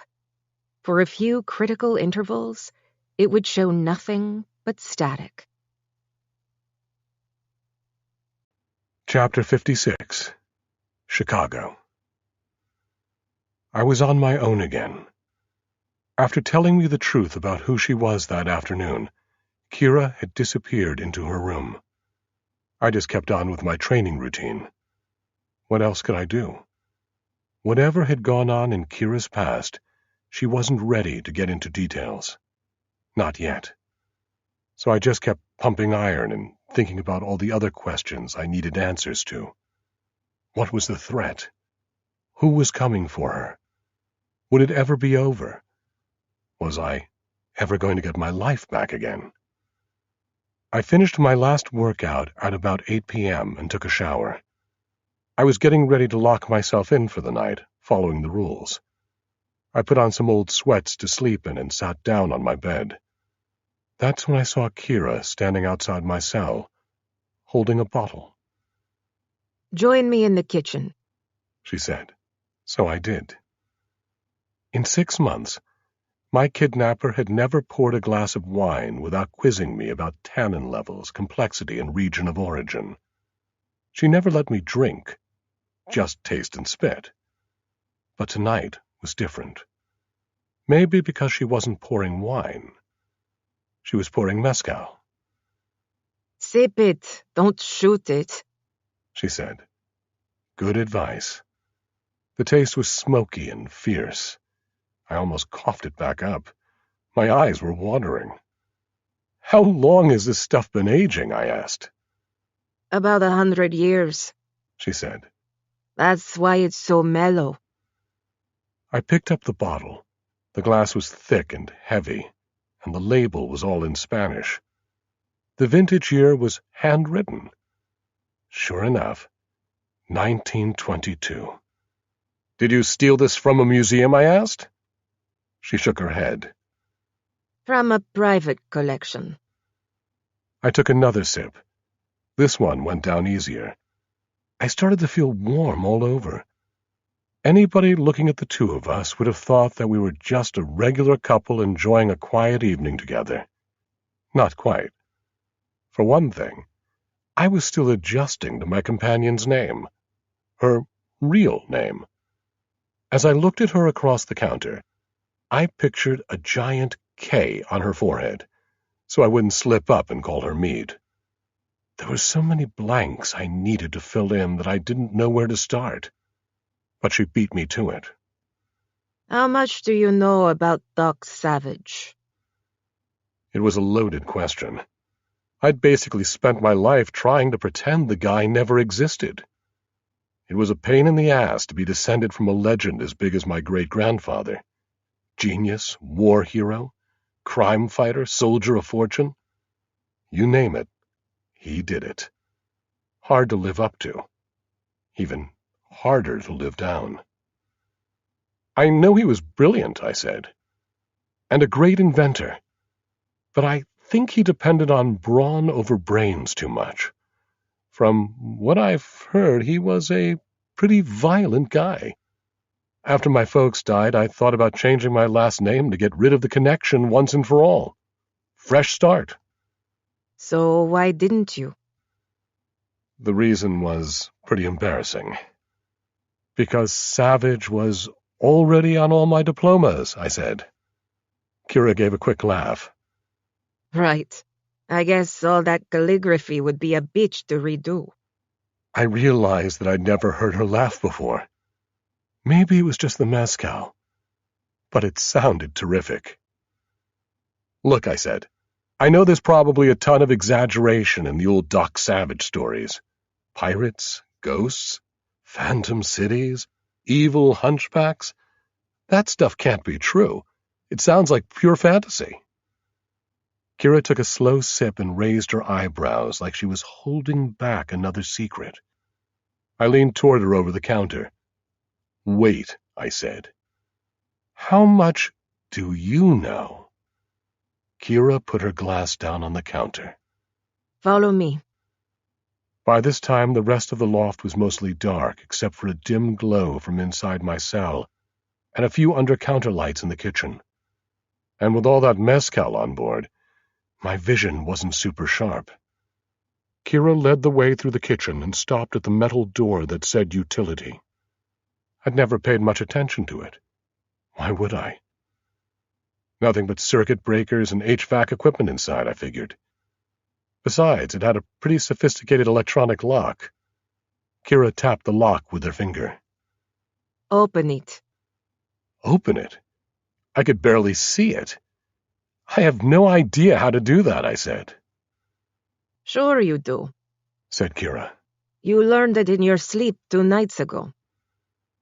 I didn't remember the session, but I suddenly recalled the content, every single detail. Even with the Mexican buzz in my brain, I ran my finger over the lock face, then reached into a kitchen drawer and pulled out a butter knife. I pried off the small screen that was meant for displaying the PIN code. Underneath was a set of very small circuit boards. At that point, I was as focused as a surgeon. I pried off the top board to get at the one underneath. I pulled 2 small wires loose from the second board and pressed the bare ends against 2 metal leads, one on the board itself, the other on the inside of the lock casing. I heard a small click. Told you, said Kira. I grabbed the thick metal handle and gave it a tug. Sure enough, the door was loose. But I almost didn't want to open it. Something told me that whatever was behind that door was going to change my life in a major way. Probably more pain. I looked at Kira. This isn't really a utility closet, is it? I said. It was mislabeled. Chapter 57. I opened the door. An automatic sensor turned on a bank of industrial lights overhead. As my eyes adjusted, I suddenly felt totally sober again. I couldn't believe what I was looking at. We were in a huge room with a high ceiling and no windows. It was filled with metal shelves in long, neat rows. It looked like a natural history archive. It had the smell of old paper, old chemicals, old leather. Welcome home, Doctor, said Kira. She stood by the door as I started walking through the room. At first there was too much to take in. Stacks of journals, jars of sand and soil and dried plants, all neatly labeled. Topographical maps with notes and arrows drawn all over them. Files with top secret government stamps. And that was just the first row. It was overwhelming. What the hell is all this? I asked. Kira walked down the other side of the shelf and looked at me through the gap. She ran her hand over a pile of thick dossiers tied with twine. This whole floor belonged to Doc Savage, your great-grandfather, said Kira. Everything in here was his. I thought Doc Savage lived in New York, I said. I remembered some lore about a hideout on the 86th floor of some Manhattan skyscraper. That's true. He had an apartment there. But after a while, too many of his enemies knew about it, so he just kept it as a decoy. She looked around the room. This is where he did his experiments, and perfected his training, and worked on his inventions. Right here. At the back of the space, there was a long lab table with gas outlets and cartons of unused test tubes and petri dishes. One end was filled with dark brown chemical jars. The other end was piled high with lab notebooks. Another corner of the room was filled with electronic devices, some finished, some half-assembled. There were coils of wire and bins filled with parts, knobs, switches, dials, and a lot of stuff I didn't recognize. It looked like the secret lair of some mad scientist. But there were some personal items, too. A watercolor painting of a small boat with Orion on the stern, a theatrical makeup kit, a pair of boxing gloves, and leaning up against the wall, a battered violin case. Along with everything else, I'd heard that my great-grandfather was a musical prodigy. Maybe it was true. On the floor was an old wooden liquor crate, top ripped off, with one bottle missing. Now I knew where the mezcal came from. I squeezed past the memorabilia and peered into the far corner. Jesus! I was staring at an antique arsenal. Shotguns, pistols, hunting knives, military rifles, bayonets, hand grenades. Just about every possible way to kill another human was sitting right there. It felt weird. I turned to Kira. "Don't tell me this was all for self-defense," I said. Kira shrugged. Dangerous times. Dangerous tools. I turned away from the weaponry to a small table. There was a black and white photograph sitting on top.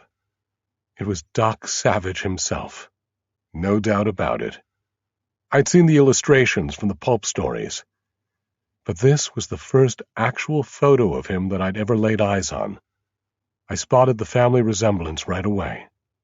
Same widowspeak, for one thing. In the picture, my ancestor looked strong and fit. Totally buff. In fact, he looked a lot like me. There was another picture underneath. Another man.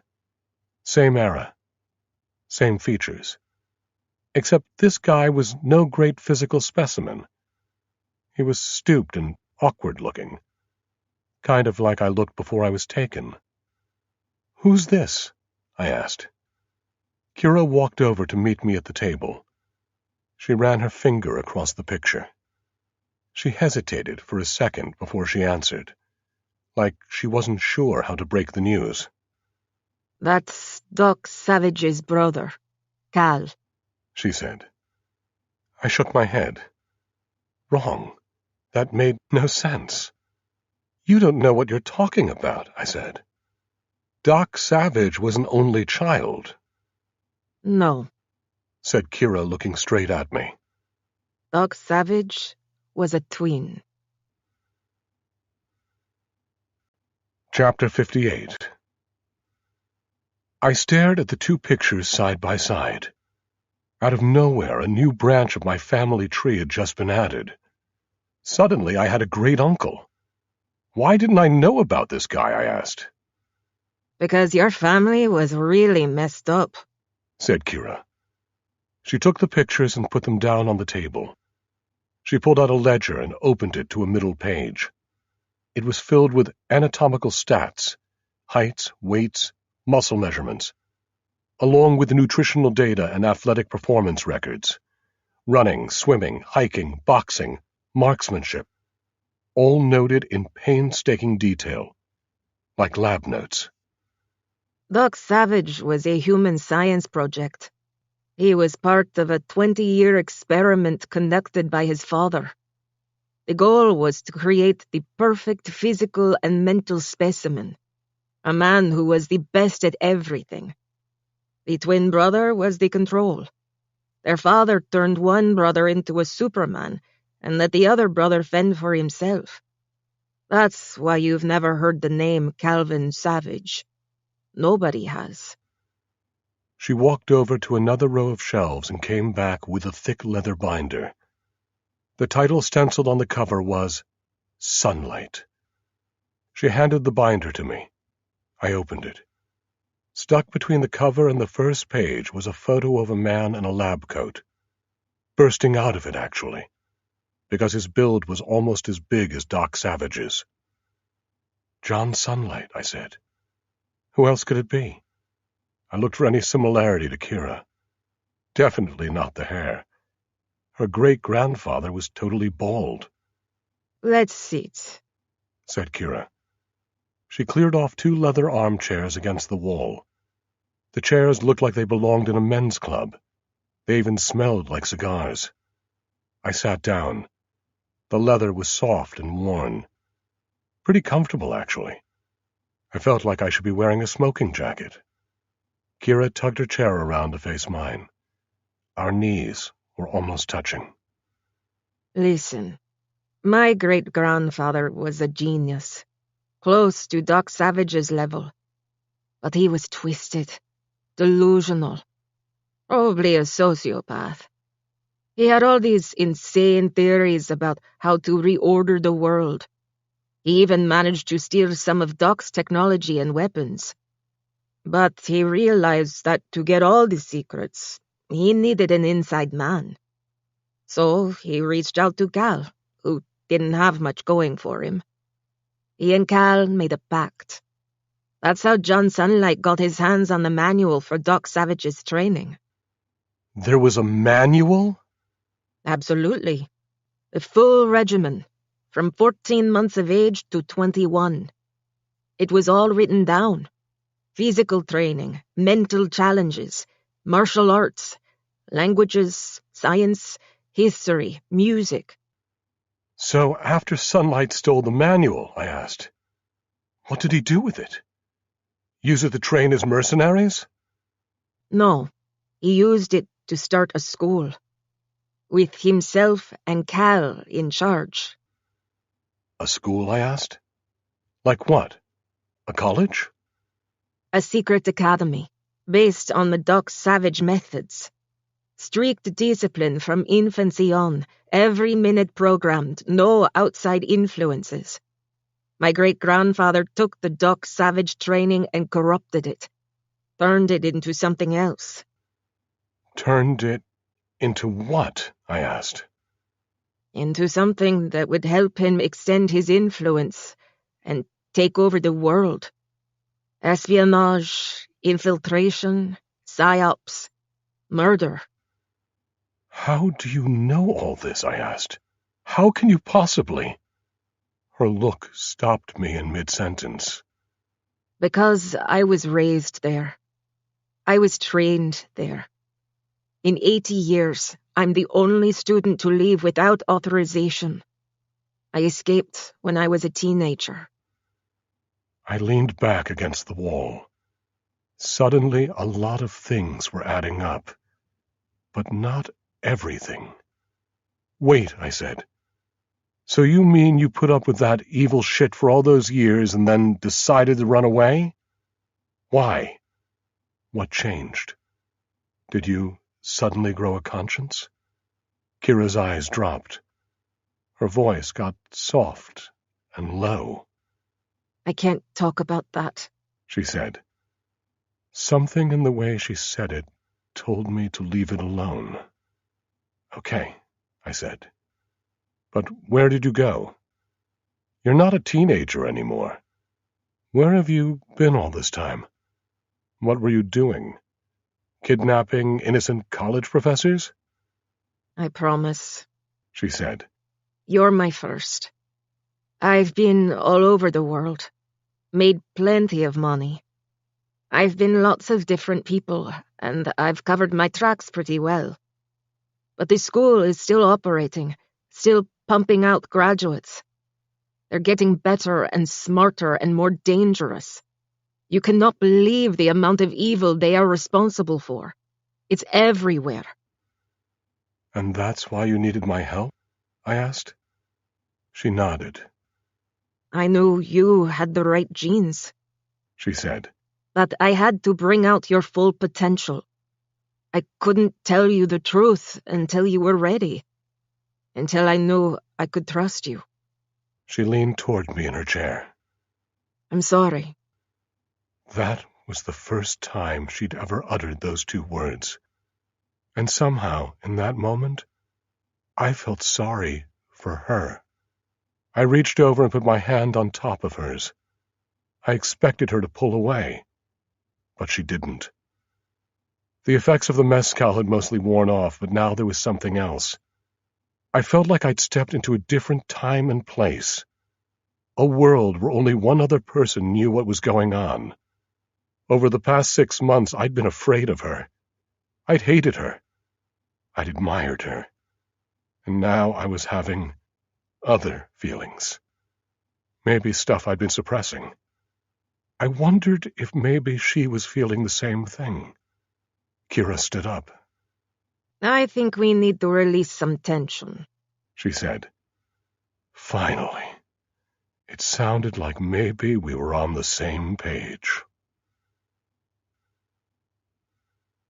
Chapter 59. Stop being such a baby.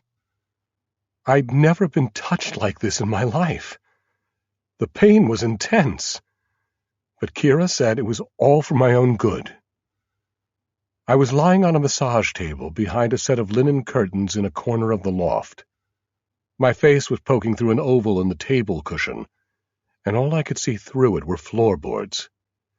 I was naked except for a towel across my backside. That part didn't bother me. I'd gotten over my self-consciousness around her a long time ago. But my body was definitely going through some new experiences. Kira's elbow was buried in the muscles that ran along my spine. I could feel her leaning in with the full weight of her upper body. She slid her elbow up and down from the base of my neck to the top of my sacrum. I flinched from the pressure. "What are you doing to me?" I asked. I told you. Deep tissue massage and myofascial release. Just breathe through it. "I'm trying," more of a groan than actual words. I felt her applying more warm oil to my back, spreading it in a diamond pattern. Her palms moving across my shoulders, down my back and over the top of my hips, then back up again. When she stood at the head of the table, I could see her black tights and bare feet through the opening. Then she was gone again, moving around to another part of my anatomy. Neck, arms, hips, calves, feet. She used her knuckles, thumbs, and knees. She pressed deep into my muscles and tendons, probing for every knot. Don't fight me, Doctor, she said. Let go. Slowly, bit by bit, my body stopped resisting and gave in. At some point, I crossed the boundary between pain and relief. By the end of an hour, I felt warm and loose from head to toe. More relaxed than I'd felt in a very long time. Years, maybe. Maybe my whole damned life. I could hardly speak. "Where the hell did you learn that?" I mumbled. Like I said, I've been lots of people. Her last big move was a rolling motion with her forearms up and down my back, like she was ironing me out. Then I saw her feet through the hole again. I felt her hands resting lightly on my head. She curled her fingers through my hair and massaged my scalp. I could feel the skin moving over my skull. It was heaven. After a minute of that, she gently lifted her hands away. We're done, Doctor, she said softly. How do you feel?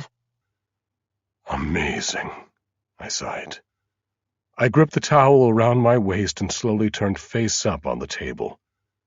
I raised myself up on my elbows. Kira was closing the top of her oil bottle and slipping back into her shoes. She looked down at the same instant I did, and saw my erection poking up under the towel. Kira put the oil bottle down on the side table. Autonomic reflex, she said. Totally normal. Then she disappeared behind the curtain. I flopped back down onto the table. I felt flushed and embarrassed. Autonomic reflex. It sounded so clinical, so scientific. Maybe that was all there was to it, I thought. Maybe. Chapter 60. The next morning, breakfast was a little awkward. One reason was the menu. I'd gotten used to Kira's weird nutrition repertoire.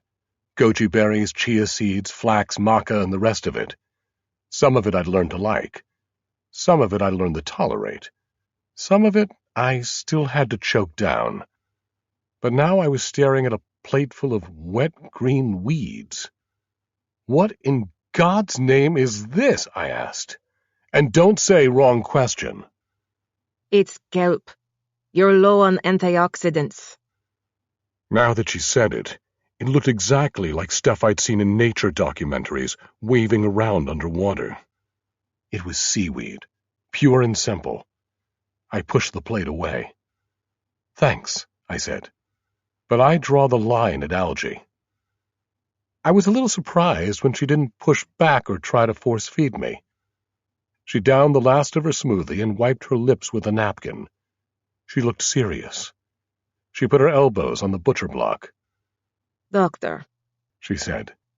we need to have the talk. More awkwardness. I figured this was about my display the night before. Had to be. I cleared my throat. Right, I said. I'm sorry about the... I glanced down at my lap. Kira shook her head. It's not about that, She said. She leaned toward me over the kitchen island. I have a confession to make, Doctor. It's about me. About you and me. Our history. Our history, I said. I've seen our history, remember? Our history is you stalking me, stealing my mail, hacking my router, and spying on me from the bushes. You're absolutely right. She said.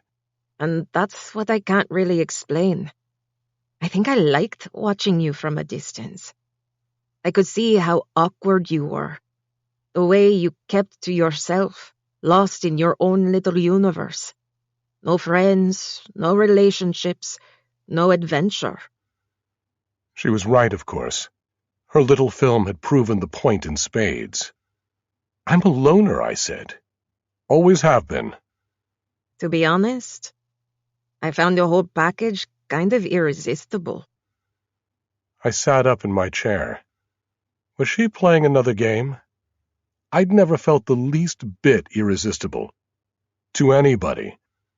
I never expected to have a stalker with some strange long-distance crush. Especially one who looked like Kira. And what about now, I asked. Now that you've turned me into this physical masterpiece. She shrugged. That's the weird part, She said. Now, you're just another guy. I guess I should have been hurt, or insulted, or disappointed. But mostly, I was confused.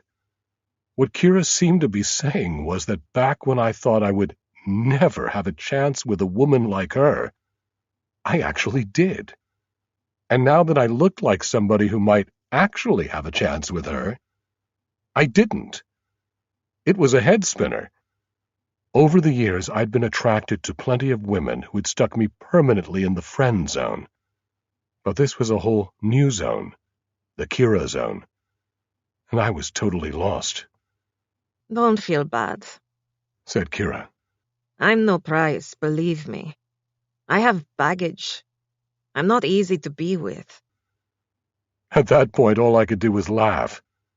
Tell me something I don't know, I said. And that was it. No meaningful looks, no hugs. She'd said what she needed to say, and then she shifted gears. She took the plate and scraped the seaweed into the garbage where it belonged. At least that was a relief. Come with me, Doctor. She said. She headed back toward the door that said utility. I've got something else to show you.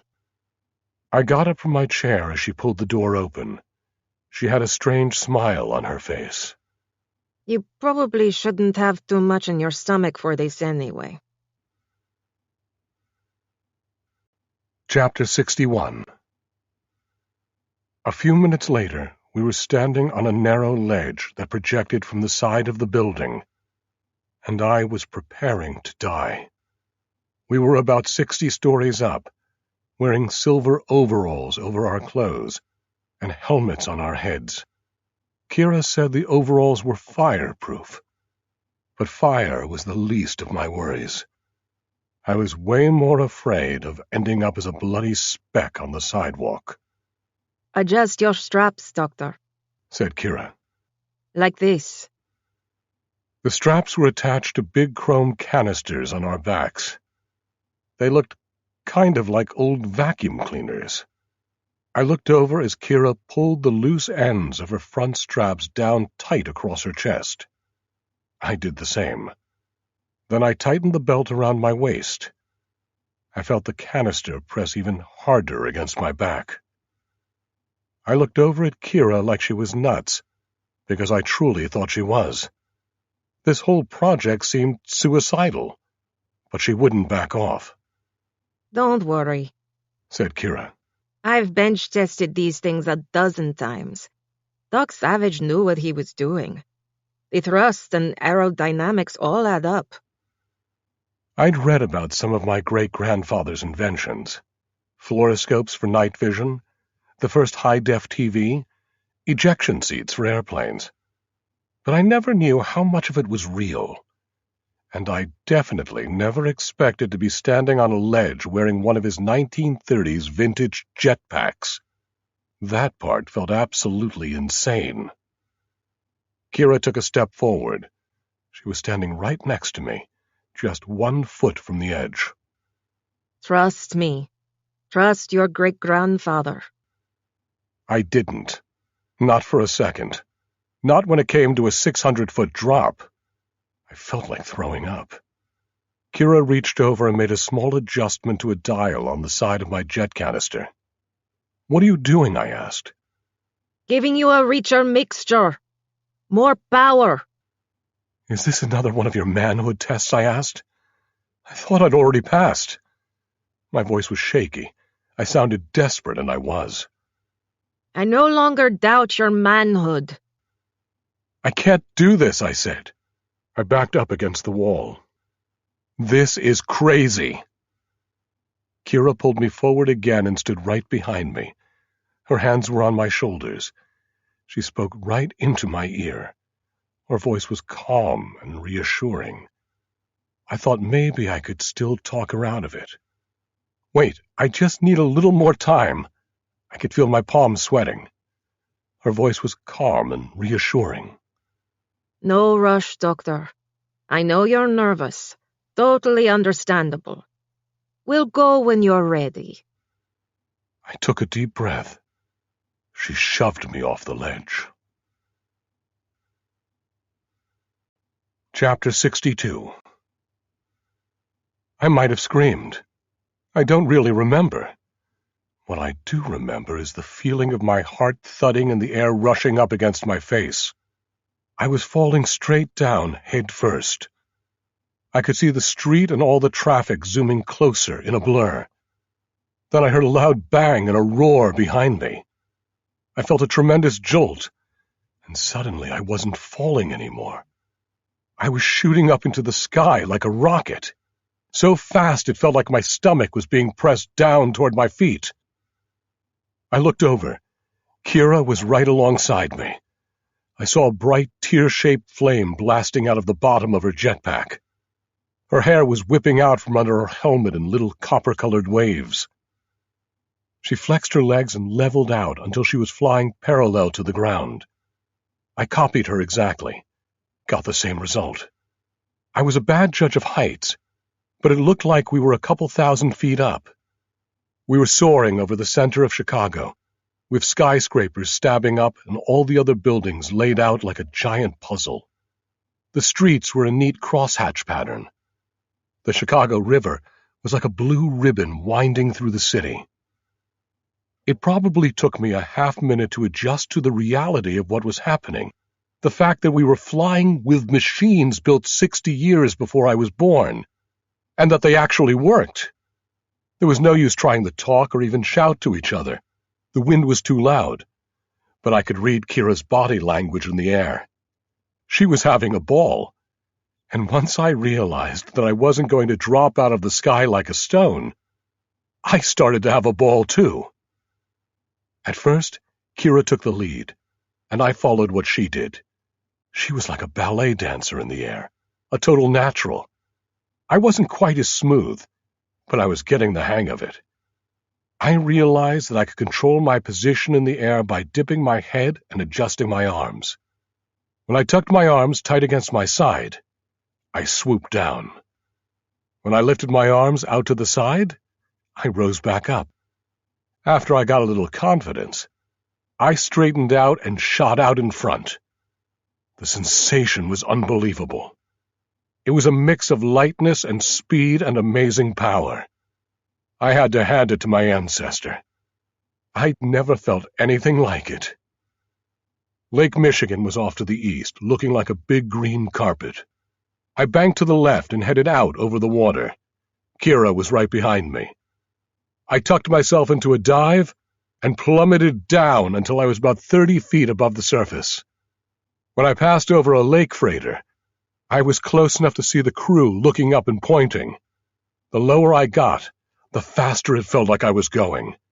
It was a total rush, and I was loving it. I lost all sense of time. I wanted it to last forever. Suddenly, I felt a lurch from my rocket pack. Instantly, I dropped about 10 feet. I looked over at Kira, who was flying right next to me.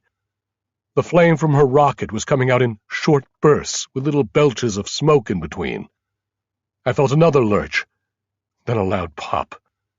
Then I started to spin like a pinwheel, end over end. My vision flipped between sky and water, and then only water. I hit feet first. I sucked in one last breath, and then I went under, sinking fast. I saw Kira plunge in a few yards away. She sank down in a cloud of bubbles until she was out of sight in the murky lake. I couldn't see the bottom, but I knew that's where I was headed. With 50 pounds of metal strapped to my back, it's not like I had a choice. Chapter 63. I started to panic. The light was fading above my head and the water under my feet was getting blacker. My lungs were on fire. I wrestled with the straps around my chest and middle, but they wouldn't budge. I lost all sense of space. There was nothing but murk all around me. I tried to swim up, but it was no use. With my jetpack attached, I was dead weight. About 5 seconds later, my boot landed on a long piece of metal. I had reached the lake bottom. I spun hard to the left. Something caught on the strap behind my back.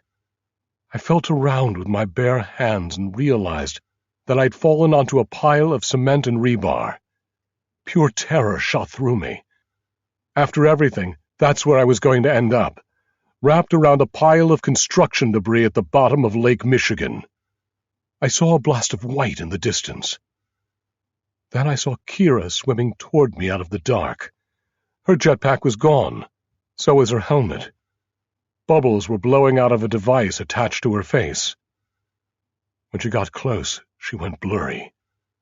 I was starting to pass out. She grabbed at my strap fasteners and yanked them open.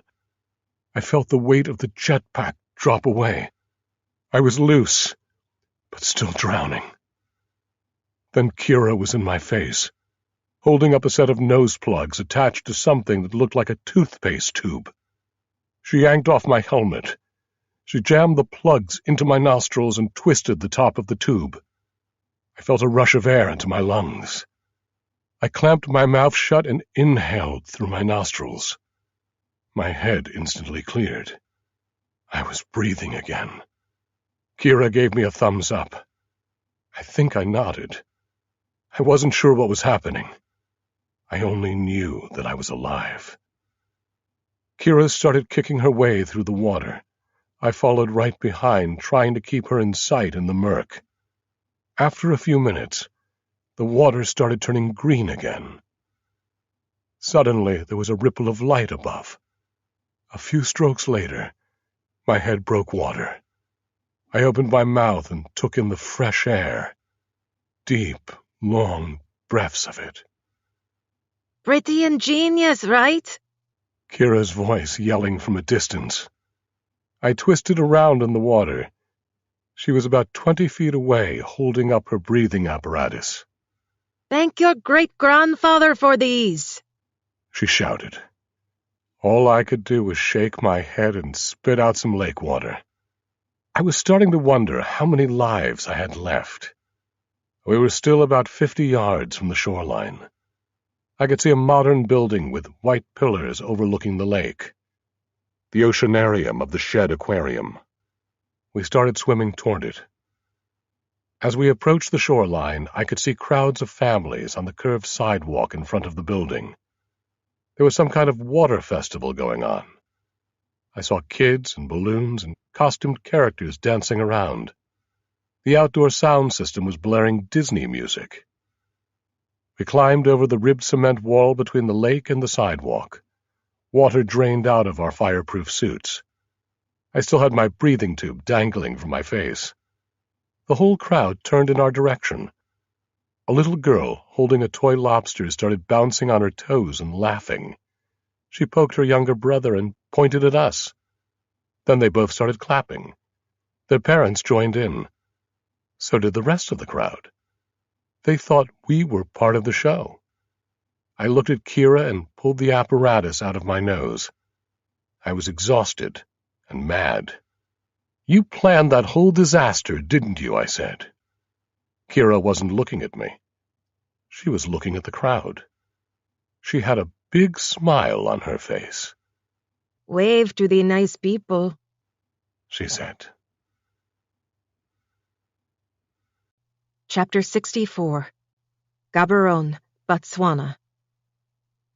The office of private investigator Jaco Devos was small and cluttered. It was also sweltering. The only moving air came from an anemic desk fan pointed mostly in his direction. Jamel Mena sat across from the sweaty PI, an Afrikaner with a grayish complexion. The smoke from his cigarette spun in the vortex created by the fan blades. Jamel's thin cotton dress stuck to the back of her metal chair.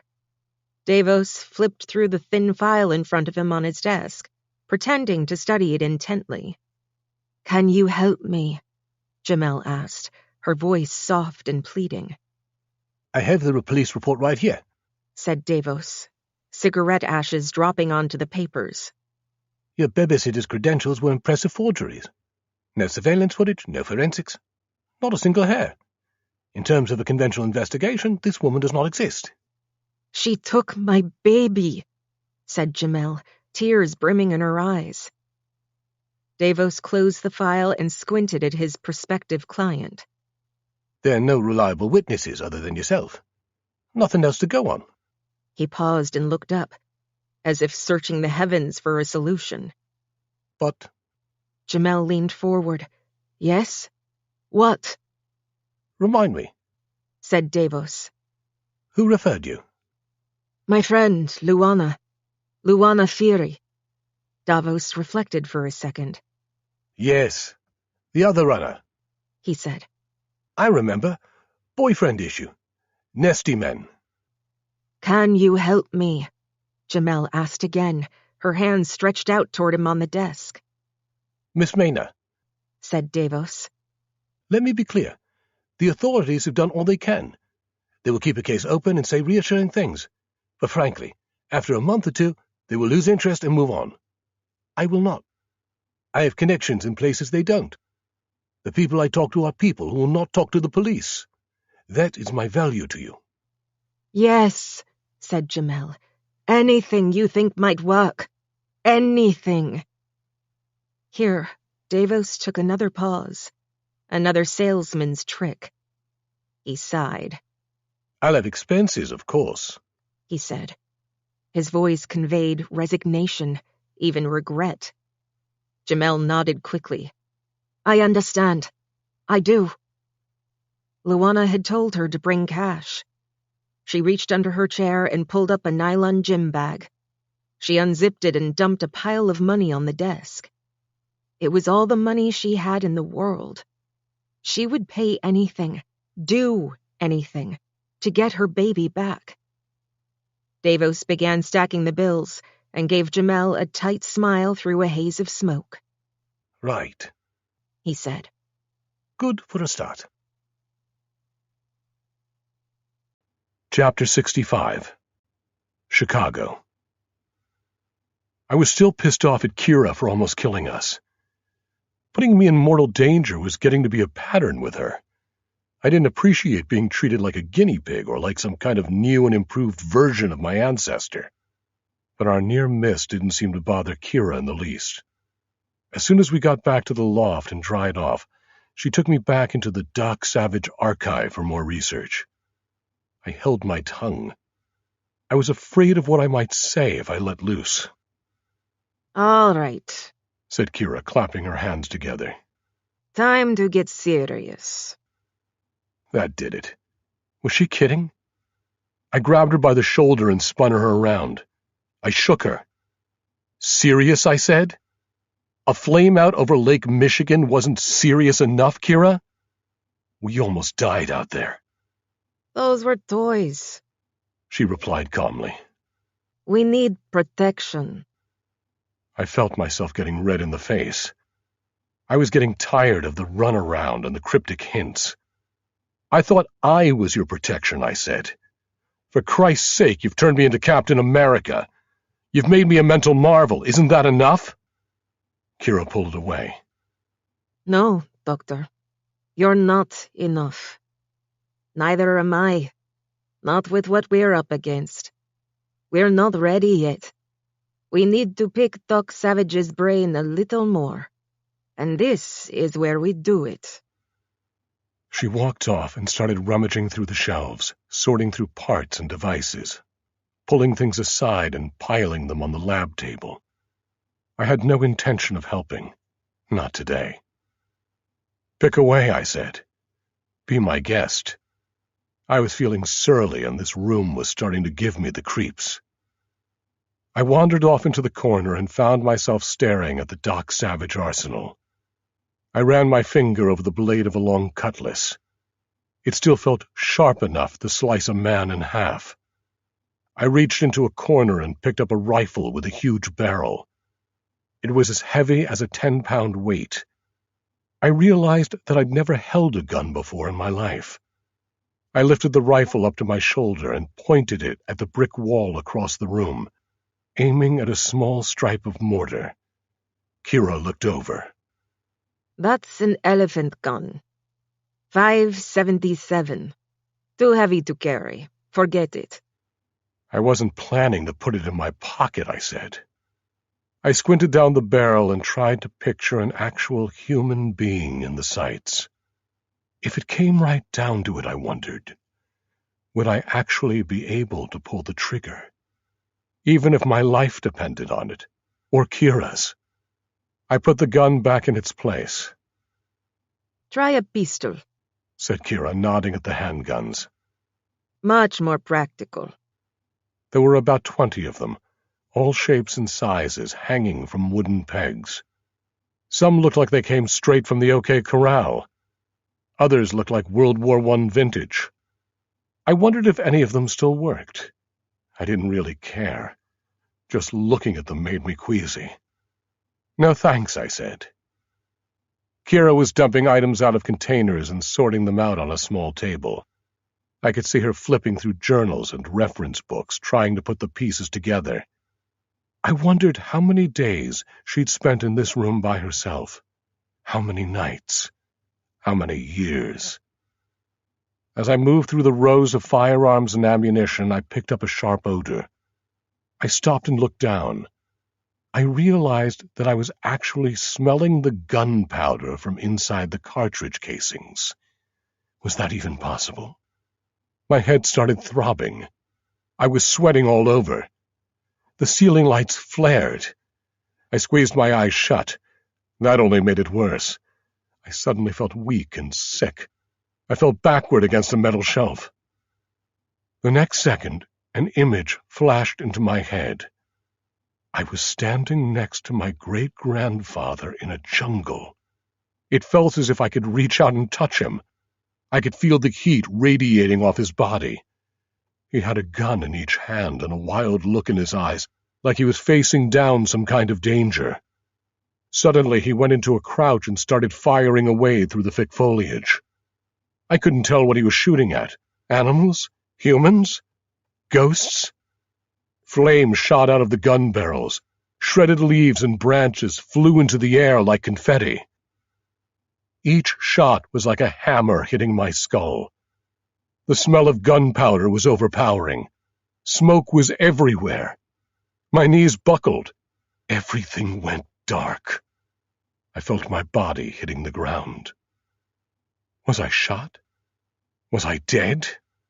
Was it over? Chapter 66. Hey, hello? You in there, Doctor? I felt my eyes being pulled open. It was Kira.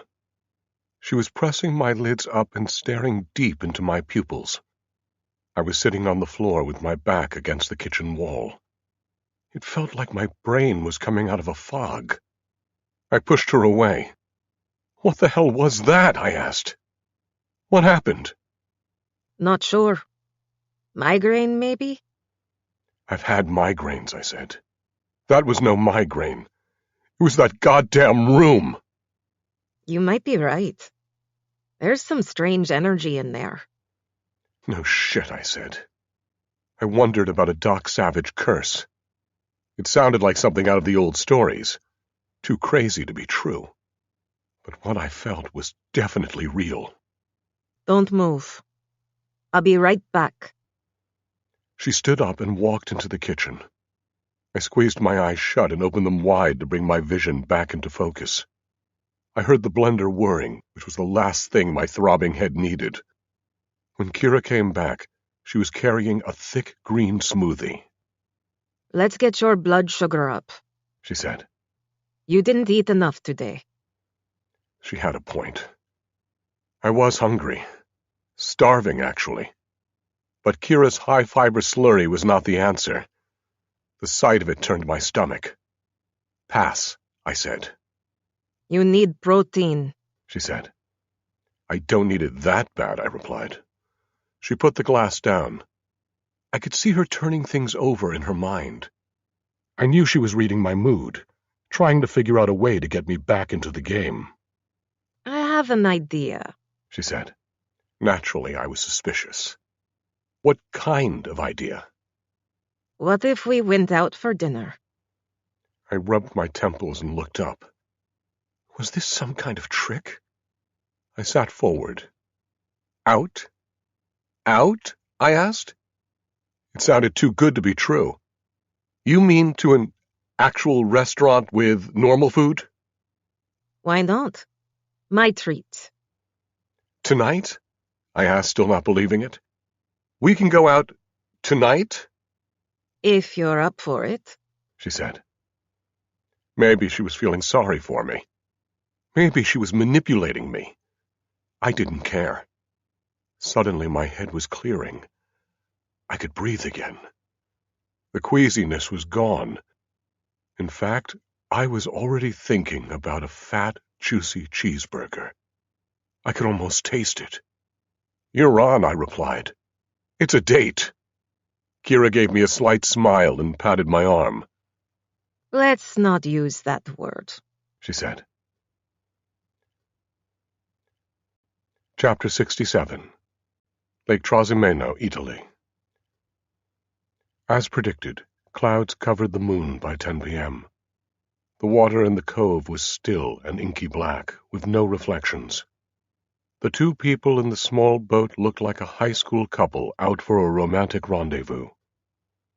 The boy cut the engine and turned off the running lights as the girl readied herself in the prow.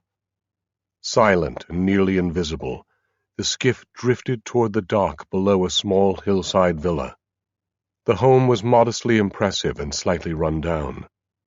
The kind of lake estate that stayed in families for generations. The boy and the girl exchanged strange smiles. They were on time and on target. Inside the dimly lit villa, chemist Angelo Cinelli was toking away his disappointment at missing out on the prestigious Antonio Feltrinelli Prize. Shortlisted, but no win. Second year in a row. Goddamn politics, he muttered bitterly. But the bitterness was quickly fading. The weed he was smoking was top-notch, cultivated by one of his lab assistants. After just 3 hits, he was already feeling relaxed and drowsy. The 2 goblets of Barolo he had downed earlier contributed to the stupor. As he eased back into the large, worn sofa, his wife Lucia came down the hall from the nursery. She was wearing a cotton robe and her dark brown hair fell loose around her shoulders. "She good?" Angelo asked, his lips barely moving. Sleeping like a baby, Lucia reported with a soft smile. Angelo smiled back. His daughter Carmela was the true prize of the year, he told himself. Just 11 months old and as beautiful as her mother. brilliant, too. He could tell already.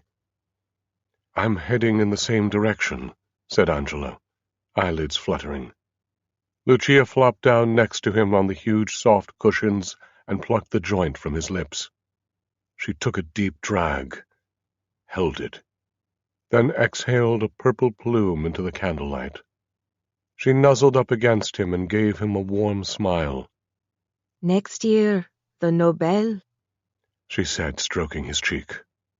"Next year," Angelo replied with a soft laugh and a touch of pride. He knew that it might actually happen. Lucia dropped the roach into a ceramic ashtray. She swung her leg over Angelo's lap, then pressed forward to deliver a warm, lingering kiss. She tasted of smoke and red wine. Angelo gently tugged the top of her robe open. The next 20 minutes went by in a haze, but a very pleasant one. When it was over, Lucia rolled to the side and curled up. Angelo slid a pillow under her neck and gave her a soft kiss on the forehead.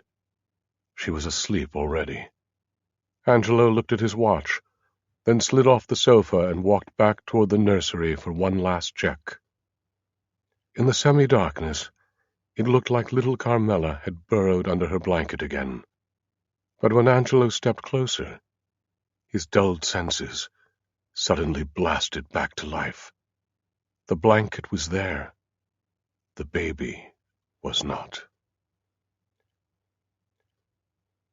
Chapter 68. Chicago. I was feeling almost normal, which felt totally amazing. The sidewalk cafe was trendy and hopping. The street traffic was a little noisy, but nobody cared. It was exciting to be out in the middle of the city. We were sitting in a small grouping of tables on the wide patio just outside the front door. By 8 p.m., every table was filled.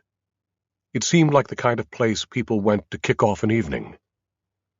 I remembered going to places like this after work by myself, with my nose buried in a research paper.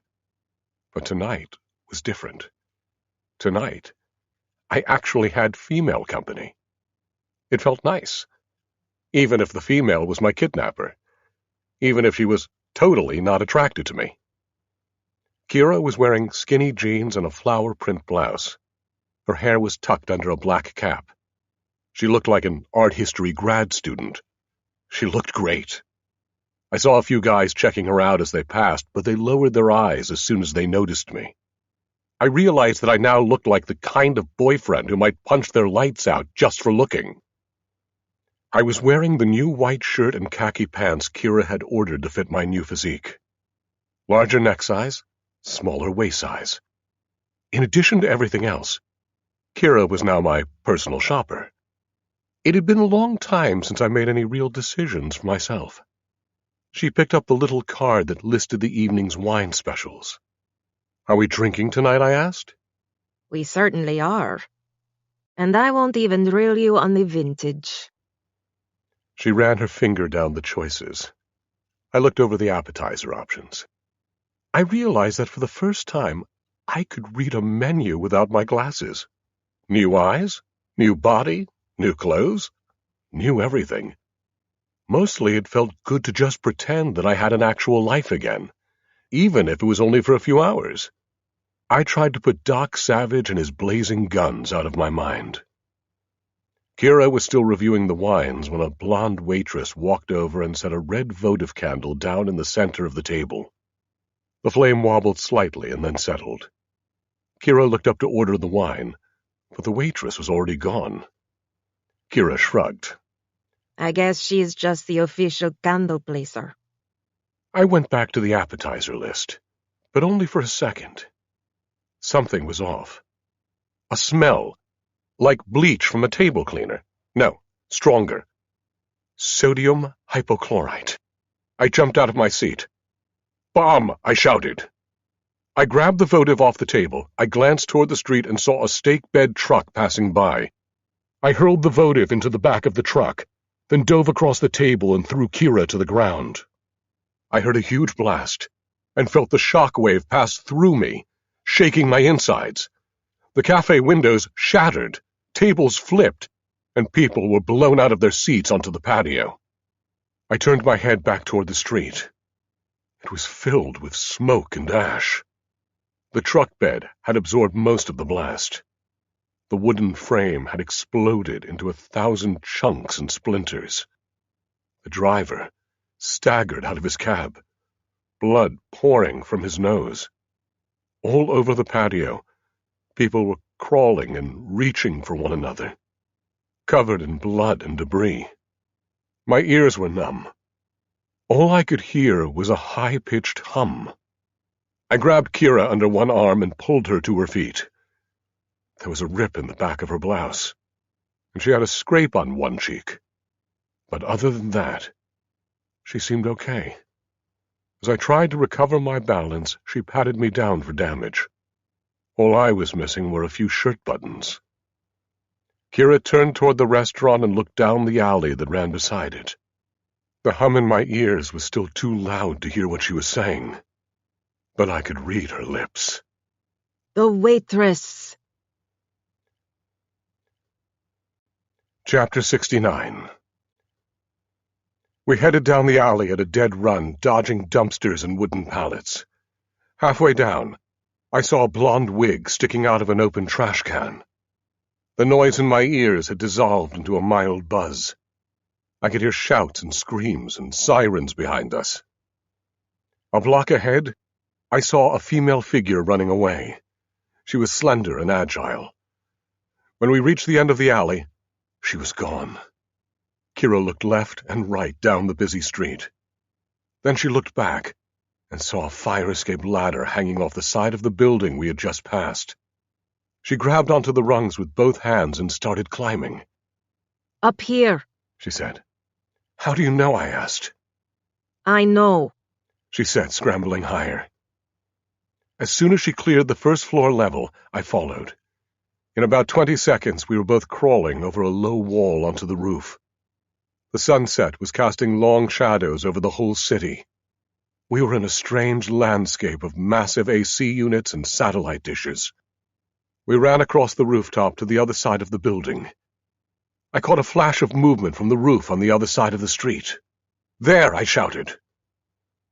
Kira spun around and ran halfway back across the roof. Before I could react, she bounced on the balls of her feet and then headed toward the edge at top speed. When she was about 4 feet away, she launched herself across the gap, 4 stories up. She landed in a somersault on the other side and jumped to her feet. She looked back at me. Let's go, she shouted. I wasn't sure I had it in me, but there was no way I was letting her go on alone. I gave myself plenty of room for a head start and then jumped off from the same spot she did. But I misjudged my bulk or the distance or both. As soon as I was in the air, I knew I was coming up short. As I fell, I grabbed for the bars of a window guard on the top floor. The rusty metal cut into my hands and my knees banged into the bricks below. I gritted my teeth through the pain and pulled myself up. When I rolled over the low wall onto the other roof, Kira was already on the move. The rooftop was a maze of bubble-shaped skylights and old water tanks. We threaded our way through until we could see across to the next building. A woman with dark hair was hanging from a stone parapet just 20 feet away. As she muscled herself up, her right sleeve fell back to her elbow. Her forearm was red and scarred. Kira immediately dropped down behind the low wall on our side. Oh my God, she muttered to herself. She looked pale and stunned. I watched as the woman flipped herself over the parapet like a gymnast. She crouched low for a second, staring right back at me. Then she ran off and disappeared behind a mass of metal ductwork. Come on, I said. We can catch her. I started to psych myself up for another jump, but Kira didn't move. No, she said. That's exactly what she wants. I looked down. Kira had her fist balled against her forehead, and she was rocking back and forth, muttering to herself over and over again. Not her. Not her. Not her. She looked scared. I'd never seen that in her before. Never. Wait, I said. You know her? Kira nodded slowly. She sounded numb. Her name is Irina, She said. We were classmates. I haven't seen her for more than a decade. What does it mean that she's here? I said. It means we don't have any more time, said Kira. Her voice was strong again, and when she looked up, her expression had changed. There was no more fear in her eyes, just rage. Chapter 70. When we got back to the loft, Kira was quiet and focused. All I saw was cold determination. Hang on a minute, she said, then disappeared into her room. Actually, it was less than a minute. When she came out, her casual clothes were gone. She was back in athletic gear, all black. Her hair was pulled back tight. She looked like a commando. I was watching the news report on the TV over the workout area. Explosion outside a Lakeview restaurant. 20 injuries. 3 people in critical condition. So far, no motive, no suspects, no leads. Terrorism could not be ruled out. Kira glanced up at the screen. I was careless and stupid, she muttered. I felt sorry for you, and look what happened. So this is my fault now, I asked? This is on me? She opened the door marked utility. We don't have time to argue. Inside the vault, Kira moved quickly. She grabbed a small backpack and tossed me another one. She started throwing in canisters, packets and tools off shelves and tables. She grabbed a pistol from the rack and handed one to me. As soon as my hand touched the grip, I started to twitch. Kira grabbed my arm, hard. Hold it together, Doctor. Now is when I need you. I stuffed the pistol into my backpack. She tossed me an extra box of ammunition, then took one last look around the vault. That's it, she said. Let's go. Where are we going? I asked.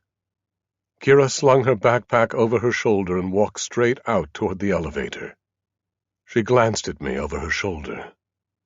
Back to school, she said. Chapter 71. When we got to the street, Kira scoped out the traffic and speed-walked to the nearest intersection. I saw a cab idling at a stoplight. Kira ran in front of the car and slapped the hood. The cabbie shook his head. She moved around and rapped her knuckles against the driver's window. The glass slid down 2 inches. I heard the cabbie say, "Off duty." The light turned green. The cab started to move. Kira moved right along with it. She pulled out a $100 bill and slapped it flat against the window. How about now? She shouted. The cabbie stopped and unlocked the doors. Horns were blaring from the cars behind. Kira yanked the rear door open and we slid into the back seat. "Where to?" asked the cabbie. He accelerated before the door was even shut. O'Hare, said Kira. She pulled out another bill. And here's another 100 to ignore the speed limit. You got it, said the cabbie, glancing down at his dashboard clock. What time is your flight? As soon as we get there, she said. I didn't think we had a flight booked. I didn't even know where this mysterious school was located. I also didn't know how Kira planned to get us on a plane carrying a bunch of metal devices and 2 loaded pistols. But at the moment, I was more worried about dying in a car crash. The cabbie shot through River North traffic, running 2 yellow lights and 1 red before turning onto I-90. The car rattled and roared as he pushed it up past 70 on the highway. Kira twisted herself backward to look out the rear window, her hands gripping the headrest. Suddenly she whipped back around. Damn it! She shouted. Get down! Get down where? The cabbie shouted back. I'm fucking driving! Lower your head! Now! Shouted Kira. She looked at me. She's back, she said. The cabbie slid down in his seat until his eyes were barely at the level of the steering wheel. A second later, the rear window exploded into a million pieces. I dropped down in my seat as hard pebbles of safety glass rained through the cab. I turned and looked up, just far enough to see a black sedan weaving through traffic behind us, coming up fast. A dark-haired woman was leaning out the driver's window, arm extended. Irina. I saw the muzzle blast and heard two loud metallic bangs inside the cab. "Son of a bitch!" shouted the cabbie. "Who are you people?" Do not stop. Kira yelled back. Do not slow down. Kira shoved me down on the seat. She reached into her backpack and pulled out a small metal oval. It looked like an egg. She leaned out the rear window and tossed it onto the roadway. I heard a huge bang and screeching tires. I jerked my head up again to look. The black sedan was spinning off to the side of the highway. The front end smashed into the guardrail, and I saw the airbags deploy. Cars careened around the wreck. A pickup truck slammed into a Prius, and they both ended up crosswise on the interstate as cars piled up behind them. We were way ahead of the wreckage, coming up on the Canfield exit. "I'm getting off here," shouted the cabbie. "I gotta find a cop." Kira pulled the pistol out of her backpack and pointed it at the rearview mirror. You're going to the airport, said Kira. You're not stopping anywhere. Okay, said the cabbie, raising one hand. No more shooting.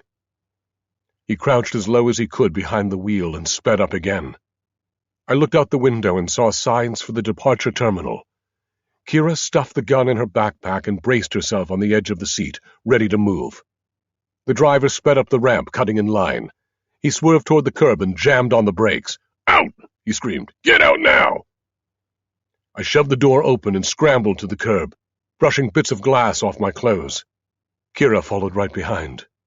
She leaned through the front window and tossed a wad of bills at the cabbie. For your back window, she said. She looked up at the two holes punched through the cab's roof. She pulled out a few more bills and tossed them in. And the rest of it. The cabbie didn't even reach for the money. He just let it flutter onto the floor mat as he pulled away. I watched him dodge a traffic guard and bounce hard over a speed bump. Then he sped off toward the airport exit. He didn't look back. Let's go, said Kira. She was heading toward the bank of sliding doors at the terminal entrance. Suddenly she stopped and pulled me down behind a low cement divider. All around us, people were moving through the doors with their carry-on bags and rolling suitcases. Don't move, she said. What? I asked. Irina's gone. You bombed her off the road. Kira jerked her head in the direction of an entrance door about 20 yards down the row. I poked my head over the barrier. I didn't see anything strange. Just a bunch of neatly dressed teenagers near the door. 10 or 12 of them. They looked like an international youth group. Maybe a choir. As I watched, one of the guys pulled out his cell phone.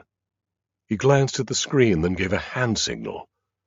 The other kids gathered around him and looked at one another with weird, robotic smiles. Kira pulled me back down and leaned in close to my ear. Irina didn't come alone. She brought the whole damned class. Chapter 72. Jesus, I whispered back. Somebody must really want you dead. You and me both, said Kira.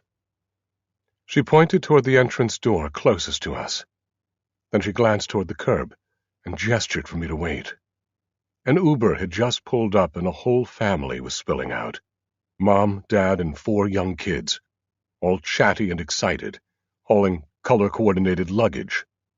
As they walked past us, we stood up and blended in with them, like a friendly aunt and uncle. The automatic doors parted, and then we were all inside. I looked back. The students had passed through the door on their end of the terminal. They were glancing in our direction, trying not to be obvious. The happy family headed toward the ground floor elevator, leaving us alone and exposed. Then the students started to move. Not like a youth group, more like a military squad or killer robots. They fanned out, slow and deliberate. No rush. I got a sick feeling. "Damn it," I said. "How many of them are there?" Look around, Doctor. said Kira. Or do you need your glasses back? She tugged me toward the escalator that led to the upper level. We walked quickly, weaving through the crowd. One team of students followed us, matching our pace.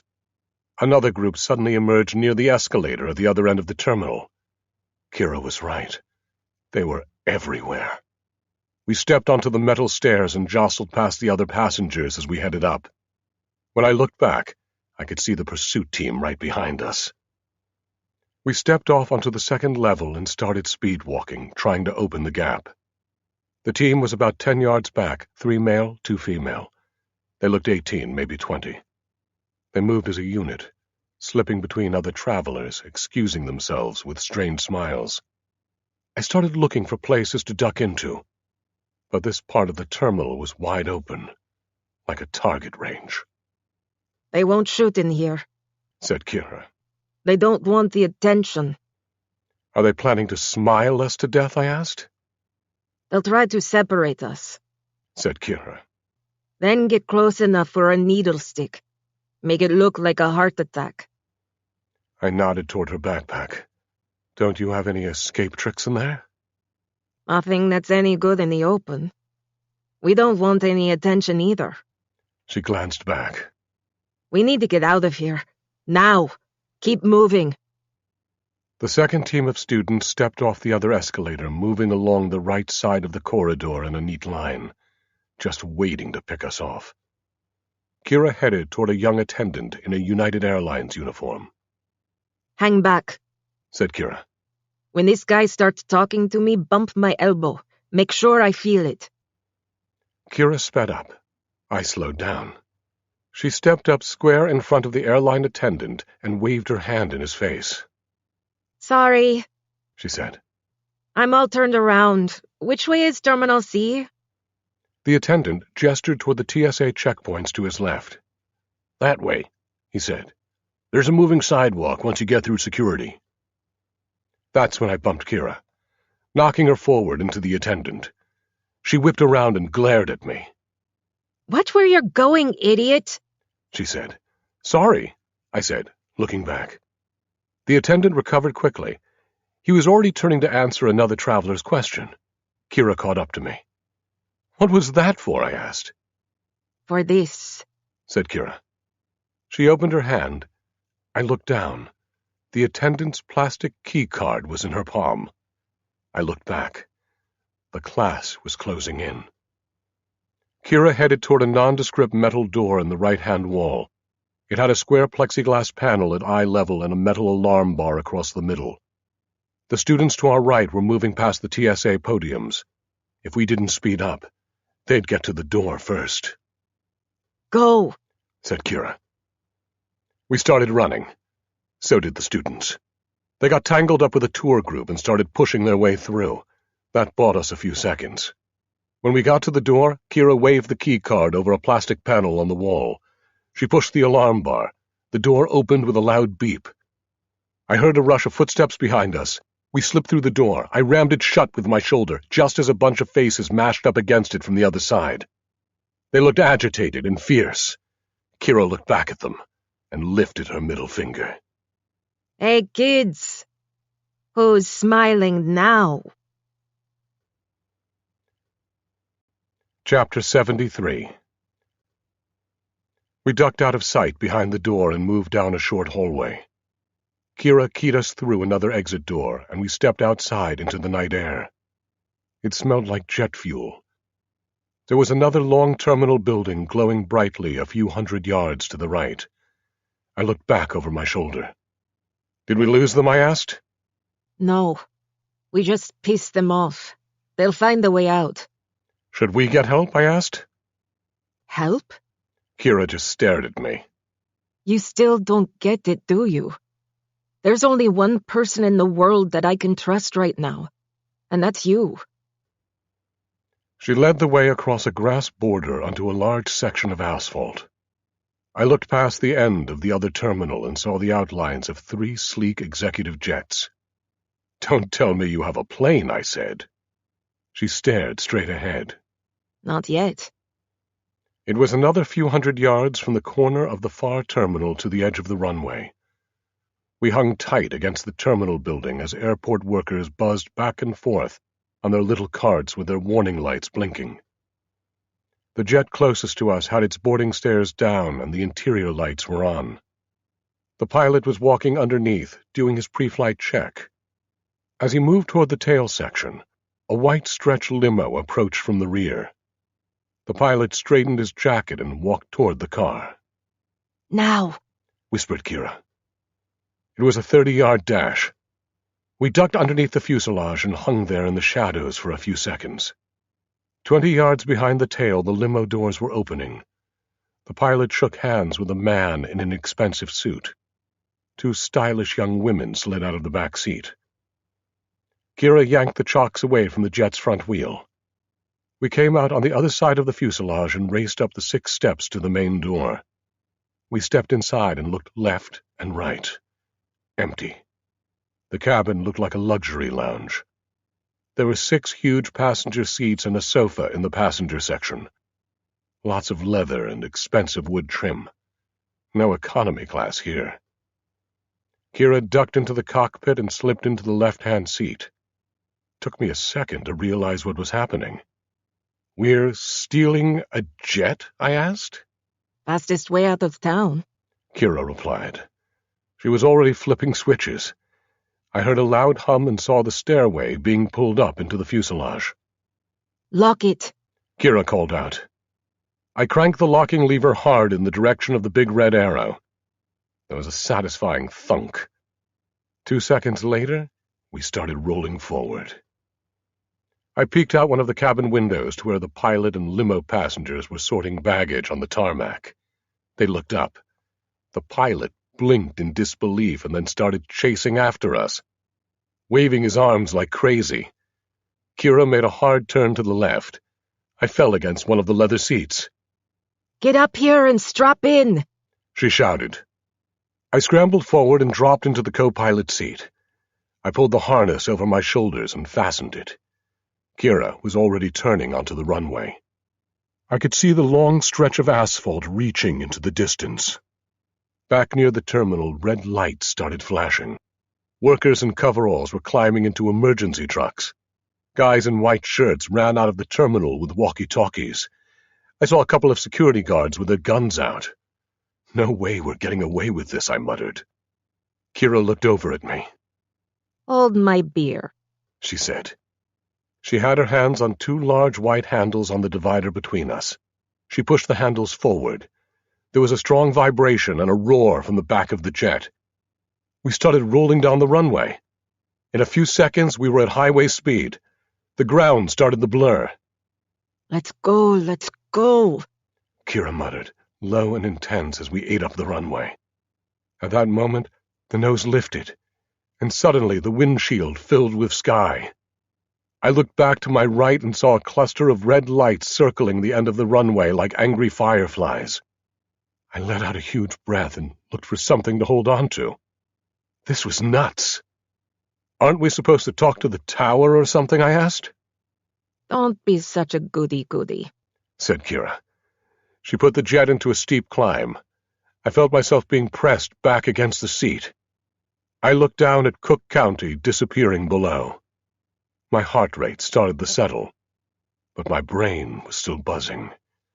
Kira was cool and calm, like she was taking a drive to the mall. "You should have told me you knew how to fly," I said. Kira tapped a few buttons on the console. We started to level out. "Don't look surprised," she said. "So do you." She nodded toward the screen in front of my seat. "Set a course 330 degrees northwest," she said. I had no clue how to make that happen. For a few seconds, I just sat there, staring at the console. "I'm not kidding, Doctor. Do it." I reached out and put my fingers on the screen. Suddenly, the whole navigation protocol popped into my head. Every single step. I must have learned it in my sleep. Chapter 74. Kamchatka, I said. Never heard of it. That was the destination readout that popped up on the screen as we got closer. That's where we're going? We'd already been flying for 5 hours. Kira nodded. It's a tiny piece of Russia, like a finger poking down along the Bering Sea. I looked at the map on the screen. That's exactly what it looked like. Why would anybody put a school there, I asked. My great-grandfather was Russian, or said he was. Nobody really knows, but that's where he built his little empire, up where he knew nobody would ever find it. What happens when we get there, I asked. Kira stared out through the windshield. We save the world, She said. starting with a few hundred kids. Okay, I thought to myself. 1 step at a time. First step. Land in one piece. I looked out my side again. We'd crossed over western Canada and the lower edge of Alaska. Now we were cruising over open water. Are you sure we've got enough fuel? I asked. The gauges looked low to me. We're cutting it close, but we're not stopping at a Shell station. I stared out through the windshield. At this point, there was nowhere to land anyway. There was nothing outside but dark sky and even darker water. Suddenly, a bright orange streak shot past my window like a comet. Before I could even register what I was seeing, I heard Kira shout. Damn it! Missile! Air to air! I whipped around in my seat. Are you shitting me? I yelled. I'd actually started to feel cozy in our luxury ride. Now somebody was trying to blast us out of the sky? Who the hell is shooting at us? I yelled. Doesn't matter? Kira yelled back. She banked hard to the left. My head banged against the side of the cockpit. A second streak passed by her side, close enough to shake the whole body of the jet. I felt trapped, terrified, helpless. My mind flashed to ejection seats and parachutes. But I knew better. We were in a cushy executive jet, not an F-16. I heard a loud bang and felt a huge jolt on my side. The fuselage rocked. I saw another orange flame going by, but this one was fragmented into separate flares. The nose started to drop and the horizon disappeared. Son of a bitch! Kira shouted. It clipped the wing. The jet wobbled and started doing crazy corkscrews. Kira kept punching controls and pushing forward on the throttle handles. The engines whined and rattled behind us. Everything through the windshield was black. I felt a sick drop in my belly. I was losing all sense of direction. Down was up was down. I braced my arms against the top of the console. I looked over at Kira. I couldn't believe this was happening. Is this another one of your goddamn tests? I shouted. The sound of the engines was so loud I could barely hear myself. This time you might be on your own, Kira shouted back. She was doing everything she could to regain control, but none of it was working. I stared at the altimeter. 1,000 feet, 500 feet. Blood rushed to my head. My vision clouded over. Then another woman's voice filled the cockpit, sounding like a very stern Siri. Pull up. She kept saying. Pull up. That's the last thing I remember. Chapter 75. The freezing cold brought me back, or maybe the pain in my head. I woke up floating in black water with a sharp stabbing sensation over my left eye. When I touched my forehead, I felt a long gash. My fingers came away covered in watery blood. My legs were numb, but I could move them. They were all that was keeping me from going under. I had no memory of the crash. No idea how long I'd been out. I twisted around looking for Kira, or wreckage, or land. But there was nothing. The night was so dark that the sky blended with the water. Kira! I shouted her name over and over. It felt like hours, until my voice gave out and I couldn't shout anymore. My body was getting stiff. My brain was starting to shut down. As I stared into the darkness, small waves started to look like fins. I just hung there, trying not to thrash around. I knew there was blood in the water. It was mine. I squinted to sharpen my vision. My heart started to pound and I got a jolt in my gut. There was a small lump floating in the distance, maybe 50 yards away. Was it human? Please, God. "Kira!" I shouted again. By now, my voice was barely a squawk. I started swimming as hard as I could. The lump, whatever it was, kept disappearing behind the waves and popping up again. When I was about 20 yards off, I took a deep breath and did a surface dive. I knew I could move faster underwater. Just as my breath ran out, I stretched my arms forward and grabbed. I was praying that it was Kira, and that she was alive. Instead, I felt a small bundle of leather and cloth. My heart dropped. It was my backpack. It was floating because of a small inflated sack and lining. A Brandt Savage invention, no doubt. I opened the flap and looked inside. I saw some rope, a coil of thin wire, a pair of goggles, a bunch of loose buttons, a small water bottle, one energy bar in a foil wrapper, but no life vest, no signal flares, and no mini underwater breathing device. I should have known we'd used up the last two in existence.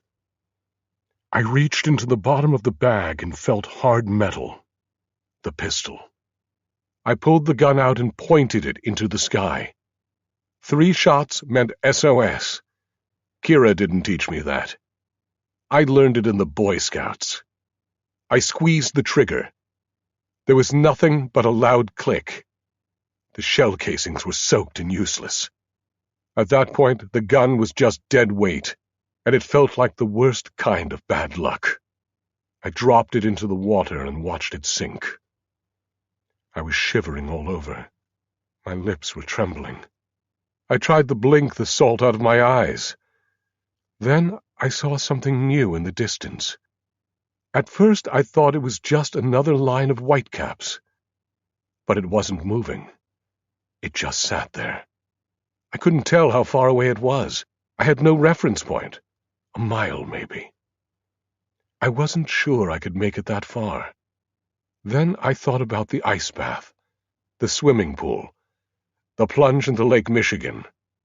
In my head, I could hear Kira yelling at me, pushing me, shaming me. I felt fresh energy flowing into my limbs, and my mind started to clear. I realized that the old Dr. Brandt Savage would have been dead already, broken to pieces or drowned. But somehow, I was still here. I wrapped the backpack strap around my shoulder and started kicking like a porpoise toward the white something in the distance. I thought it might be a mirage, just my mind giving me false hope. But I kept going. What else could I do? It was the only hope I had. Chapter 76. Eastern Russia. At that hour, the school was mostly dark. But underground, the warm nursery ward still glowed. A long row of rocking chairs lined one whole wall. Seated in each rocker was a stone-faced woman with a baby at her breast. The wet nurses were stout, red-faced Slavs, but the babies were of every race and complexion. It was a multinational feeding station. The woman at the end of the row sat alone, rocking more slowly than the others. The door from the corridor opened. The nurse looked up. A female attendant walked in, carrying an infant wrapped in 2 blankets. 2-day trip from Africa, said the attendant. She's weak. The nurse reached up and took the small bundle into her arms. She peeled back the blanket to expose the baby's face. Dark brown skin, huge brown eyes. tiny, puckered mouth. The baby mewed softly, not enough strength to cry. The nurse looked up at the hovering attendant. "Get out," she said bluntly. "Let her feed." The attendant turned and walked back into the corridor. The nurse opened one side of her blouse to expose a large, elongated breast. She teased her nipple around the baby's lips until the little girl latched on. As the infant suckled, the wet nurse started to rock in sync with the rest of the row. When she looked up again, there was another figure in the doorway. It was the headmaster. Kamenyov caught the nurse's eye and nodded approvingly. Odd, thought the nurse. It was unusual for Kamenyov to check on a new arrival. He obviously had high hopes for this one. Chapter 77. The water was getting choppier. It took me 20 minutes to get close enough to realize what I'd been swimming toward. It wasn't some hallucination after all. It was an iceberg. The part I could see was about 50 feet long, with a couple of jagged peaks jutting up toward the sky. I felt a sudden surge of relief. I figured if I could get there and climb on, at least I wouldn't have to die from drowning. I could just die from hypothermia. I'd read that it was like going to sleep. I breaststroked the final 50 yards or so, then used my elbows to haul myself onto a low ledge just above the waterline. I rolled onto my side and lay there for a few minutes, catching my breath. I flexed my fingers to get the feeling back in the tips. I stared up at the sky and watched the vapor clouds blow out of my mouth. I realized that my wet clothes were starting to freeze in the open air. Before long, I'd be covered in an icy shell. Part of me just wanted to close my eyes and let go. That would be the easy way out. No pain, no fear. But I couldn't do it. Something inside made me start moving. I rolled over and pressed against the ice to push myself up. It felt strange. I pounded on the surface. I scraped at it with my fingernails. I leaned closer. I scraped again. I realized that what I was feeling wasn't ice at all. There was nothing natural about it.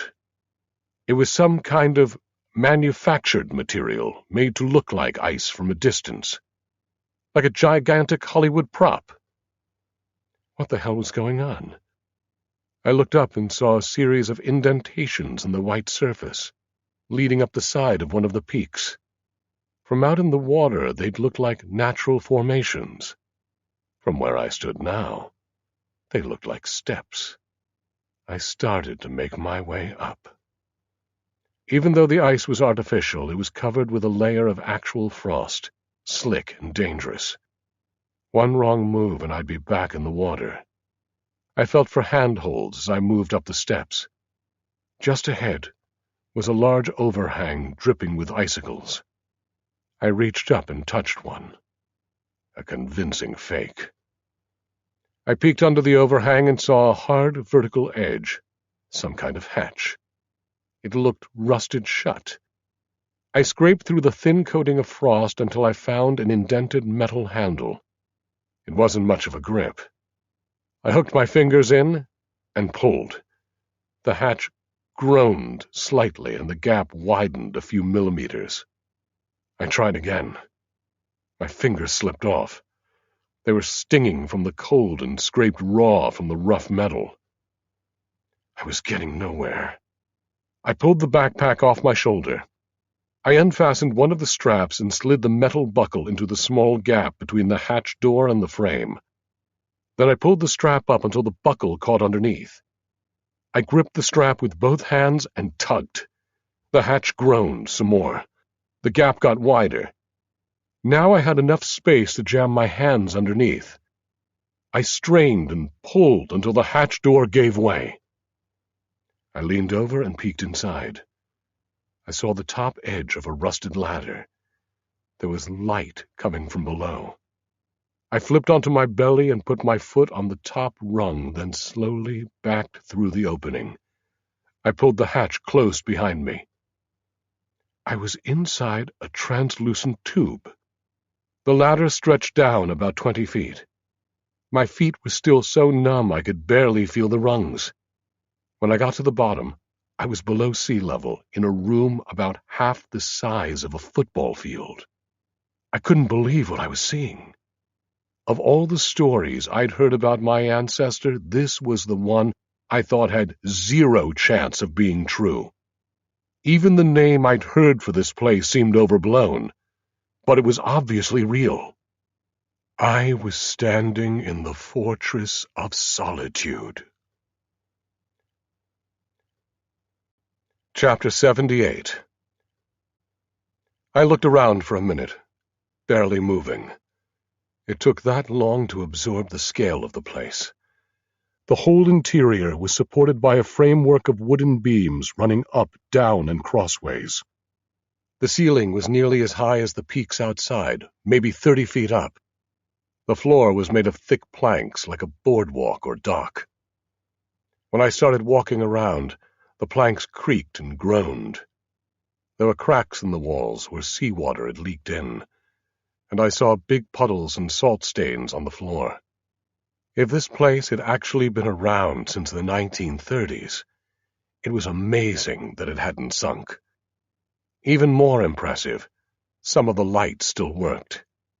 They looked like primitive fluorescent tubes, dim but still glowing. They gave the whole place a tunnel of doom look, which reflected exactly how I felt. In the center of the space there were long wooden tables covered with all kinds of electronic devices and tools. Most of the stuff looked corroded and useless. I walked over to a row of rusted metal bins against one wall, each one as big as a washing machine. I lifted one of the lids and got hit with a horrible odor. I held my breath and peeked inside. There was a layer of black sludge lining the bottom. I figured it used to be food. Now there was nothing but stench. At the far end there was a kitchen with a propane stove and an open cupboard with pots, dishes, and coffee mugs. Against one wall there were long shelves filled with books. An impressive private library. A lot of the bindings were falling apart, but I could still read some of the titles. Mostly science textbooks and literary classics. The complete works of William Shakespeare, the Iliad. The history of the decline and fall of the Roman Empire. I picked up a couple leather-bound books from the end of the row. The first one was 20,000 Leagues Under the Sea by Jules Verne.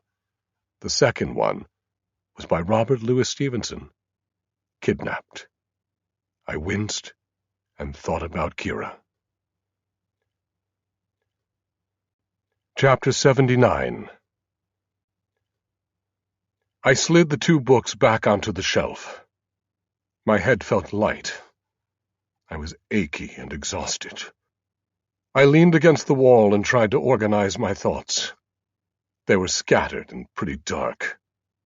I was alive, but I wasn't so sure that was a positive. I'd been trained for a mission, and the mission had failed. It was my job to protect Kira, and I hadn't done it. And somewhere on the Kamchatka Peninsula, her school was still pumping out smiling killers. It felt strange to think about it, but after all these years, John Sunlight's vision was actually taking over the world, and there was nothing I could do to stop it. Nothing. All of a sudden, the anger and helplessness boiled over. I started screaming at the top of my lungs. I grabbed a hammer off a workbench and threw it into a glass cabinet. It shattered with a loud crash.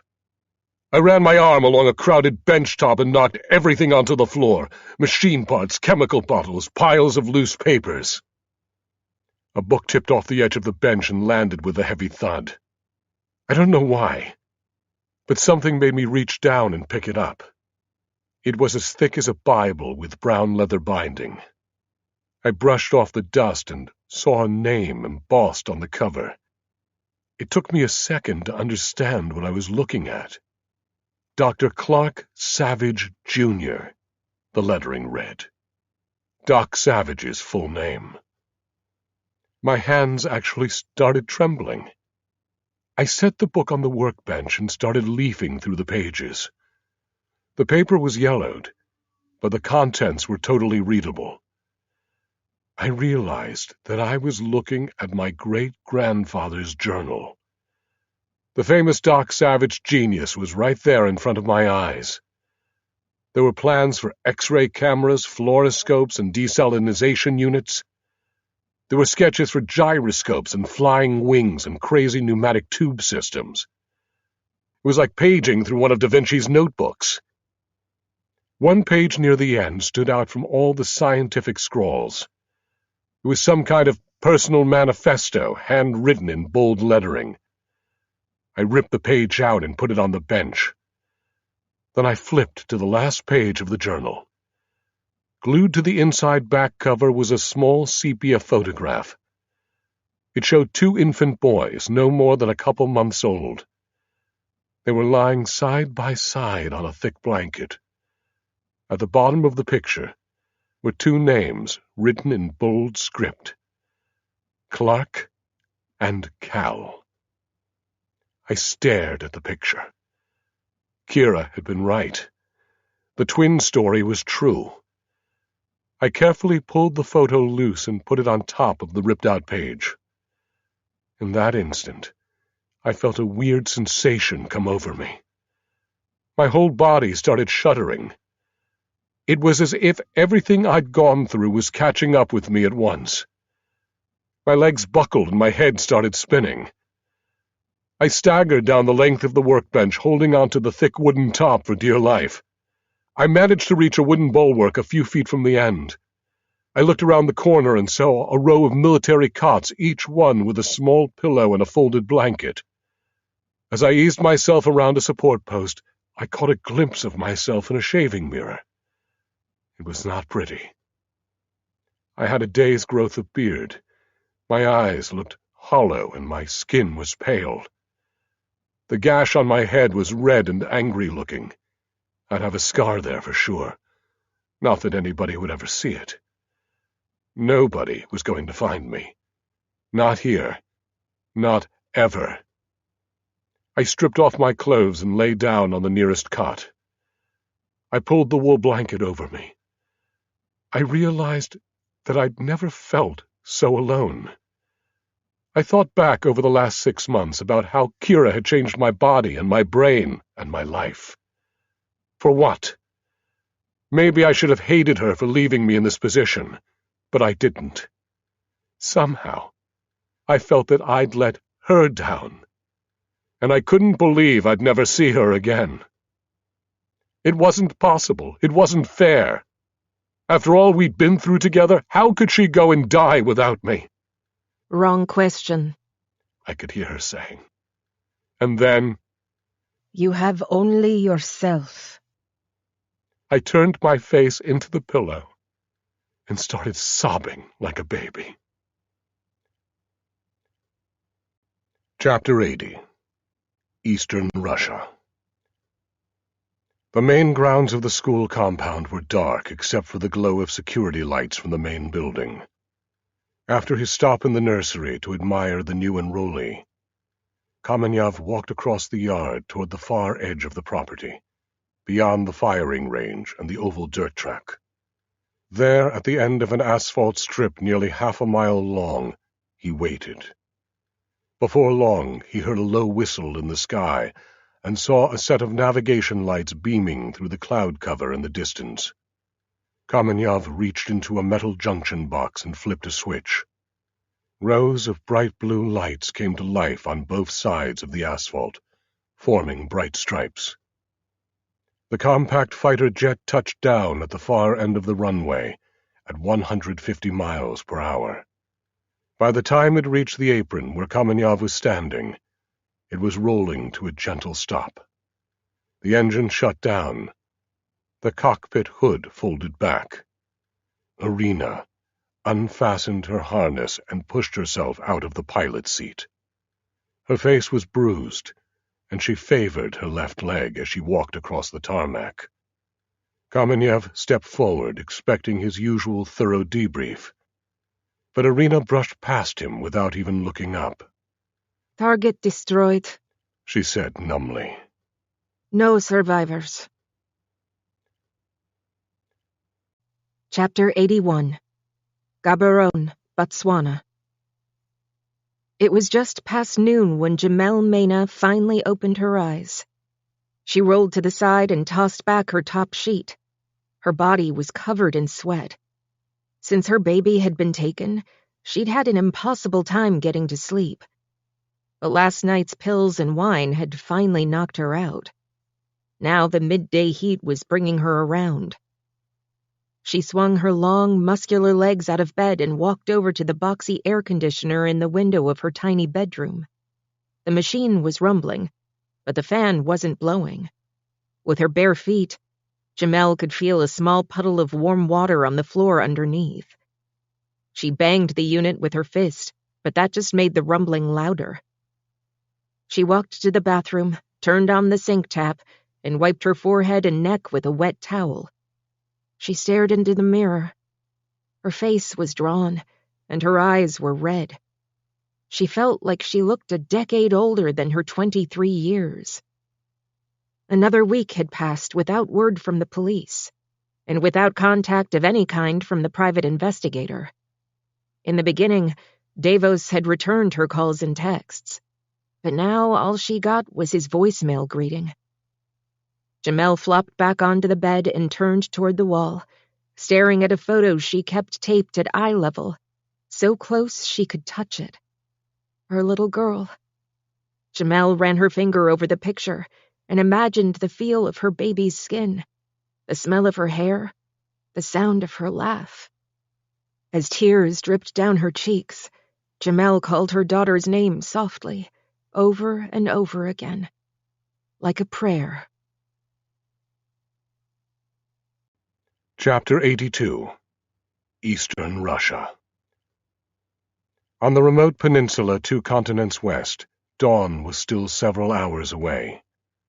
In a small room buried beneath the school's main building, security officers Balakin and Petrov were 8 hours into their shift, their eyes bleary from staring at screens all night long. It was boring work. The only activity had been a solitary fox crossing the perimeter, its eyes glowing yellow on the night vision camera. Everything else was quiet and secure as usual. Balakin pulled a cigarette from his pack and lit it. He leaned back in his chair, took a deep drag and exhaled toward the ceiling. A forbidden pleasure. This was the one place on the property he could smoke with impunity, in violation of Kamenev's strict prohibition. The room's powerful vent filters removed every trace of smoke and odor. Petrov used the soundproof room to indulge in a vice of his own, one that drove Balakin to distraction. "How can you stand it?" Balakin shouted. He was referring to the German techno music blaring from Petrov's Bluetooth speaker. "Keeps me awake," Petrov called back, bobbing his head in time to the pounding beat. "Hey!" Balakin shouted. All right, said Petrov. "I'll turn it down." "No," said Balakin. "Look." He was leaning over the console, his nose just inches from one of the monitors, the one showing the outside of the explosive shed on the far side of the property. Shed was a misnomer. It was a pillbox-shaped building with walls 2 feet thick and 6 feet of solid steel descending into the ground to prevent burrowing, animal or otherwise. Balakin dropped his cigarette through a metal floor grate and rolled his chair forward. The shed was just a blocky outline in the darkness, but there was a bright flare around one side of the heavy metal door, so strong it almost whited out the camera lens. Petrov shot his partner a look. Balakin nodded. Petrov reached to the far side of the console and pounded a red alarm button. They both stood and tightened their gun belts. Balakin turned the handle to open the vacuum-sealed door. Outside, They jumped into matching black ATVs and raced toward the location. By the time they arrived, the whole scene was swarming with a dozen other ATVs, their headlights shining across all sides of the shed. The student squad on call had responded to the alarm in record time. They seemed excited that for once it was apparently not just a drill. When Balakin pulled up, the students greeted him with unsettling, wide-eyed smiles. He nodded back. He avoided students whenever possible. They made his skin crawl. Petrov pulled up right behind. He jumped out of his vehicle and walked to the building. He placed his hand on the seam of the metal door. It was blackened and pitted, but otherwise intact. No intrusion, no structural damage.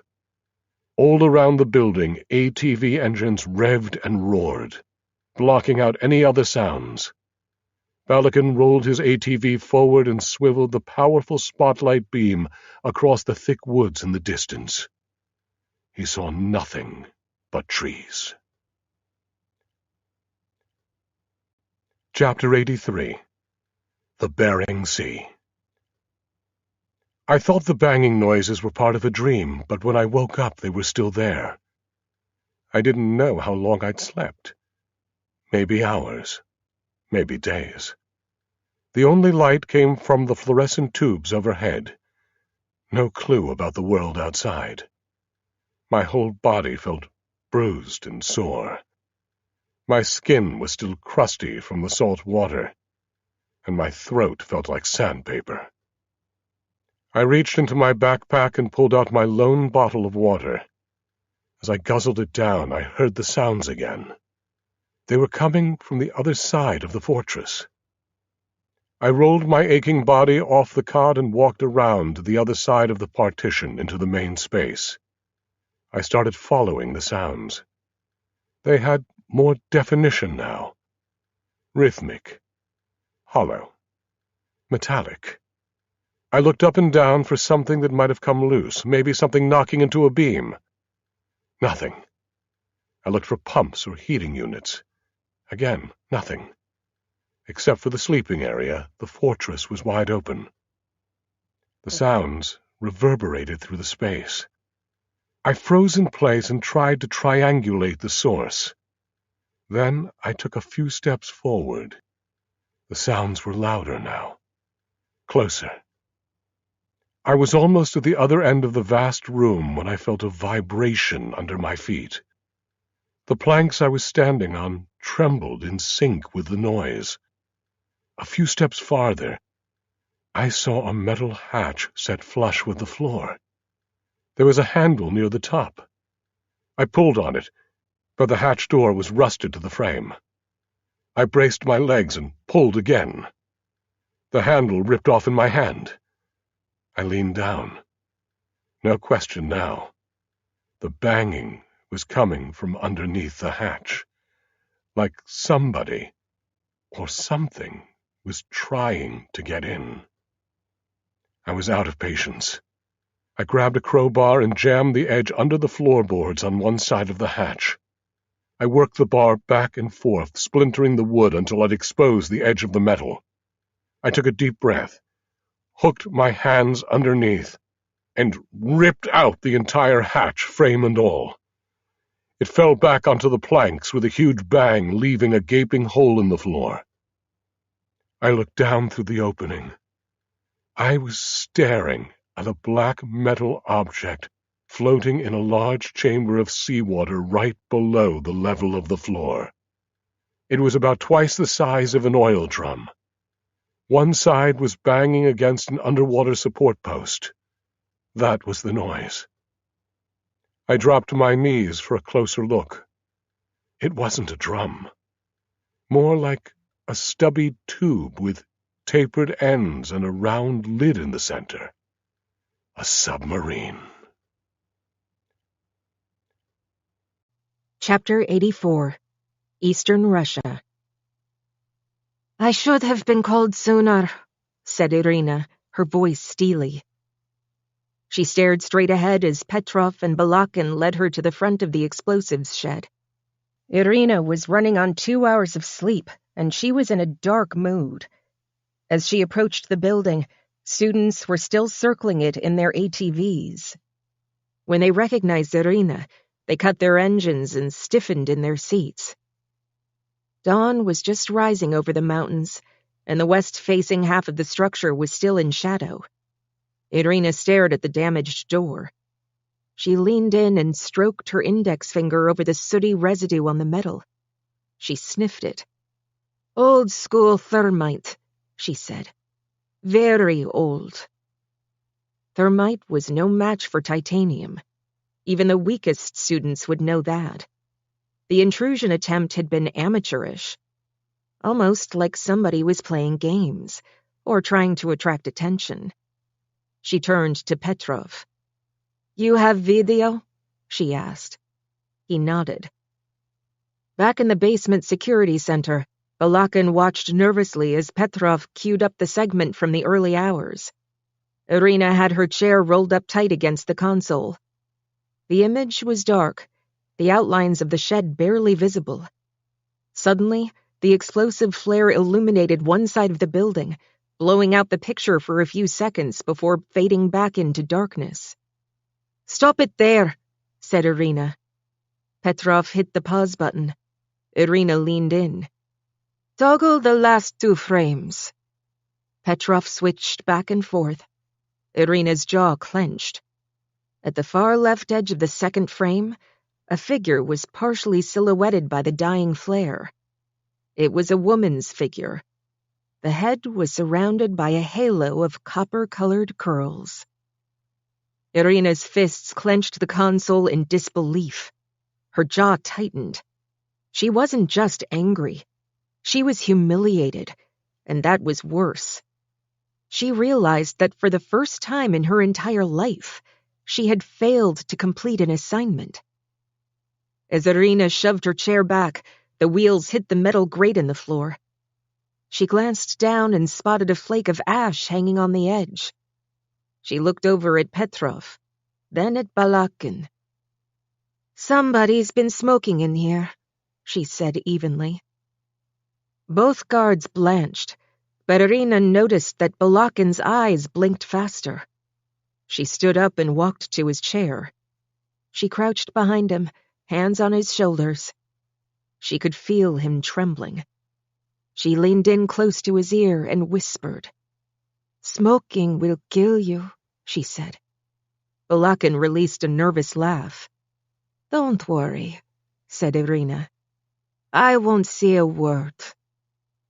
Balakin exhaled in a heavy rush. Irina felt his whole upper body relax under her touch.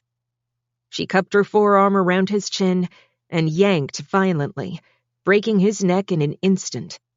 The pop of his vertebrae sounded like a whip crack. Petrov flew out of his chair and stood shaking against the wall. Irina released her grip and let Balakin's body slide onto the floor. She advanced slowly toward Petrov. He reached down and fingered his gun holster. Irina rested her hand lightly on top of his. She was smiling now, strangely polite and composed. "Plant him in the woods," she said, "or sink him in the lake. Your choice." Chapter 85. The Bering Sea. For a solid hour I went back and forth in my mind. I was so hungry I couldn't think straight. I was getting weaker by the minute and my mind was getting foggy. I knew I had to make the most of my body and my brain cells while they were still functioning. The way I saw it, I had 2 choices, both of them bad. I could resign myself to dying a slow death inside my ancestors' artificial iceberg, or I could take a chance on getting out in a machine that might kill me. I paced around the gaping hole in the floor, looking down into the chamber of seawater, watching the submarine bobbing in its berth. The more I stared at it, the more I felt like Doc Savage was taunting me, or daring me. Then I thought about Kira again, and about the battle we were supposed to face together. She'd never told me her plan. Maybe she didn't have one. Maybe she assumed that we'd figure it out as a team. I definitely didn't feel up to saving the world on my own, but I realized that if I had a chance to complete the mission, I had to try. For her. In other words, I didn't really have a choice. I grabbed my backpack. I tossed in a hammer, a screwdriver, and a pair of pliers. I grabbed a butcher knife from the kitchen and the wool blanket from the cot. I rustled through the rusty devices on the work tables, but nothing else looked useful. I stood for a minute at the edge of the hole in the floor, then stepped onto the top of the sub. The metal shell was curved and slippery, and the whole thing shifted under my weight. I grabbed the edge of the lid. I figured that opening it was going to take all my strength, but it flipped up with no effort, as easy as popping a beer can. There was a thick steel wheel on the inside of the lid. I used it to steady myself as I lowered myself into the cabin. Once I was inside, I could barely move. Even with my old physique, it would have been a tight fit. The only light came through the hatch from the space above. I took a chance and flipped a row of switches on the inside curve of the submarine wall. A row of light bars popped on along the sides, casting a weird bluish glow. I felt a sick wave of claustrophobia. The whole idea seemed suicidal. "Suck it up, Doctor," I told myself. I reached up and pulled the hatch shut. I cranked the wheel to the right and heard the opening sealed tight. I felt like I had just locked myself in a tomb. The sub was still banging against the support post, but now I was hearing it from the inside, a metallic echo, like a bell tolling. I wedged myself into the single seat and looked around. For all I knew, I was sitting in an unfinished model or a decoy. I wasn't even sure it had a working engine. I looked around, trying to read Doc Savage's mind from the distance of a century. Some of the controls seemed obvious. I assumed the metal stick in front of me was the speed control and that the foot pedals turned the rudder.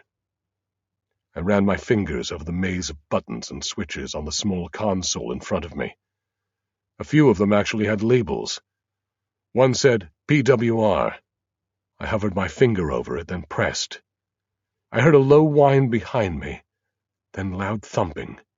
The thumping got faster and faster until it turned into a throbbing hum.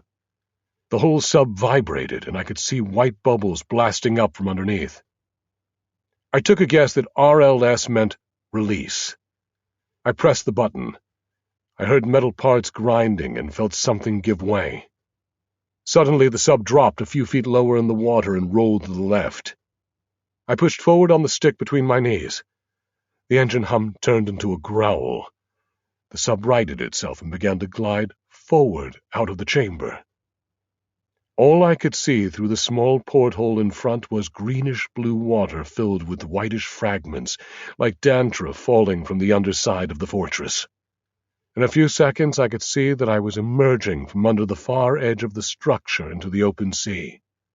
The water turned a lighter shade of green. I exhaled slowly. If this was my tomb, at least it was moving. Chapter 86, Eastern Russia. On the first floor of the school's main building, an austere lecture hall now doubled as a ready room. It was crowded with students, the school's most senior and seasoned, the ultimate survivors, male and female. They were all dressed in tactical gear. Nobody sat. They were all too nervous and eager. The news of the attempted intrusion had spread through the student body, but only the elite, these 20, had been chosen for primary pursuit. The room hummed with anticipation. The side door to the classroom flew open, and Irina walked in, her face grim.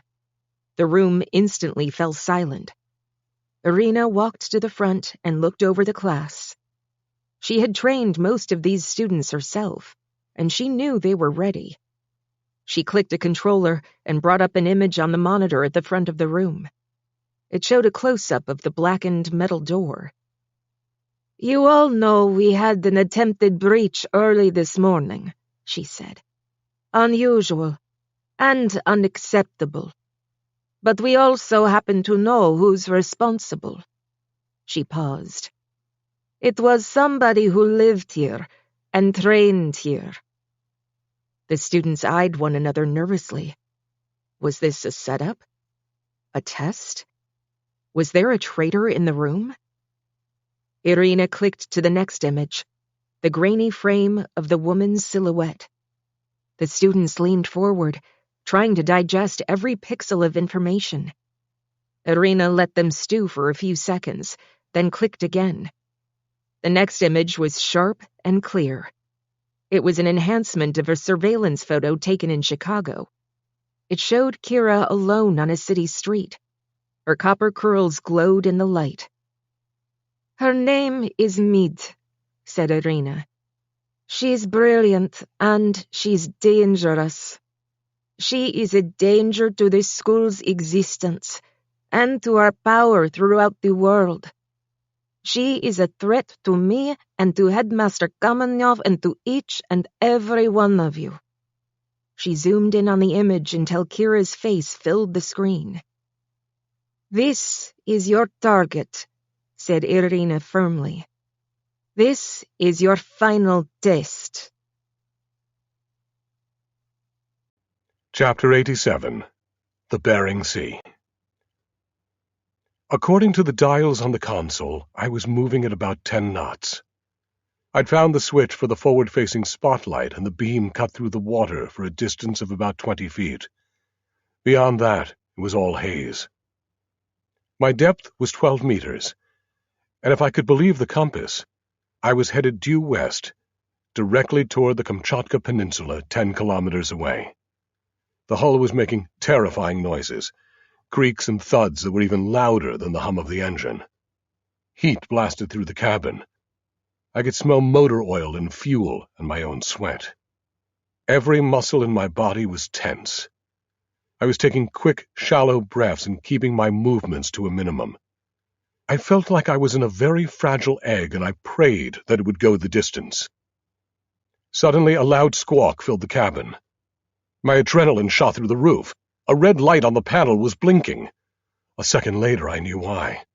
I looked down and saw water seeping through a seam on the floor. I pulled the ballast lever to lift the nose angle, but the sub wasn't responding. There was no way to surface. I felt a sudden rush of ice water over my feet, then my ankles. I scanned the controls and flipped the switch marked pump. Somewhere behind me, another motor fired up, and I could hear water being sucked out through a vent. But not fast enough. The flood was rising up my calves. The nose of the sub was tilting down. I was descending fast. 20 meters. Now 30. The creaking got louder. I heard a rivet pop. Then another. Like gunshots. I looked around the cabin. I started pressing every button, hoping something might seal the leak. I looked behind me. The only thing I saw was a hand-cranked radio mounted to the rear of the cabin, like something out of a museum. The sub tipped almost vertical and picked up speed. I knew I didn't have much time. I was riding a rocket to the bottom of the sea. Chapter 88. Eastern Russia. The ATVs were even louder than Kira remembered. She covered her ears and held perfectly still as the search party bounced over a ridge and down a rocky slope at the bottom of a steep 200-foot cliff. Kira knew the riders would be jostling for position, each one hoping to spot the target first. She knew they'd be pumped with energy and bent on speed. Her hope was that they'd scan the trail ahead, but ignore the perimeter. Huddled under a pile of brush, covered with a thin mesh net that made her look like part of the landscape, Kira lowered her head and held her breath. The riders passed so close to her that the tires threw sharp bits of stone against her head and back. She did not flinch. Her body was already bruised and aching from the night before. She had no memory of the crash, and no idea how long she'd been unconscious in the water, only that her backpack had somehow kept her afloat until she'd washed ashore. She'd spent a desperate hour in the dark searching for the professor, hoping he'd been carried in on the same current. But there was no trace of him. She'd lost the one person on Earth who could help her, the one person she could depend on. No matter how unlikely, the professor had become her partner. Now she was on her own again. Kira was furious with herself for her clumsy attempt on the shed early that morning. She should have known that the thermite had been degraded by age and by the salt water. She realized that she might as well have left a fingerprint. But she was desperate for weapons, something to even the odds, something beyond the meager supplies in her backpack. She'd hoped that she'd retreated far enough to avoid the dragnet. But she now realized that they were looking everywhere. As the roar of the ATVs faded into the distance, Kira shrugged off the camo net and stuffed it into the backpack. She needed to move, improvise another plan, accomplish the mission, no matter what. The mission was everything. She stood up, legs aching, and started to head back in the direction of the school. She'd gone just a few yards when a single ATV crested the hill in front of her. The rider was slender, with black hair and a bruised face. Irina. Kira gasped. She felt bile rise in her throat. She froze in place, but she was no longer camouflaged. She was trapped in plain sight. Irina froze too, but only for a second. Then her mouth curled into a strange smile. She revved her engine. Kira made a dash across the trail for the cliff, about 20 yards away. She saw Irina begin to roll down the hill on her ATV. She was in no rush. She was enjoying this. The cliff face was nearly vertical, but it was laced with narrow cracks. Kira reached into her backpack and pulled out a handful of steel climbing pegs. She jammed them into small cracks and began to pull herself up the rocks. She looked back as Irina rolled to a stop at the base of the cliff. As Kira found another handhold, an incendiary bullet spattered flames and stone fragments inches from her head. She swung herself around a ledge and nearly lost her grip. Another shot exploded just below her feet.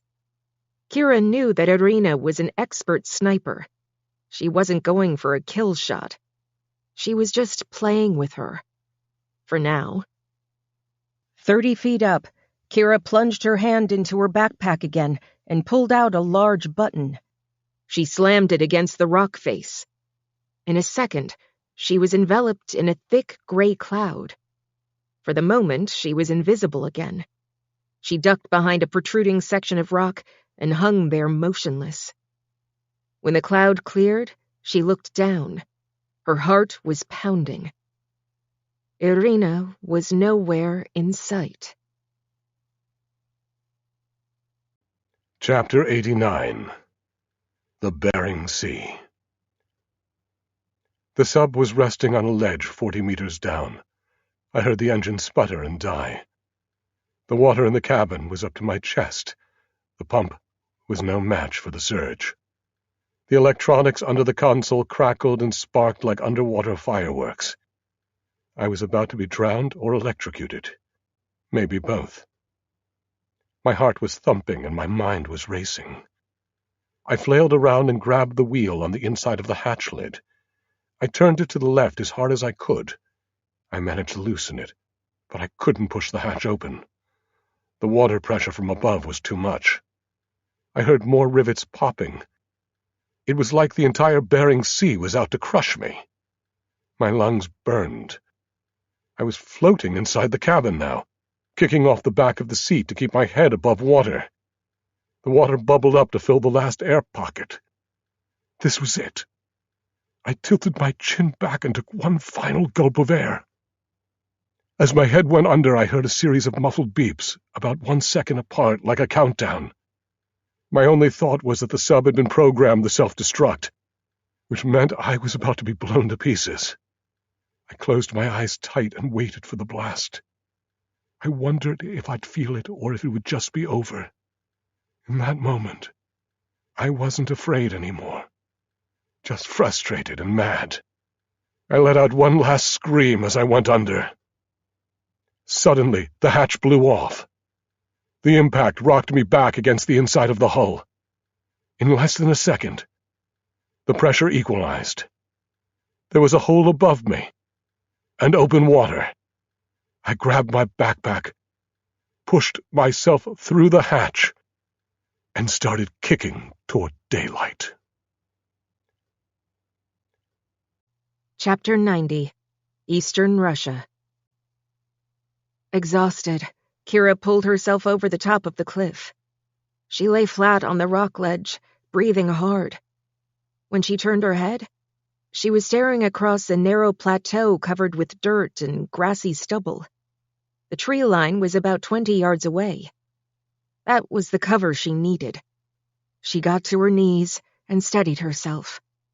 Suddenly, a violent kick to the ribs knocked her backward, almost over the edge. "Welcome home, Mead," said Irina. Kira looked up. This close, Irina's face showed the years. But the voice was the same, and it took Kira back. For a second, she flashed back to that bedroom 15 years ago. The terror in her parents' eyes. The blood on the bed sheets. "This is not home," she said. Kira got back onto her knees and took another kick, this one to the head. As she went down again, her backpack slipped off her shoulder onto the dirt. She reached for it, fingers stretched out. Irina booted the bag off the cliff. "No toys," said Irina. "Just us." She bent down and lifted Kira's head roughly by the hair. Kira spit a string of saliva and blood and wrenched herself free. She rolled hard to the left and struggled to her feet. Irina was circling, knees bent, arms flexed and ready. Kira aimed a kick at her knee and heard cartilage pop. Irina didn't even react. She stepped forward and swung her leg at Kira's midsection. It connected, hard. Kira crumpled as the breath was knocked out of her. She raised her arms to block the next blow, but Irina blasted through her defense, throwing her onto her back. In a blink, she had her hands around Kira's throat. With her last surge of strength, Kira hooked her leg under Irina's left knee. Irina grunted as Kira flipped her and pinned her wrists to the ground. As Irina struggled to lift her head, her eyes shifted. Kira turned and saw a tall boy in tack gear emerging from the edge of the tree line. His right arm was raised in a throwing position, a knife in his hand. Kira waited for his release, then rolled hard to the side, carrying Irina along with her. The knife buried itself in Irina's thigh. Irina's lips tightened, but she didn't make a sound. She pulled the blade out and slashed it toward Kira's throat. Kira knocked it away. They rolled again. With a powerful shove, Irina pushed herself loose. Her momentum carried her over the edge of the cliff. At the last second, she grabbed tight onto Kira's wrists, dragging her across the rocky ledge. Kira lay flat and dug her shoes into the dirt, but Irina's weight pulled her forward, until they were face to face, with Irina dangling in the air. Irina's sleeve was ripped open, exposing her angry scar. She stared up at Kira, eyes bright with fury. "Your parents were weak," said Irina, spitting out the words. "And the weak need to be weeded out." Kira felt her arms and back straining from Irina's weight. "Their blood is my blood," said Kira. "Does that make me weak too?" Irina glanced down the cliff at the boulders below. She looked at Kira. "Not weak," said Irina. "Just needy. We could be stronger as a team, Mead. We could be unbeatable." "Sorry," said Kira. "I have only myself," remember?" She wrenched her wrists free and let Irina drop. Kira rolled onto her back, gasping. In an instant, she saw the glint of a knife swinging down toward her chest. Chapter 91. The boy smiled as he went for the kill. Kira batted the knife away with one arm and brought her knee up hard against his temple. The kid dropped onto his side, stunned and groaning. Kira picked up the knife and wiped Irina's blood off it. She took a step toward the boy and instinctively visualized his carotid artery. One quick stroke was all it would take. He looked about 16. She hesitated, then slipped the knife into her belt and headed for the woods. The trails she'd taken from the school last night would be too dangerous now. She'd have to make her way back cross-country. As soon as she moved through the tree line, the forest closed in around her. The tall firs formed a canopy. White birches shot up everywhere in vertical stripes, and the undergrowth was daunting. After just a few hundred yards, Kira's hands were scraped and bloodied from pushing through the tangled brush. As she tugged aside another prickly branch, she froze. Then she tilted her head slightly and listened. She was not alone. A twig cracked in the distance, then another. 50 yards ahead, a line of students appeared through the trees. It was a foot patrol, moving slowly and deliberately. Younger students, Kira figured, not yet worthy of ATVs. The automatic rifles looked incongruous against their narrow shoulders.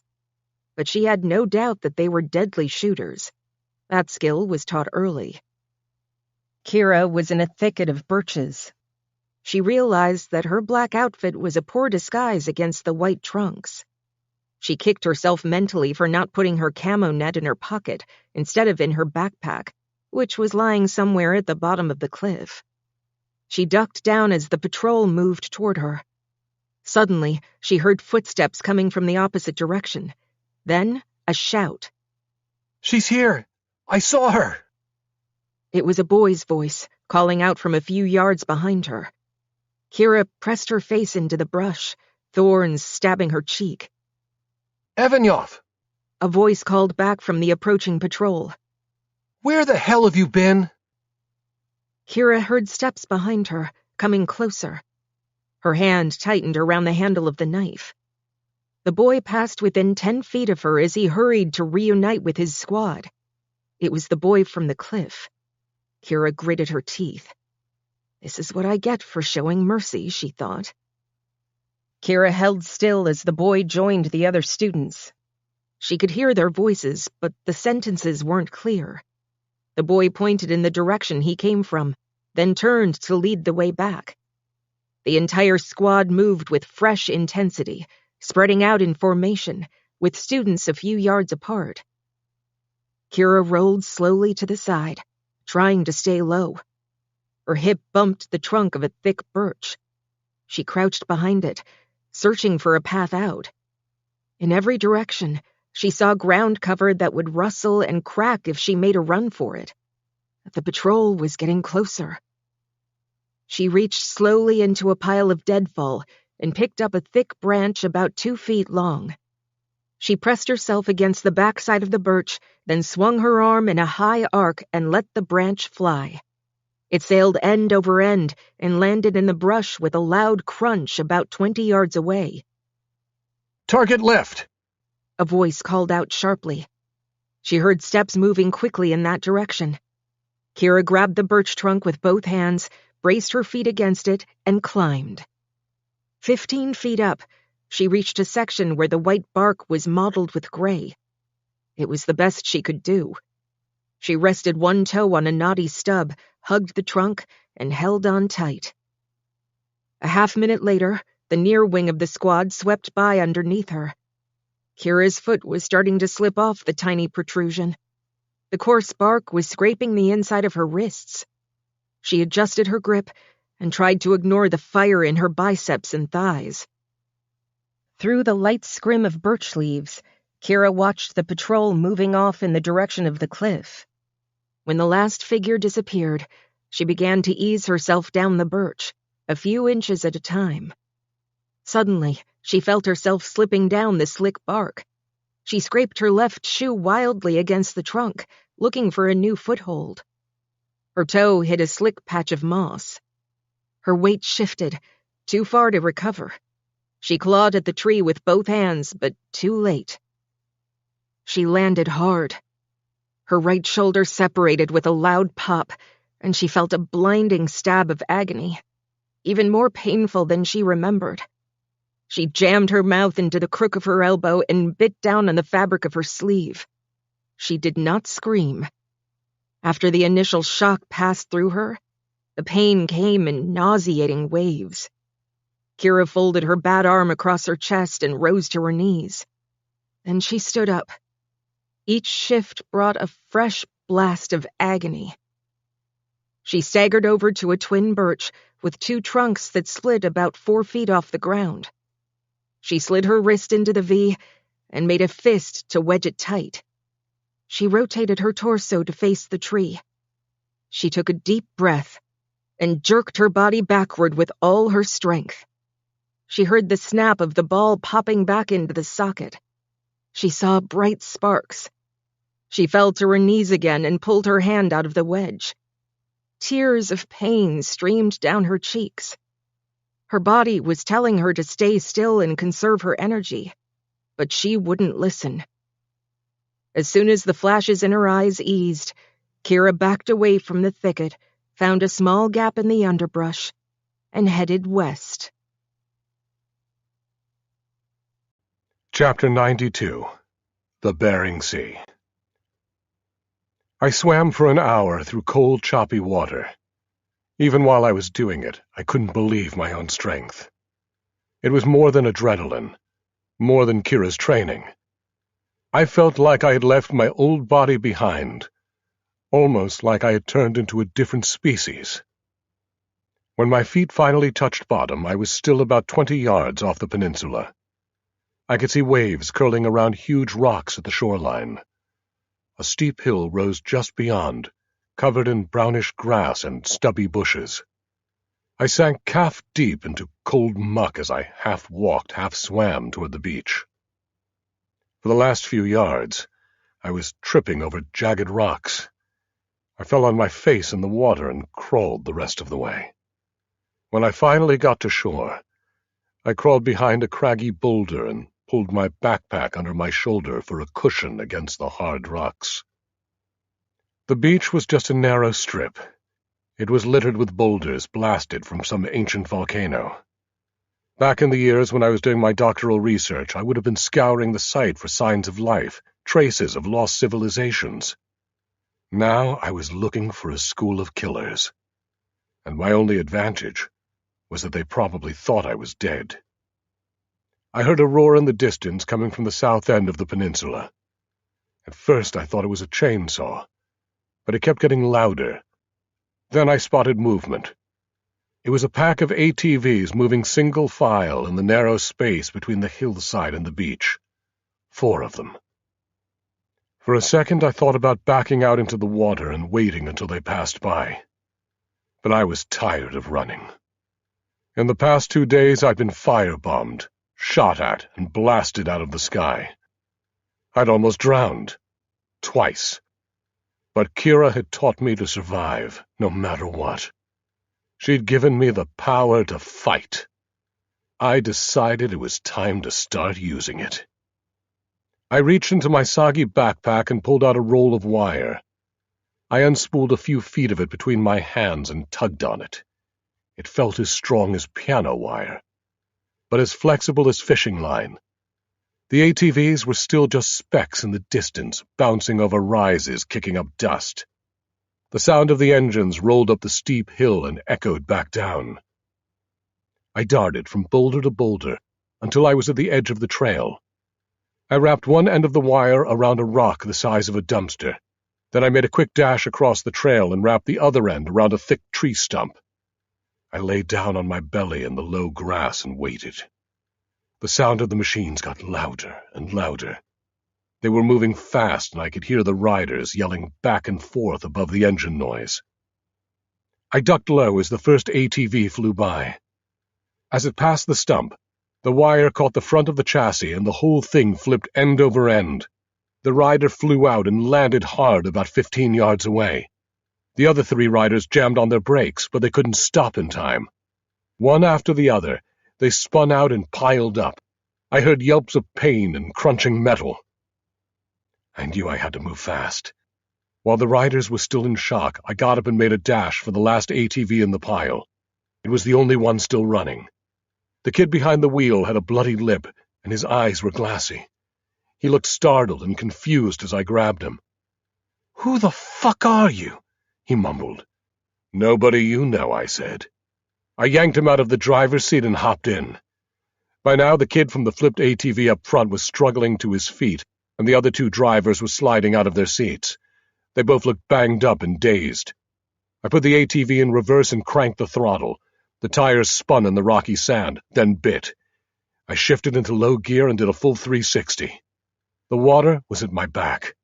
I had no idea who else might be coming down the trail, so I headed in the only direction I had left, straight up the hill. In a few seconds, I was bouncing up the slope at a 45-degree angle. I heard a rattle behind me. I turned and saw a rifle fly off a rack on the ATV and slide down the hill. No way I could stop to pick it up. If I lost my momentum, I'd stall or flip over backward. Suddenly, a bullet ricocheted off my front fender. The kids below had recovered enough to shoot. I ducked forward to make myself a smaller target. I hit a patch of loose rock. My rear tires started to spin. I cranked the wheel left and picked up traction again on the grass.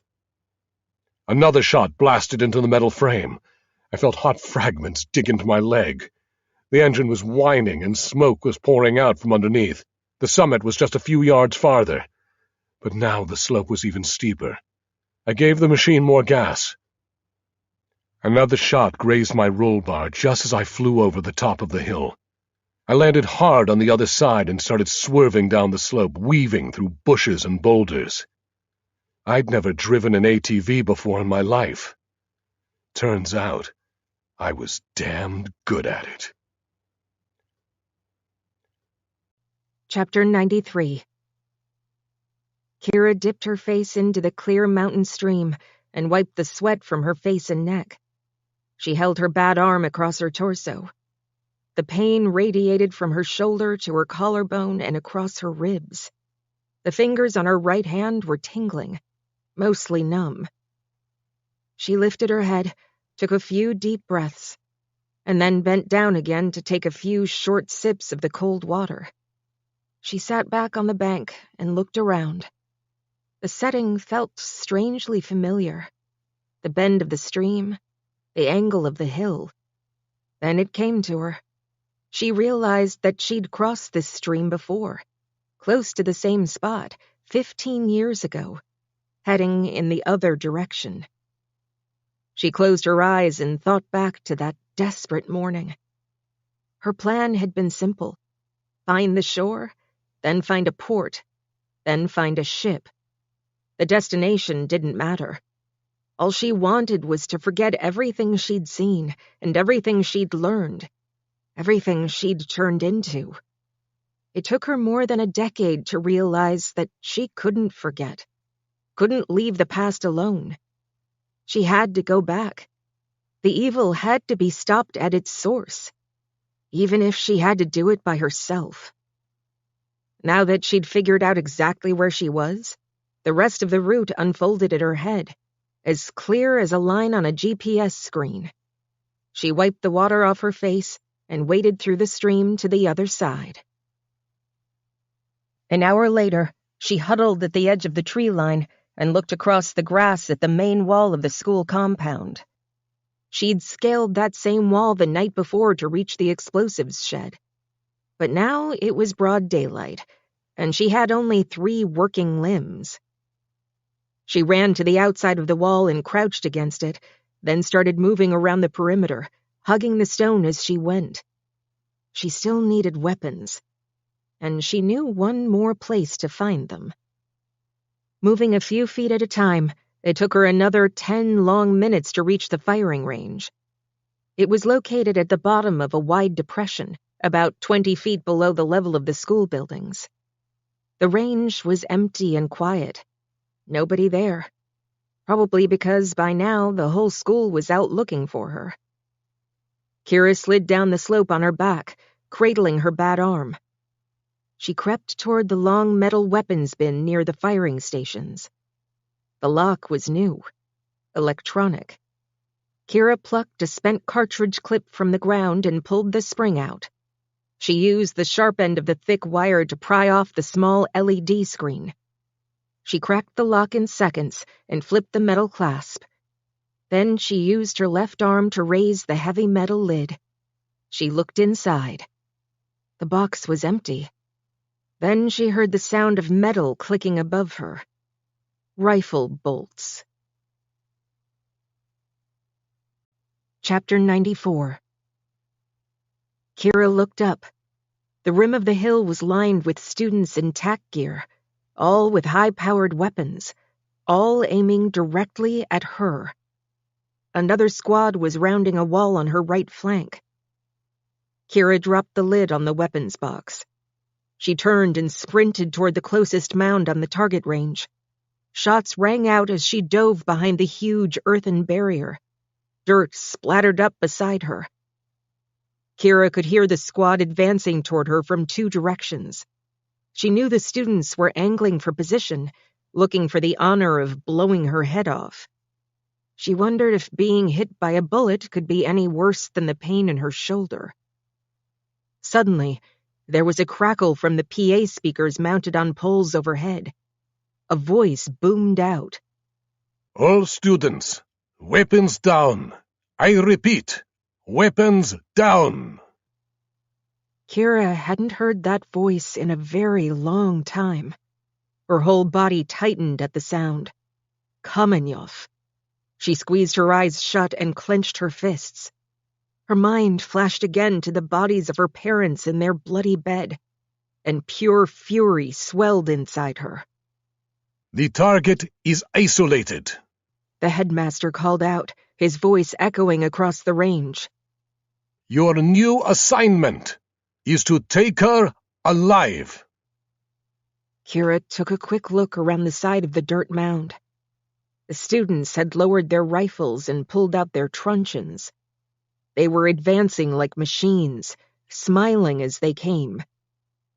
Kira braced herself against the back of the dirt pile, then made a run for the next mound, about 10 yards away. Then the next. Her chest was heaving. Her arm was throbbing. She thought maybe, she could reach the trees beyond the perimeter. She had to try. As she ran, she spotted a horizontal ridge about 20 yards in front of her. Kira thought she knew every inch of the grounds, but this was new. As she ran, the ridge seemed to get longer and higher. When she reached it, she stopped short and gasped. The ridge was the top edge of a deep ditch, filled with broken glass, rusted metal, and coils of razor wire. Too wide to jump, and impossible to crawl across. Kira looked back. The students were closing in from two sides. A slow, deliberate pincer action. She realized that she was out of time and out of tricks. She had tried and failed. She had only herself.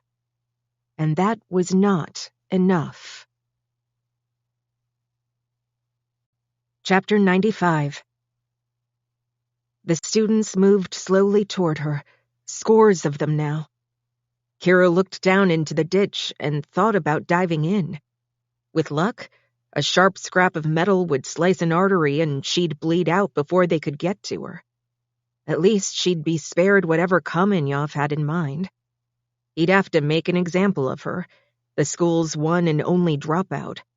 Even if he didn't kill her right away, he'd make sure that she never escaped again. One way or another, Kira knew. She was going to die at this school. The speakers were silent now, except for a low crackle of static. But there was a quiet buzz from somewhere in the distance, getting louder by the second. Kira looked to her right.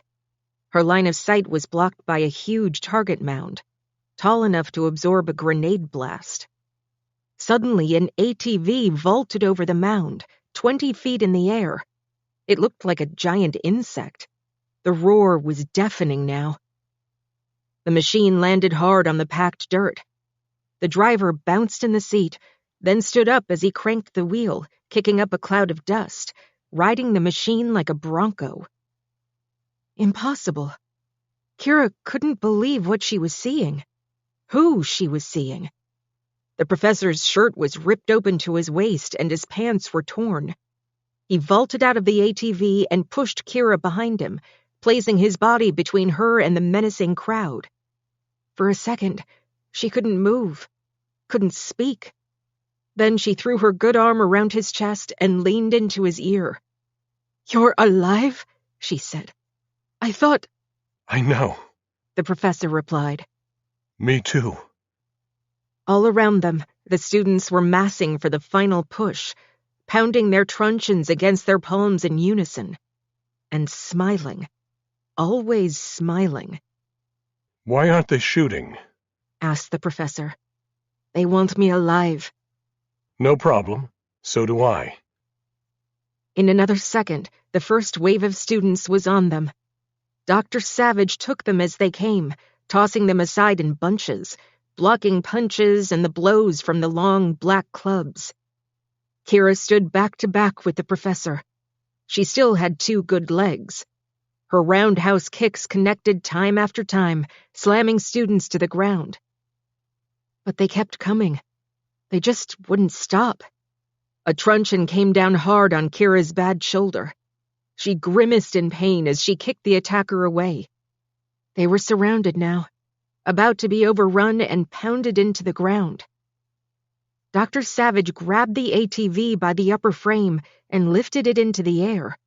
He threw it into the next assault wave, knocking a dozen students onto their backs. Kira had her knife out. She slashed the air, daring the closest attackers to move in again. She knew that she was just delaying the inevitable, but she wasn't about to go down without a fight. And at least she wouldn't go down alone. Suddenly, the air was filled with a tremendous vibration and a stinging blast of wind-blown dirt. The students were blown back, blinded by the swirling cloud. The professor turned toward Kira and pushed her to the ground. Her shoulder bent the wrong way. She grimaced in pain and nearly passed out. What happened next felt like a dream. She felt a strange calm come over her. The deafening noise became a gentle hum. The professor's arms were wrapped around her. She realized that she had never felt safer. Kira lifted her head and looked into the sky. Directly above, 2 massive Black Hawk helicopters were blocking the sun. Black-clad men with rifles were dropping out of the doors on ropes. When they hit the ground, they formed a solid cordon around Kira and the professor. "Face down, arms out!" A tall officer shouted toward the mass of students. Other commandos spread out through the crowd, kicking weapons away. The officer bent down until his helmet touched the professor's head.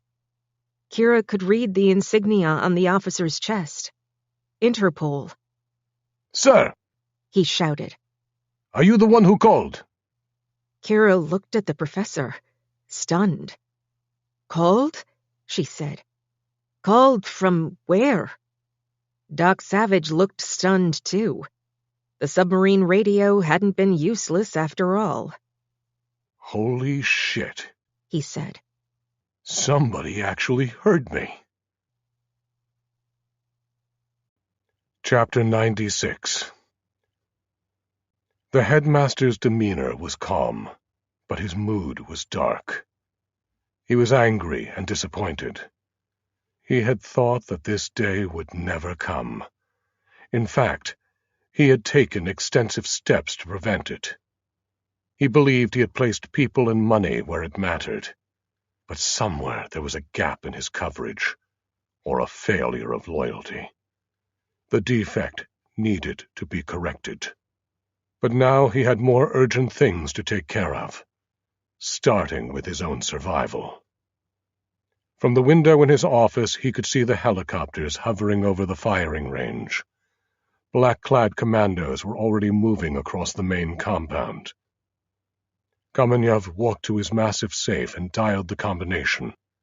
He pulled the heavy door open and pulled out a thick leather binder worn with age. It was the school's sacred text, the fundamental principles, the original Doc Savage training methods. The data and techniques had never been copied or transferred to digital form. Kamenev was too smart for that. Everything was either in the book or in his head. That was all he needed to start over. That, and the billions resting in anonymous accounts across the globe. The headmaster closed the door to his office and walked briskly down the back staircase to the first floor. The whole building was in chaos. Young students and their instructors crowded around windows as another Black Hawk roared overhead at rooftop level. Kamenev ignored it all. This establishment was no longer his concern. When he reached a room off the middle of the hall, he opened the door and locked it behind him. He drew a shade down over the window and the door. He was standing in a small utilitarian room with a linoleum floor and bare walls. A worn upright piano sat against one wall. Kamenev opened the piano lid and pressed a lever inside. He stood back. The left side of the piano swung forward 2 feet, revealing a hatch set neatly into the wall behind it. Kamenev angled himself behind the piano and pushed the hatch open. Behind it was an opening just wide enough for a grown man. Kamenev dropped to his knees and backed through. His feet found the steps of the staircase inside. He pressed a lever and leaned back as the hatch slid closed. Then he waited for the sound of the piano settling back into place against the wall. He looked down. A row of small amber bulbs lit a winding staircase leading down into a chamber carved out of solid rock. When he reached the bottom, Kamenev headed down a narrow stone corridor. He was now 2 stories below the building. In his practice runs, he had never gone beyond the top of the stairs. Waste of time, he'd thought. Now he regretted being so cavalier.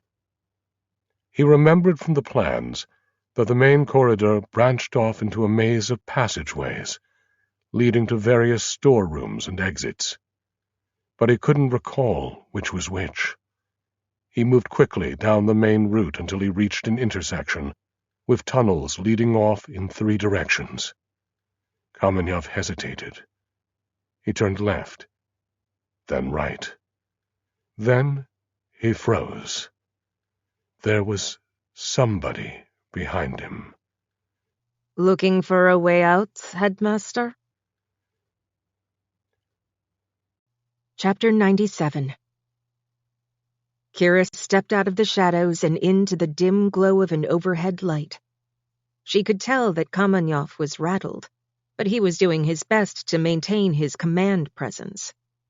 "You're trying hard not to act surprised," she said. "Meet," said Kamenev, his voice low and calm. "Our master of escapes." "Mead is not my name," Kira said softly. "But you always knew that." "It suited you." He angled his head to get a better look at her. "It still does." "Do you remember the last time you saw me?" asked Kira. Kamenev looked past her, down the corridor. Kira shifted her head to block his view. "There's nobody coming. It's just us," she said, taking a step toward him. "I asked you a question." Kamenev took 1 step back, his hand clasped tight around the binder. "Of course," he said. "It was." "Let me help you," said Kira. "It was 15 years ago. The day you assigned my final test. Our final test. Me and Irina."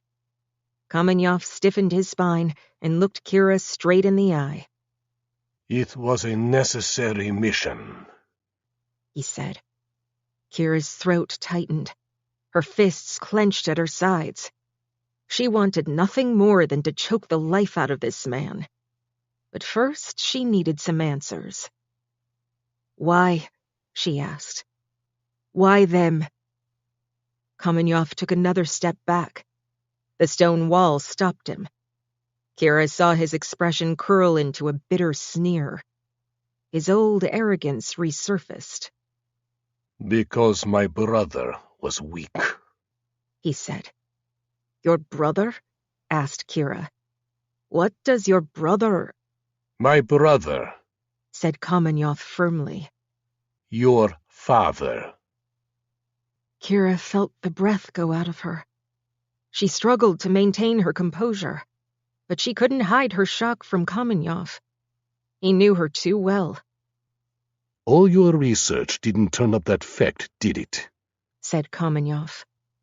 From early on, your father and I took very different paths. He was a pacifist, a dreamer. Same with your mother. No concept of how the world really works. When I left and changed my name, I was erased from the family history. I had to make my own way, just like you. Kira shook her head. Her research had been painstaking, impeccable. No way she could have missed this. My father didn't have a brother, said Kira. May 1st, 1955, said Kamenyov. Kira blinked. She recognized the date. Our birthday, said Kamenyov. Your father's and mine. Kira's head was spinning. Don't look so shocked, Kamenyov went on. Twins run in the family, but you know that. The last sentence hit Kira like a club. She blinked and rocked back. Her mind flashed to a small room with a tiny crib, in a time before her conscious memory. But there was something she felt clearly, as if it was happening to her right now. It was the sense that she had her arms wrapped around another body, breaths and heartbeats in perfect sync, like two halves of a whole. Then the other heartbeat stopped. Kira felt the blood drain from her cheeks. And in that instant, she knew who she had been missing for her whole life. Kamenyov could read it on her face. You were better off without her, he said. Tantum est fortis superesse. Only the strong survive. Chapter 98. Kira lunged and grabbed Kamenyov's jacket with both hands. She winced as the pain from her right shoulder shot down her arm. Kamenyov twisted away and turned toward the wall. Kira saw his hand go to his chest. The binder fell to the floor. When he turned back, she saw a flash of metal in his hand. Kamenyov fired as he turned, without aiming. The blast echoed through the corridor as the bullet struck the stone arch behind Kira's head. And now, the gun was in her face. You froze, said Kamenyov. That night you couldn't do it. That's what Irina reported. You can imagine how disappointed I was. I thought we trained you better than that. Kamenyov brought his fist down hard on Kira's right shoulder. She grimaced in agony and fell to her knees. I can sense your weak spots, Mead, said Kamenyov. I have a gift for it. Kira felt the cold barrel of the gun pressing through her curls onto the crown of her head. She closed her eyes. Then she drew a deep breath and let it out. She had one more question to ask before she died. Tell me, she said numbly. Did you kill her? Was it you? Did you kill my sister? Kamenyov pressed the barrel harder against her skull. His voice was almost soothing. "Let's just call it natural selection," he said. Kira went blind with rage. She reached into her belt and brought her hand up hard. Kamenyov rocked back against the wall and slid to the floor, his eyes glazed and still. Kira's knife protruded from his chest, between his third and fourth ribs. The gun dropped from his hand. Kira knelt on the cold stone floor, breathing hard, cradling her aching arm across her torso. She stared at Kamenyov's still body as blood oozed from around the edge of the knife blade. Kira knew it wasn't just his blood. It was family blood, the same blood that ran in her. After generations of good and evil, she was now the last of her line. She had only herself. Kira rose to her feet, leaned over, and picked up the tattered binder. She tucked it under her right arm. Suddenly, the tunnel was pierced by thin, distant cries. In the eerie echoes created by the tunnels, it sounded like cats howling. Kira grabbed the pistol and gripped it in her left hand. She walked in the direction of the sound. The corridor curved for about 20 yards until it ended at a stone staircase.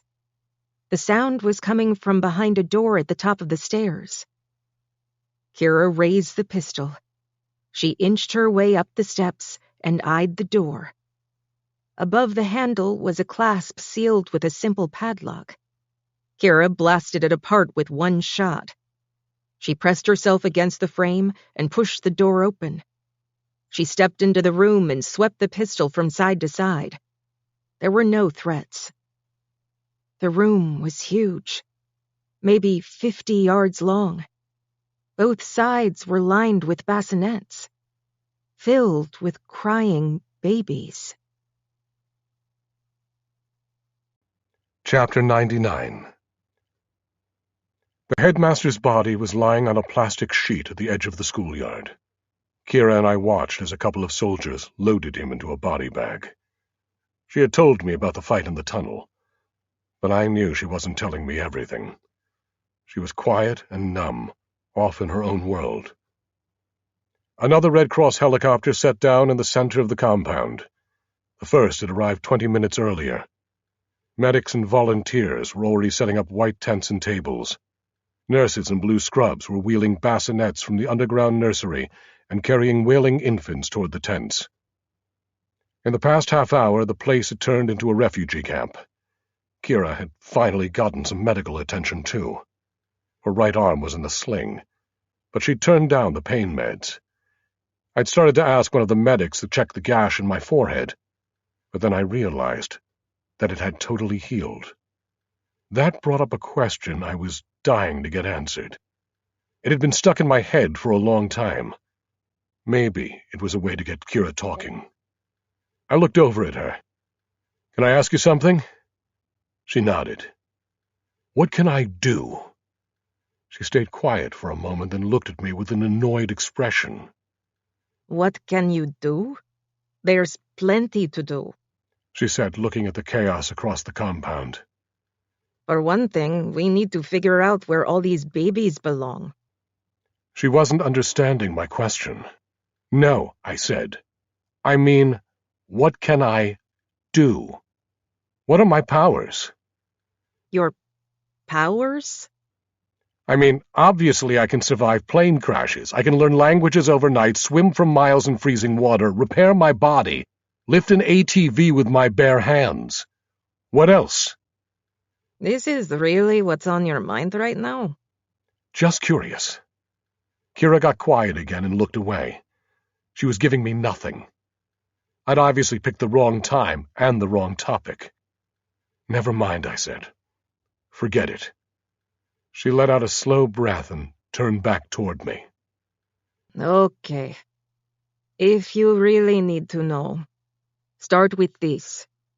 Your reaction time is 3 times faster than normal. Your muscle strength and endurance have quadrupled. You can run a 1/4 mile in under 40 seconds.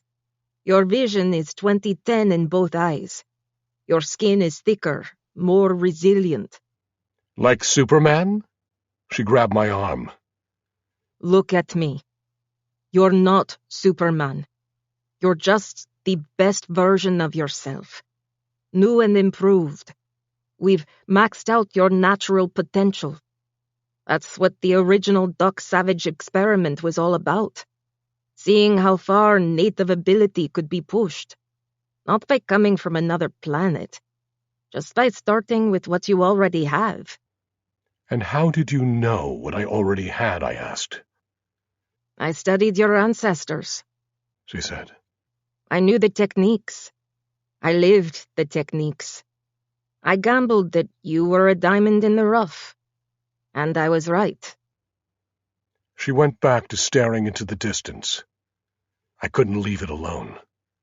So, could I stop a bullet with my body, I asked. Don't push your luck, Doctor.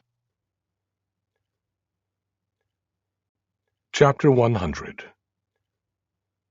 Later that morning, another Interpol chopper settled down in the main yard, and a dozen more commandos poured out. Kira had wandered off. I had no idea where to. I knew I'd pissed her off with my questions about superpowers. Probably good to give her some space, I thought. As the chopper blades wound down, a new squad leader walked up to me, goggles on his face, rifle across his chest. I must have looked like somebody who knew something. "What the hell is this place?" he asked. "It's a school," I said. The commando looked around at the crowd of kids sitting on the grass, sullen and quiet. Some of them were picking at the ground or mumbling to themselves. "So where are the shooters?" he asked. "You're looking at them," I said. "Jesus," the soldier said, lifting his goggles. "They're kids." "Do yourself a favor," I said. "Don't turn your back." We'd already sorted through the students from the main attack force, separating them by age. The oldest were about 19, and some looked as young as 15. They were divided into groups of 10, with 1 or 2 commandos watching over each bunch. Other commandos had set up a perimeter outside the compound to snare ATV riders as they returned. Confiscated weapons were being collected in a huge bin. Rifles and clubs were just the start.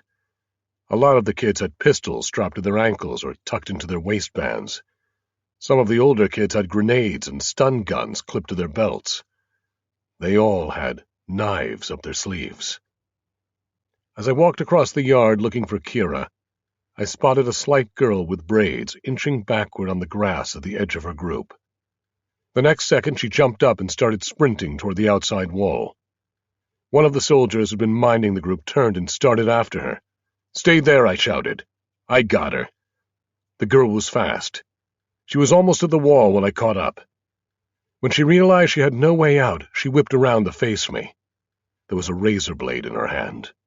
She held the blade across her wrist. I inched closer.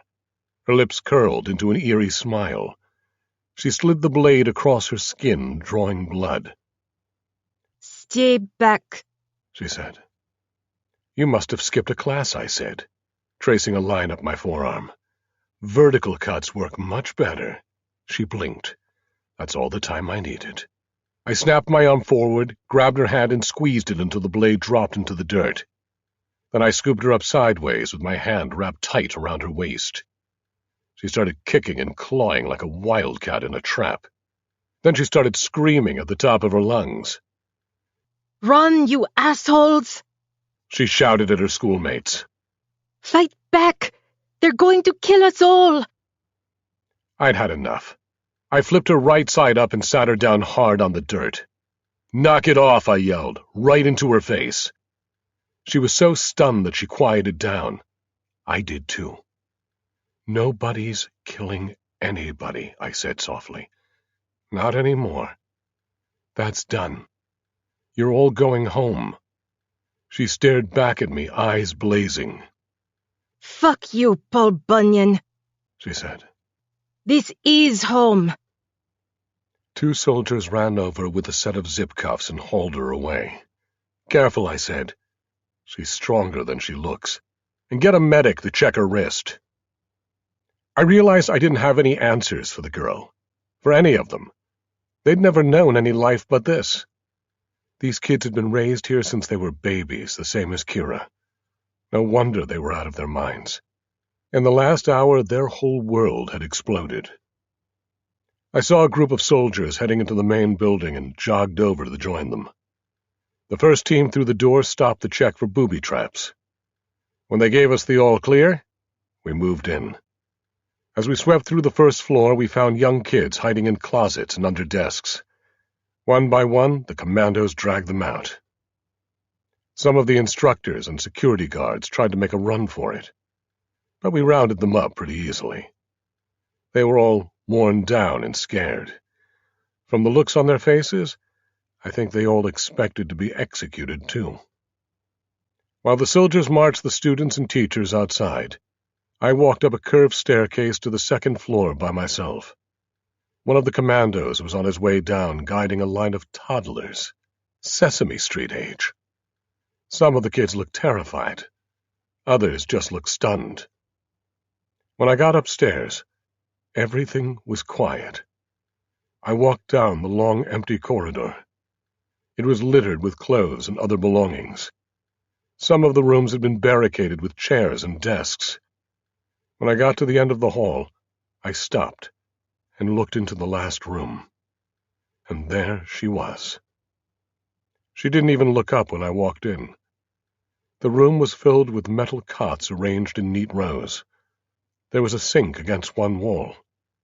Kira was staring out a window. It was blocked with heavy metal bars. As I got closer, I could see scorch marks on the sill, like old cigarette burns. "Is this where you slept?" I asked. Tried to. She said softly. She ran her fingers over the windowsill. This was my way out. She said. This is where I jumped. I was 18. I looked at the bars. Not even a skinny teenager could have slipped through. "How?" I asked. I burned through the bars and bent them. She said. These bars are new, stronger. They made sure nobody else escaped. "You burned through a set of metal bars?" I asked. "With what?" Acid. She said. Kira pulled up her left sleeve. I bent forward to look. The scars on her forearm matched the scorch marks on the stone. Nothing was going to stop me. She said. Nothing. I could see tears brimming in her eyes. I didn't know how to react or what to say. All I knew was that I was sad for her, angry for her, angry for me. After all, one of my ancestors had helped build this place. My family, my blood. In a twisted way, I felt partly responsible. I wrapped my hands tight around the bars and ripped them out of the stone, one by one. When I was done, the view was clear all the way to the mountains. "You're okay now," I said. "It's over." Kira stared off into the distance. I wish. She said softly. I wish. Chapter 101. That afternoon, I asked the commando in charge to gather all the kids together in the gym. It was bigger than any class I'd ever taught. I stood in front of a massive wooden table and looked out over the crowd. Some of the students looked back at me with cold, dull eyes, but most of them just stared at the floor. The older kids were in orange jumpsuits and cuffs. A lot of them were still bandaged up from the battle. The younger students were in oversized Red Cross t-shirts, like kids at a sleepaway camp. The sturdy sergeant stood at my right side, legs apart, rifle at the ready. My personal bodyguard. Kira was standing on the other side. She'd found a microphone and connected it to the gym's PA system. When I brought the mic up to my face, there was a short whistle of feedback. The noise got everybody's attention. "I want to read you all something," I said. My voice boomed across the gym, loud and clear. It was a tough audience. 0 interest, 0 expression. Even the creepy smiles were gone. I unfolded the sheet of paper I'd torn out of my great-grandfather's journal back in the fortress. I cleared my throat. "An ancestor of mine wrote this a long time ago," I said. "It was hidden away for almost 100 years, but I believe somehow he meant for me to find it. It's something I think you should hear. Maybe these words will help you as you move on and start over. Believe me, there is a better world than this place. There is a better life than the one you've all been living."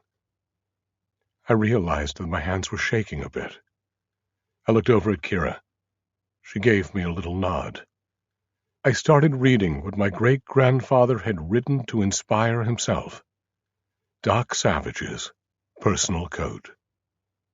"Let me strive every moment of my life to make myself better and better to the best of my ability, so that all may profit by it. Let me think of the right, and lend all my assistance to those who need it, with no regard for anything but justice. Let me take what comes with a smile, without loss of courage. Let me be considerate of my country, of my fellow citizens, and my associates in everything I say and do. Let me do right to all, and wrong to no man." When I finished, the room was silent, except for some awkward coughs. I held the paper over my head, like Moses with the 10 Commandments. Bullshit! A female voice called out. I heard a loud crack. A bullet punched a hole in the paper. Everybody in the audience ducked or scattered, except for one person. A woman in an orange jumpsuit stepped forward from the middle of the crowd. Her dark hair was matted, and her face was swollen on one side. She had a pistol, and it was pointed at Kira. My God! Kira gasped. Irina! Did you think I'd go that easily, Mead? Irina shouted. Do you think you're the only one who knows how to survive? How to come back? The sergeant had his rifle up. "Drop the weapon!" he shouted. Irina flicked her aim left and shot him through the forehead. He spun backward and landed with a heavy thud, his rifle underneath him. I crouched down, my heart racing. I felt Kira beside me. Irina stepped forward, picking her way through the students hugging the floor. She fired again. The bullet splintered the desk leg right over Kira's head. There was nowhere to go, no way to move. I glanced to my left. I saw the butt of a Glock in the dead soldier's holster. I reached out and grabbed it. With my other hand, I shoved Kira down behind me. I heard another crack and felt the impact like I'd been punched in the chest by a prizefighter. I whipped the gun up and squeezed the trigger. Irina flew backward and landed hard on the wood floor. There was a neat purple hole in her chest. A squad of commandos burst in from outside, rifles raised. 2 of them rushed forward to the dead sergeant. One of them stopped and checked for Irina's pulse. I knew he wouldn't find one. He looked up at me and saw the pistol. "Dead, sir," he said. "Perfect shot." I dropped the gun onto the floor. I winced and put a hand over my sore chest. Kira reached over and yanked my shirt open. I looked down. There was a circular red welt above my left pec with a flattened piece of metal in the center. I pried the bullet out of my skin and dropped it onto the floor. Kira didn't say anything. She just held my arm and stared at me. I pushed her away and stood up. I walked past Irina's body and headed for the door. The crowd parted like the Red Sea. Chapter 102.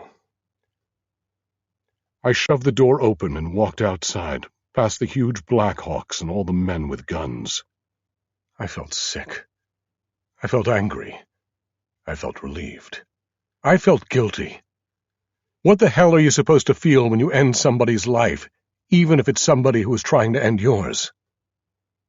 I walked across the yard to the stone wall that surrounded the compound.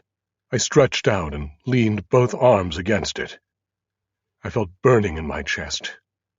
But it wasn't from the bullet. It was from somewhere a lot deeper. I squeezed my eyes shut and felt tears streaming out. Then I felt a hand on my shoulder. "Thank you," said Kira. I felt sick to my stomach. I pushed off the wall and turned on her. "Thanks," I said. "I don't want to be thanked. Do you want me to be proud of that?" "I'm not asking you to be proud. Would you rather see me dead? And you? Because that was the choice. Her or us." She was right, but it didn't help. I still felt sick and twisted inside. "I just made a big noble speech about being human," I said. "Now I'm a killer, and a good one. That's what you made me." Kira cocked her head. She wasn't joining my pity party. Something about seeing me breaking down made her toughen up. She was right in my face. "So maybe I should have left you alone. All by yourself in your one-bedroom apartment with your books and your research papers and your microwave dinners. Maybe I should have let you be nervous and afraid for the rest of your life. Would that have been better for you?" I looked right at her. "Everything I've learned over the last 6 months," I said, "it was for you, not for me." She knew it was true. I was a tool for saving her life, and I'd done my job. She'd been raised to be a killer, and she turned me into one. A miserable piece of role-switching. She turned and walked away. But I wasn't done. "You missed your calling, Kira," I called after her. "You should have been a teacher." Chapter 103. Kira sat at a long folding table in the Red Cross tent, making the last of her 100 calls for the day. She rubbed her right shoulder. The sling was gone. The pain was not. After a week of DNA matching and searching missing children files from all over the world, they'd made progress. The younger children were being sent home to their families or to temporary foster care, the older kids to deprogramming centers. The teachers and security guards had been processed too. A high percentage had outstanding international warrants, some decades old. A team had been flown in from The Hague to deal with the extradition paperwork. There were still hundreds of connections to be made, especially for the babies. One whole tent had been set up as a temporary nursery, with the military nurses in charge. From where she sat, Kira could hear squeals and cries all day long. Something else had changed too. As she looked out across the compound, Kira saw that the whole dynamic of power in the operation had shifted. Now it was Dr. Savage who was in control. She watched him striding back and forth across the compound like a giant, looming over volunteers, medical staff, and military alike. As he ushered groups of kids onto helicopters, commandos and pilots responded crisply to his orders. Some had even started saluting him. Kira knew that the only person he wasn't talking to was her. They hadn't exchanged a single word since the day he'd taken a bullet for her. She still wondered if he'd regretted doing it. One of the newly arrived military staffers dropped a new stack of papers onto Kira's table. He looked out at the powerfully built man in the torn shirt, the one ordering everybody around like a general. He looked bigger than life. Superhuman. "Who the hell is that?" the staffer asked. "Is he from Delta Force?" "Actually," said Kira, "he's a college professor." The tent flaps billowed as another loaded chopper lifted off.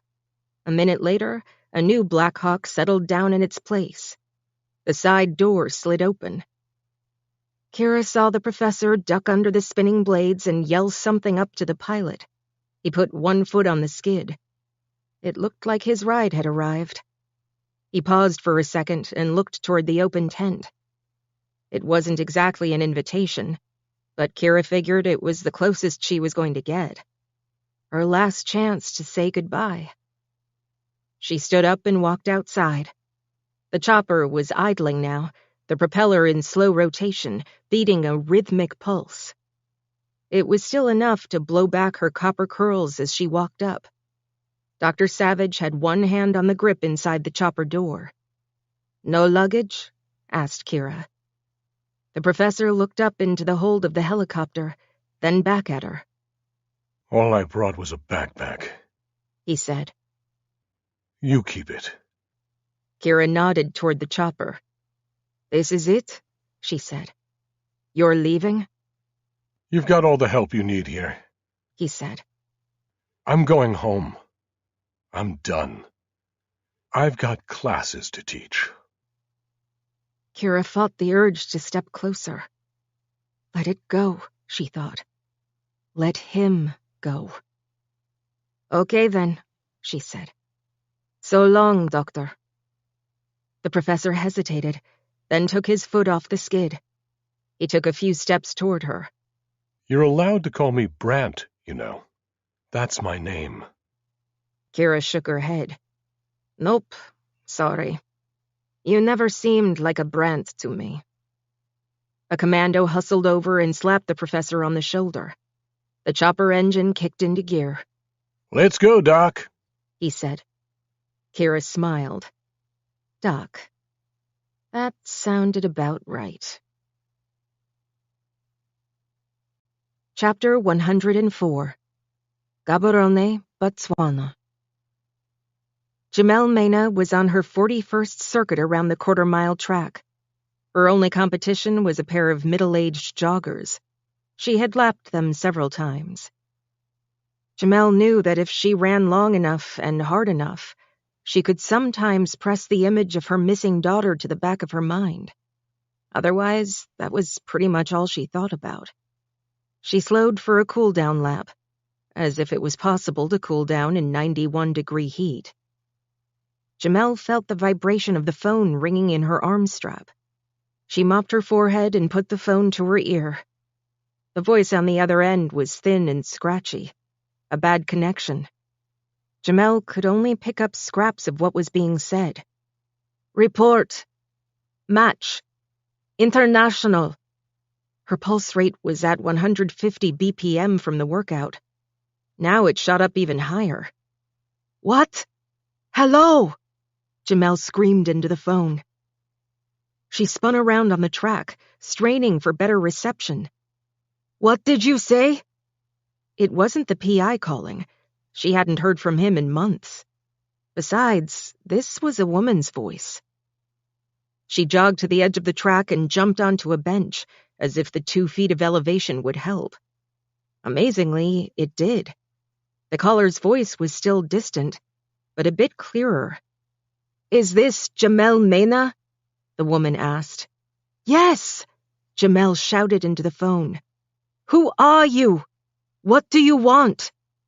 "My name is Kira," the voice said. "I have some very good news." Chapter 105.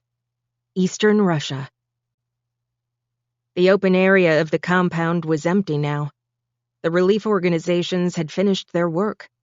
The huge tents were folded in neat piles on the grass. The students were gone. After intensive interrogations, some of the teachers and staff had been released to restart their lives. Others were in custody, awaiting trial on outstanding charges from human trafficking to manslaughter. Kira was standing next to the Interpol commander at the far end of the compound. As they looked toward the complex of buildings, a small squad of commandos ran toward them from that direction. The squad leader stopped directly in front of the commander. "Charge is set, sir," he reported crisply. Copy that. The commander replied. The commander turned to Kira and handed her a device that looked like a heavy-duty flip phone. Whenever you're ready, Miss Sunlight, just press send. Kira took a deep breath. She stared at the buildings at the other side of the huge yard. administration building, gym, classrooms. 18 years of her life, and almost 100 years of pain for the world. Enough. Fire in the hole! The squad leader called out. Kira placed her thumb lightly on the send button. She closed her eyes. A Rachmaninoff piano concerto swirled in her head. She pressed down hard. A series of muffled bangs echoed across the compound. Puffs of white smoke burst from the pillars and windows. One by one, the buildings imploded, walls collapsing inward and downward. Within seconds, all that remained of the school was metal, stone, and dust. Chapter 106. Sirseretse-Khama International Airport, Botswana. Jamel stood near the arrival area, bouncing nervously on the balls of her feet. As passengers from Flight 3043 started to emerge, her heart started to pound even harder. Her eyes were wide, and her breath came in shallow bursts. She tilted her head back and forth, trying to peer around the passengers as they surged forward to greet friends, relatives, and drivers. The last traveler to emerge was a tall woman with copper-colored curls. She looked exactly like the picture she'd sent. Her arms were cradled across her chest. She held a small bundle in a baby blanket. Jamel ran past the barrier, laughing and crying at the same time, jostling other passengers as she went. When she got closer, she locked eyes with the woman. "Kira?" she asked, as if there were any doubt. "Jamel," said Kira. "It's so good to meet you." Kira bent forward and slipped the sleeping baby into her mother's arms. Jamel looked down at her beautiful daughter, then back up at Kira. Tears streamed down her face. Her throat was so tight that she could no longer form words, but Kira understood. Kira brushed her hand over the baby's plump cheek one last time. "Keep her safe," she said. "Raise her well." Chapter 107. Chicago, 1 year later. Done. It was a relief to have the first class of the semester behind me. It felt good to shake the cobwebs off my delivery and get back into the rhythm of a lecture. I'd stayed a few minutes after class to answer the usual assortment of inane student questions. Will this material be on the final? Will you be posting your lecture notes? Is class attendance required for a grade? Christ, some things never change. As the lecture hall cleared out, I gathered my notebooks and laptop and tossed my water bottle into the recycling bin. At the last minute, I grabbed the eraser and wiped my name off the whiteboard. Clean slate for the next instructor using the room. Behind me, a few rows back, I could hear two girls whispering as they headed for their next class. Before my transformation, their conversation would have just blended into the general buzz of the room. Now I could make out every word. My hearing was as sharp as my eyesight. Sometimes it could be a distraction. "Think this class will be tough?" The first girl asked. "Who cares?" Her friend said, low and confidential. "The professor is really hot." I felt an odd flush and a flutter in my stomach, and it wasn't from the backhanded compliment. It was something else. I put down the eraser and turned around. The room was empty now, but there was a figure silhouetted in the doorway. I caught a flash of color and a halo of curls. Dear God, it was her.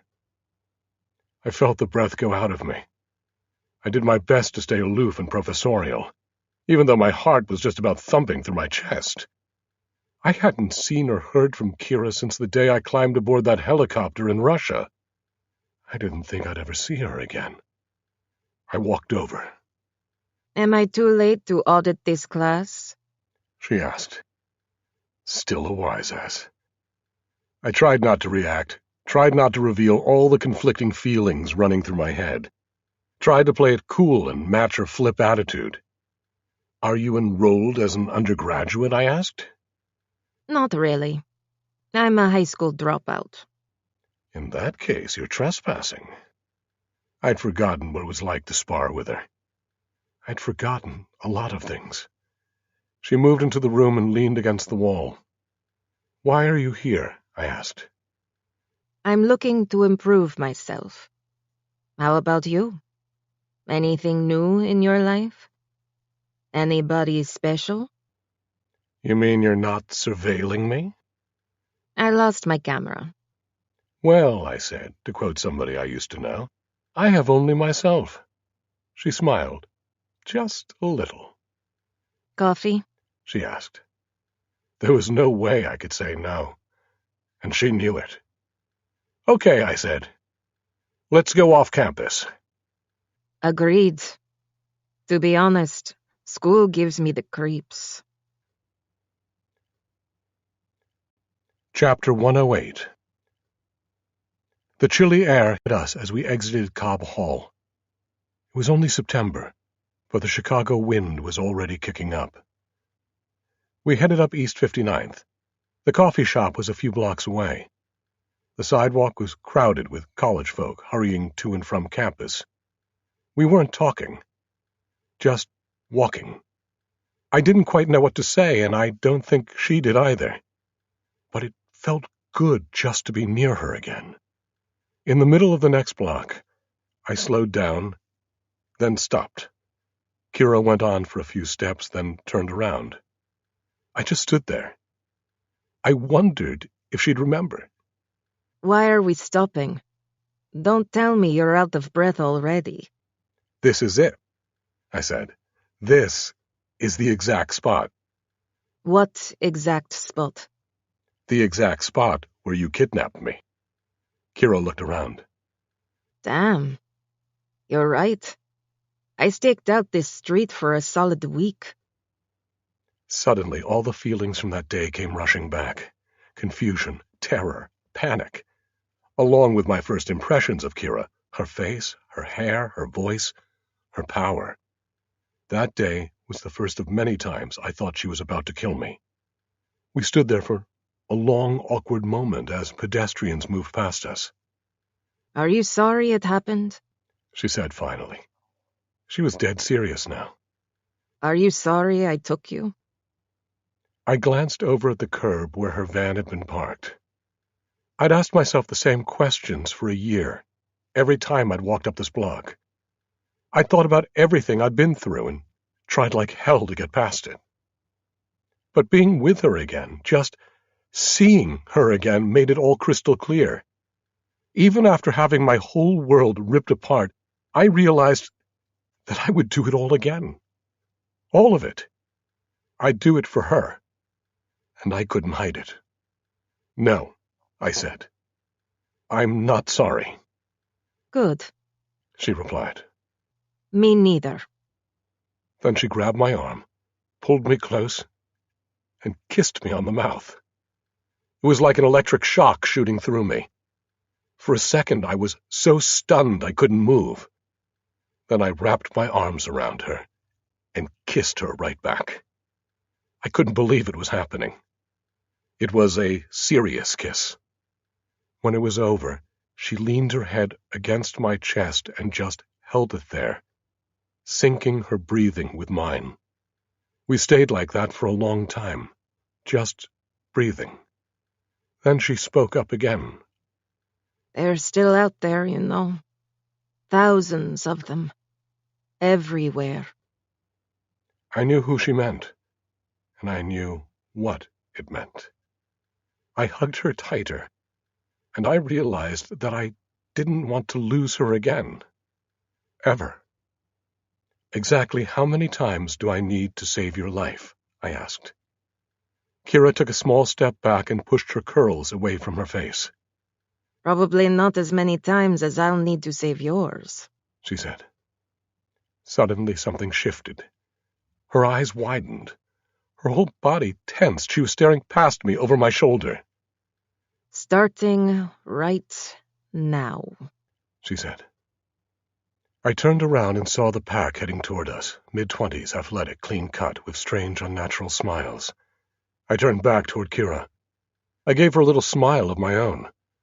We planted our feet and got ready, side by side. Savage and Sunlight versus the world.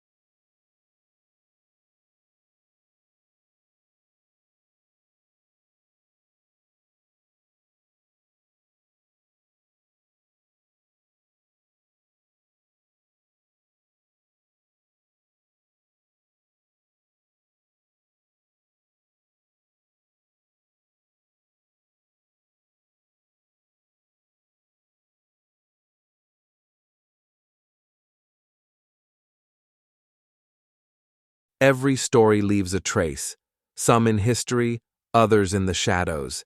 If this one made you think, question, or shiver just a little, you're in the right place. This is Truth Meets Fiction. Until next time, stay curious, stay sharp, and don't believe everything you're told.